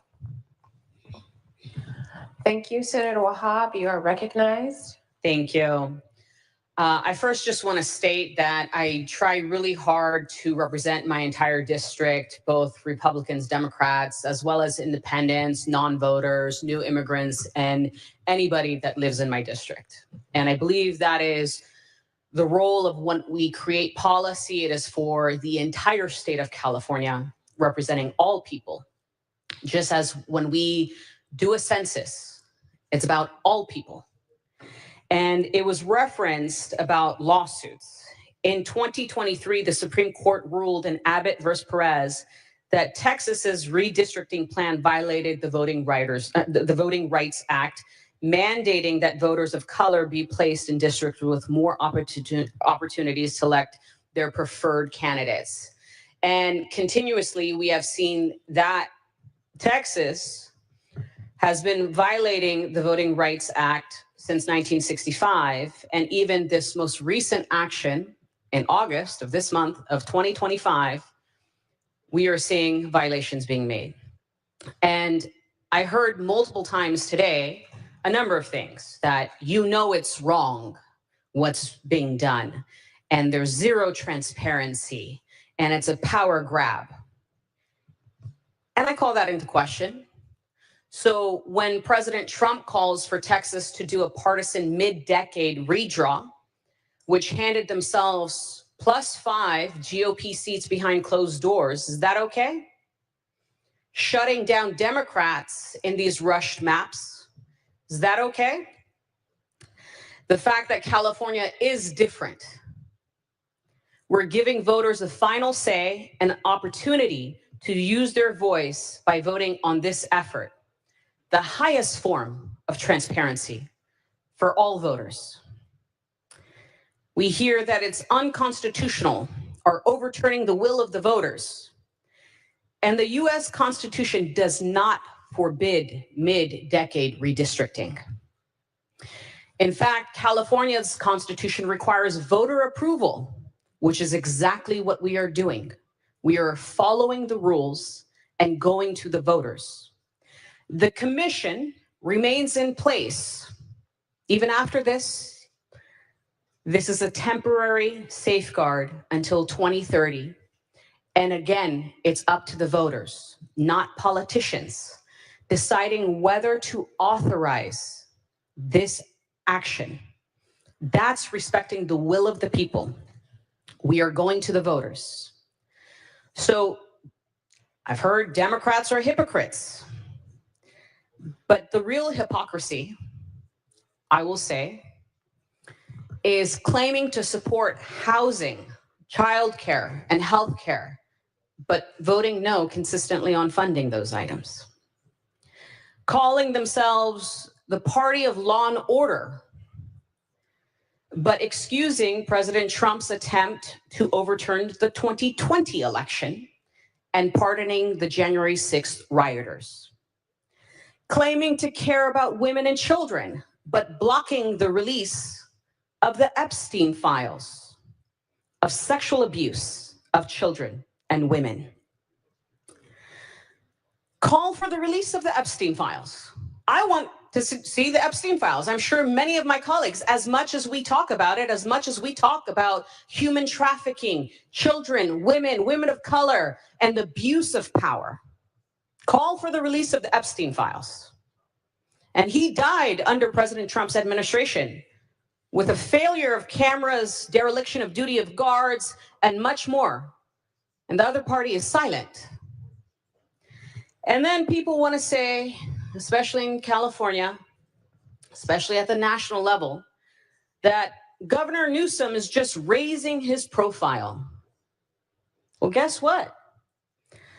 America is getting engaged, and this nation is just now seeing what Californians already know. When others are scared to act, Governor Gavin Newsom shows the courage to lead. As a woman, a daughter of immigrants, a former foster youth, the actions at the federal level have been a direct attack on each of us for every identity and ideal we hold dear. I'm proud to heed Governor Newsom's call to defend our democracy. Finally, a leader willing to boldly take on what is happening in this country. And so with this vote, is giving the choice back to the voters of California. I trust the voters, and for the greater good, I respectfully ask for an aye vote. Thank you. Thank you. Seeing no further discussion or debate, Senator Cabaldon, would you like to close? Yes, thank you, Madam President. Let me first remind us of what is in ACA 8. The first and critical provision is a call to the Congress of the United States to put an end to this madness that has consumed the country thanks to Donald Trump in Texas, and submit a constitutional amendment to all of the states for nationwide redistricting reform. Number two, the authorization for the people of California to approve this temporary set of maps that will allow us to fight back, push back, and preserve democracy across the country. And third, to make it very clear that the Independent Redistricting Commission is undisturbed by this constitutional amendment, and it will be back in 2031 for the drawing of the new lines after the census, as is its constitutional responsibility. Now, we've heard said that Texas isn't meaning to do anything devious or untoward here. They're simply complying with a court order. Well, in this country, a strongly worded letter from Attorney General Pam Bondi at the urging of President Donald Trump, following up one of his phone calls demanding that you serve up 5 seats on a silver platter, is not a legally binding court order that requires emergency action on this time frame. That is a ruse that they don't even say that in Texas. The chair of the Texas Elections Committee and the author of the new maps has made it very clear. This is a partisan map that we are doing in order to increase Republican power at the urging of President Donald Trump. Now, in the Elections Committee hearing led by our outstanding elections chair from Riverside, one of the witnesses, a former member of the Independent Commission, said that democracy means that that each political party, each idea takes turns being humbled at the ballot box by the people. That is the essence of what democracy is, that we have our policy programs, our ideas, our accountability, and our results, and we go to the voters, and sometimes they applaud and reelect us. Sometimes they say, no, thank you. That is ultimately the essence of democracy, not Article 2J, not something else. It is that notion that all of us, even if we actually have the key or the card key to the Capitol building, or to the governor's office, we have the keys, our names on the door, that we do not own that we serve at the likelihood that we will at one point be humbled. What's happening in Texas, what's happening as a result of the proposed changes to the census and mail-in balloting is an attempt to immunize, to end that cycle. So we will never have accountability in democracy again. And you heard this in our debate today, as it was said, that one of our Republican colleagues said, I have faith in the voters. I have faith in the voters, absolute faith in the voters, except, and let me point, I'll turn back to the ballot measure that shall not be named, but except when they get it wrong because they've paid too much attention to advertising, when they get it wrong because they listen to a governor, right? So when the campaign is not exactly balanced, then we can't listen to the voters in that case. And fundamentally, that is what's going wrong with our democracy. The idea that democracy is only real if it bolsters our power, if it agrees with our ideology and with our issues. And so this measure protects the power of the people to assure that they can hold us, the Congress, and the President of the United States accountable for all of the things that have been said today. And it is the case that millions of Californians are asking themselves, in the face of all of these threats to democracy, to safety, to healthcare, to everything, what can I do about it? The fear, the resolute anger of Californians about this. And all of us hear this every single day. What are you doing and what can I do? And this is our answer. We, Californians, California voters, have the opportunity not just to raise our voices, but to cast our votes. The most fundamental way of rescuing democracy is by casting our votes if this measure allows the ACA to go on the ballot. Now, and it still matters because HR 1 and the census changes, everything else is still pending in terms of implementation. And so let us not, in a year when one of our residents says, I'm not getting my Social Security, and none of the helplines, they've all been turned off. Doge fired everybody. Let us not say, well, what about the cost of that special election? When somebody says my hospital in the rural parts of my district is gone, who's going to stand up and say, but did you know that one bill had an urgency clause in it?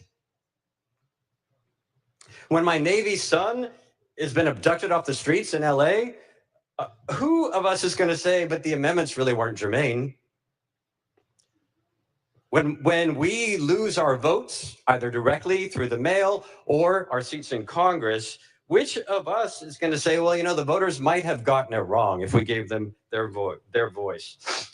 When Marines and National Guard are ordered against their will to occupy, I don't know, West Sacramento, San Diego, Murrieta, any other part of California, as they are already doing in DC and as they started here in California, will we say that the voters just couldn't be trusted to make a hard, complicated decision like this? No. This is what this vote is about. Let the voters make the decision. We've heard them and we are responding, and they are the ultimate judges of whether this is the right way forward. The voters of California are sovereign. Regardless of Article J, they are sovereign. They have the authority, they have the legitimacy, and with ACA, they will have the power to make this right. Madam President, I urge an aye vote. Thank you. Secretary, please call the roll. Allen. Aye. Alvarado Gil. Archuleta. Aye. Adeguin. Aye. Ashby. Aye. Becker. Aye. Blakespear. Aye. Cabaldon. Aye. Caballero. Aye. Cervantes. Aye. Choi. No. Cortezi. Aye. Daly. No. Durazo. Aye. Gonzalez. Aye. Grayson. Aye. Grove. No. Hurtado. Aye. Jones. No. Laird. Aye. Limon. Aye. McGuire. Aye. McNerney. Aye. Menjivar. Aye. Nilo. No. Ochoa Bog. No. Padilla. Aye. Perez. Aye. Reyes. Aye. Richardson. Rubio. Aye. Cigarto. Smallwood Cuevas. Aye. Stern. Aye. Strickland. No. Umbert. Aye. Valadares. No. Wahab. Aye. Weber Pearson. Aye. Aye. Wiener. Aye. Secretary, please call the absent members. Alvarado Gil. Richardson. Aye. Cigarto. Ayes 30, noes 8. That measure passes. Members, we have messages from the Assembly. Secretary, please read. Assembly Chamber, August 21, 2025. Madam President, I am directed to inform your honorable body that the Assembly amended and on this day passed, as amended, Senate Bill 280, and respectfully request your honorable body to concur in said amendments. Sue Parker, Chief Clerk of the Assembly, above bill order to unfinished business. Thank you. Members, we will now move to Senate Supplemental File number 2. Secretary, please read.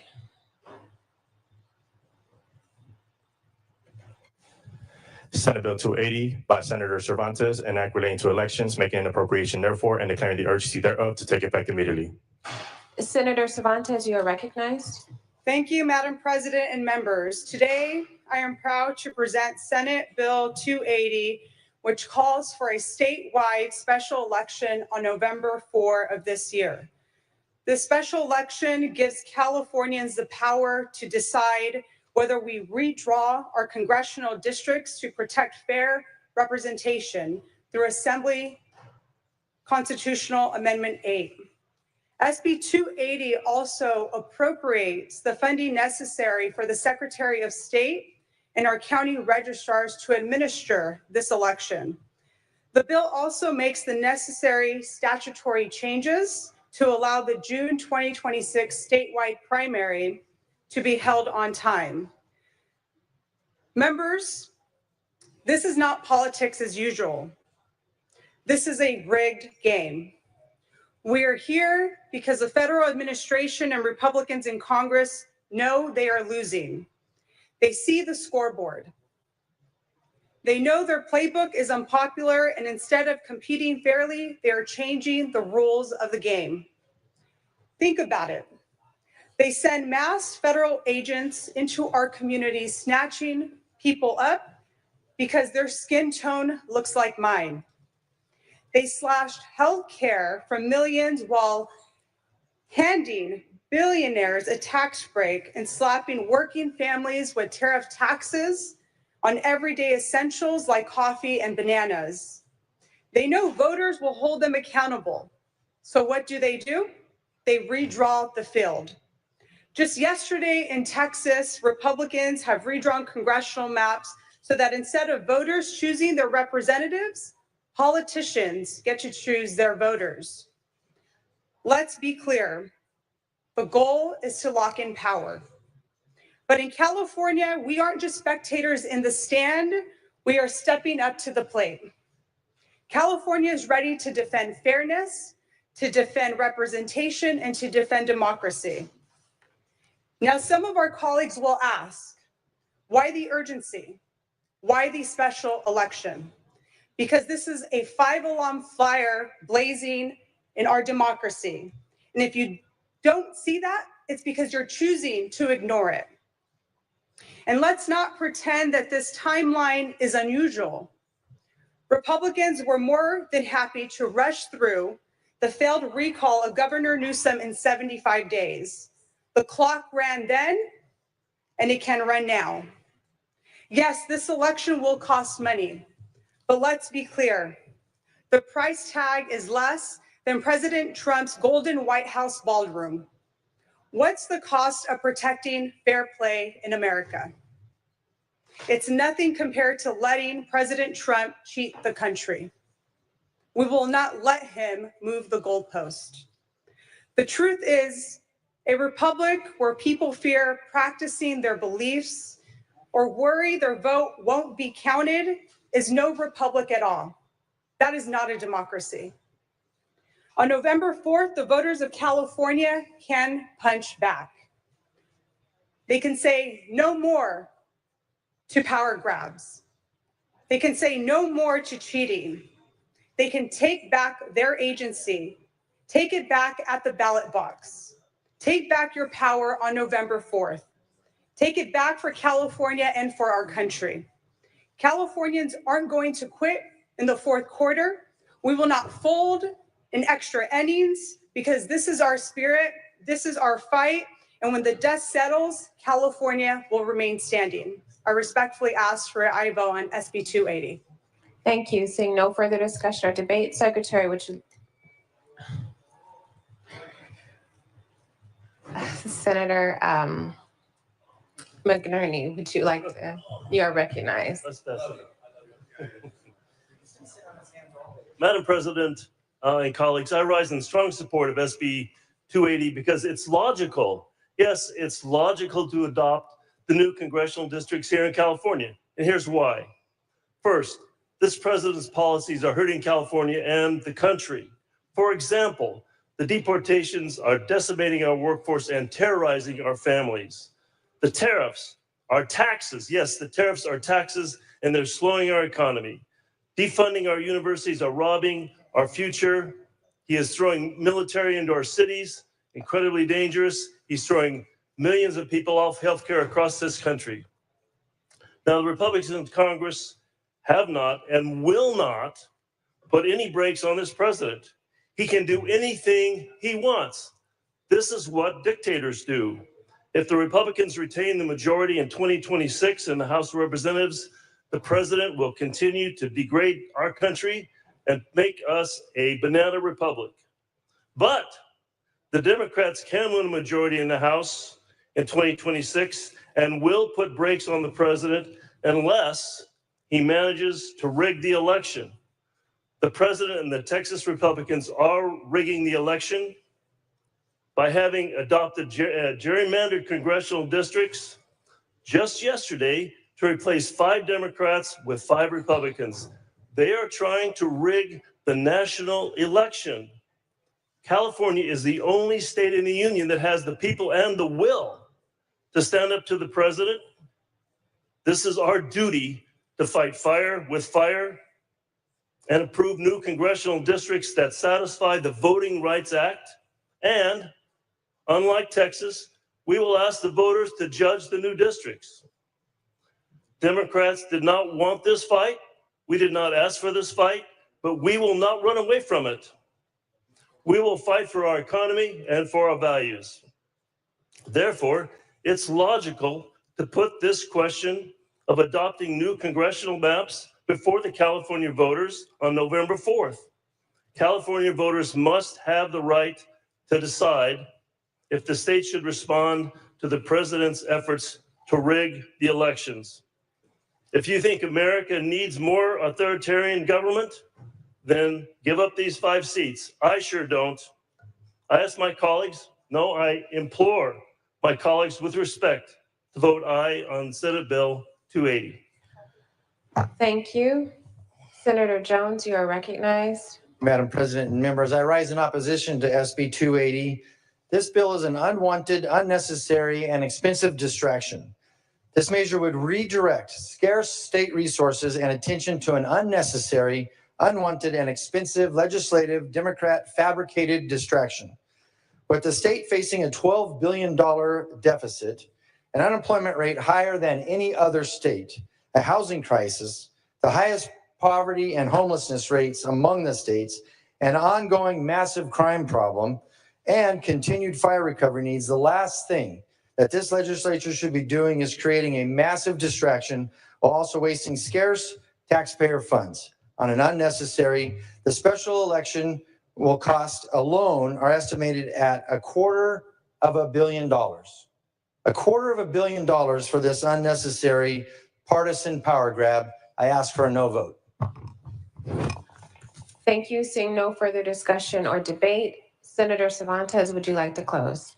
Thank you, Madam President. On November 4th, Californians have a choice. Let Trump cheat or punch back. Take back your agency. Take it back at the ballot box. Take it back for California and for the country. Thank you. Secretary, please call the roll. Allen. Aye. Alvarado Gil. Archuleta. Aye. Adeguin. Aye. Ashby. Aye. Becker. Aye. Blakespear. Aye. Cabaldon. Aye. Caballero. Aye. Cervantes. Aye. Choi.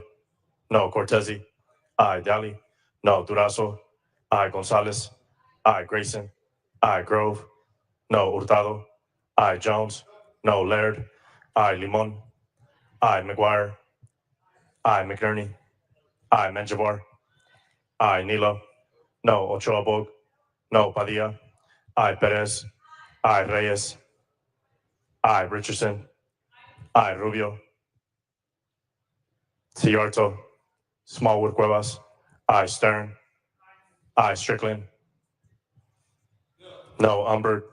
Aye. Valadares. No. Wahab. Aye. Weber Pearson. Aye. Wiener. Aye. Secretary, please call the absent members. Alvarado Gil. Rubio. Aye. Ciarto. Ayes 30, noes 8 on the urgency. Ayes 30, noes 8 on the amendments. Assembly amendments are concurred in. Members, we are going to move back to motions and resolutions. There are floor amendments to AB 40 at the desk. Senator McGuire, are you prepared to make these amendments? Thank you so much, Madam President and members. Amendments on AB 40 are at the desk. It's clear that the state of Texas is now pulling their own trigger as the state house voted last night to be able to advance redistricting. We anticipate the Senate will be acting tonight or tomorrow morning, and the bill will be signed into law by the end of the week. In order to keep the ballot initiative crystal clear, we're removing the trigger from the ACA, but in AB 40 it will remain in case something miraculous happens in Texas and everyone comes to their senses. Thank you, Senator Jones. You are recognized. Thank you, Madam President. I've come to my senses and I object to this motion and ask for a roll call vote. Thank you. Seeing no further discussion or debate, Secretary, please call the roll. Allen. Aye. Alvarado Gil. Archuleta. Aye. Adeguin. Aye. Ashby. Aye. Becker. Aye. Blakespear. Aye. Cabaldon. Aye. Caballero. Aye. Cervantes. Aye. Choi. No. Cortese. Aye. Daly. No. Durazo. Aye. Gonzalez. Aye. Grayson. Aye. Grove. No. Hurtado. Aye. Jones. No. Laird. Aye. Limon. Aye. McGuire. Aye. McNerney. Aye. Menjivar. Aye. Nilo. No. Ochoa Bog. No. Padilla. Aye. Perez. Aye. Reyes. Aye. Richardson. Aye. Rubio. Aye. Ciarto. Smallwood Cuevas. Aye. Stern. Aye. Strickland. No. Umberg. Aye. Valadares. No. Wahab. Aye. Weber Pearson. Aye. Wiener. Aye. Ayes 30, noes 8. The amendments are adopted. There are additional floor amendments at the desk. If there are no objection, they will be deemed adopted. Seeing no objection, they are deemed adopted. Are there any other motions, resolutions? Anyone else want to remove an item? Senator Hurtado, you are recognized. Under motions and resolutions, thank you, Madam President. At the request of the author, please pull file item 250 AB 1069 Baines off the consent calendar. Thank you. The desk will note. Senator Allen. Thank you, Madam President. I'd like to request the author remove file item 231 AB 290 by Bauer Kahan from the consent calendar for amendments. The desk will note. Senator Cervantes. At the request of the author, I'd like to pull item 1511. AB 1511. The desk will note. Senator Umberg. Thank you, Madam President. Please remove file item number 238, AB 515 from the consent calendar at the request of the author.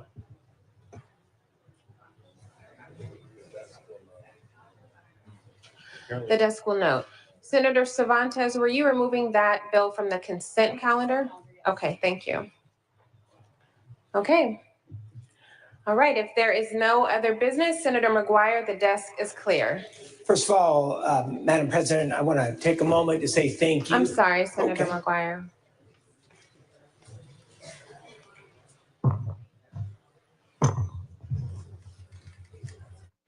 Oh. Senator Grove, you are recognized. Thank you. I apologize, Mr. Pro Tem. I had requested a point of personal privilege. They didn't call me. I apologize deeply. Colleagues, on a lighter note, after today, for those of you that are Raiders fans or Saints fans, Derek Carr would be here on the floor on Monday. Please wear appropriate attire.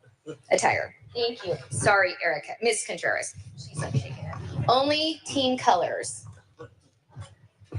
Thank you. Now there is no other business. Senator McGuire, the desk is clear. Thank you so much, Madam President. I want to take a moment to say thank you, first and foremost, to our presiding officers of the week, Madam President, and of course, to Mr. Senator. Can we please give them a round of applause? Thank you to the good doctor, and of course, to Mr. Grayson, who did a phenomenal job as well. This has been one heck of a week for presiding officers. Number two, I want to take a moment to say thank you to the senators who are in this chamber.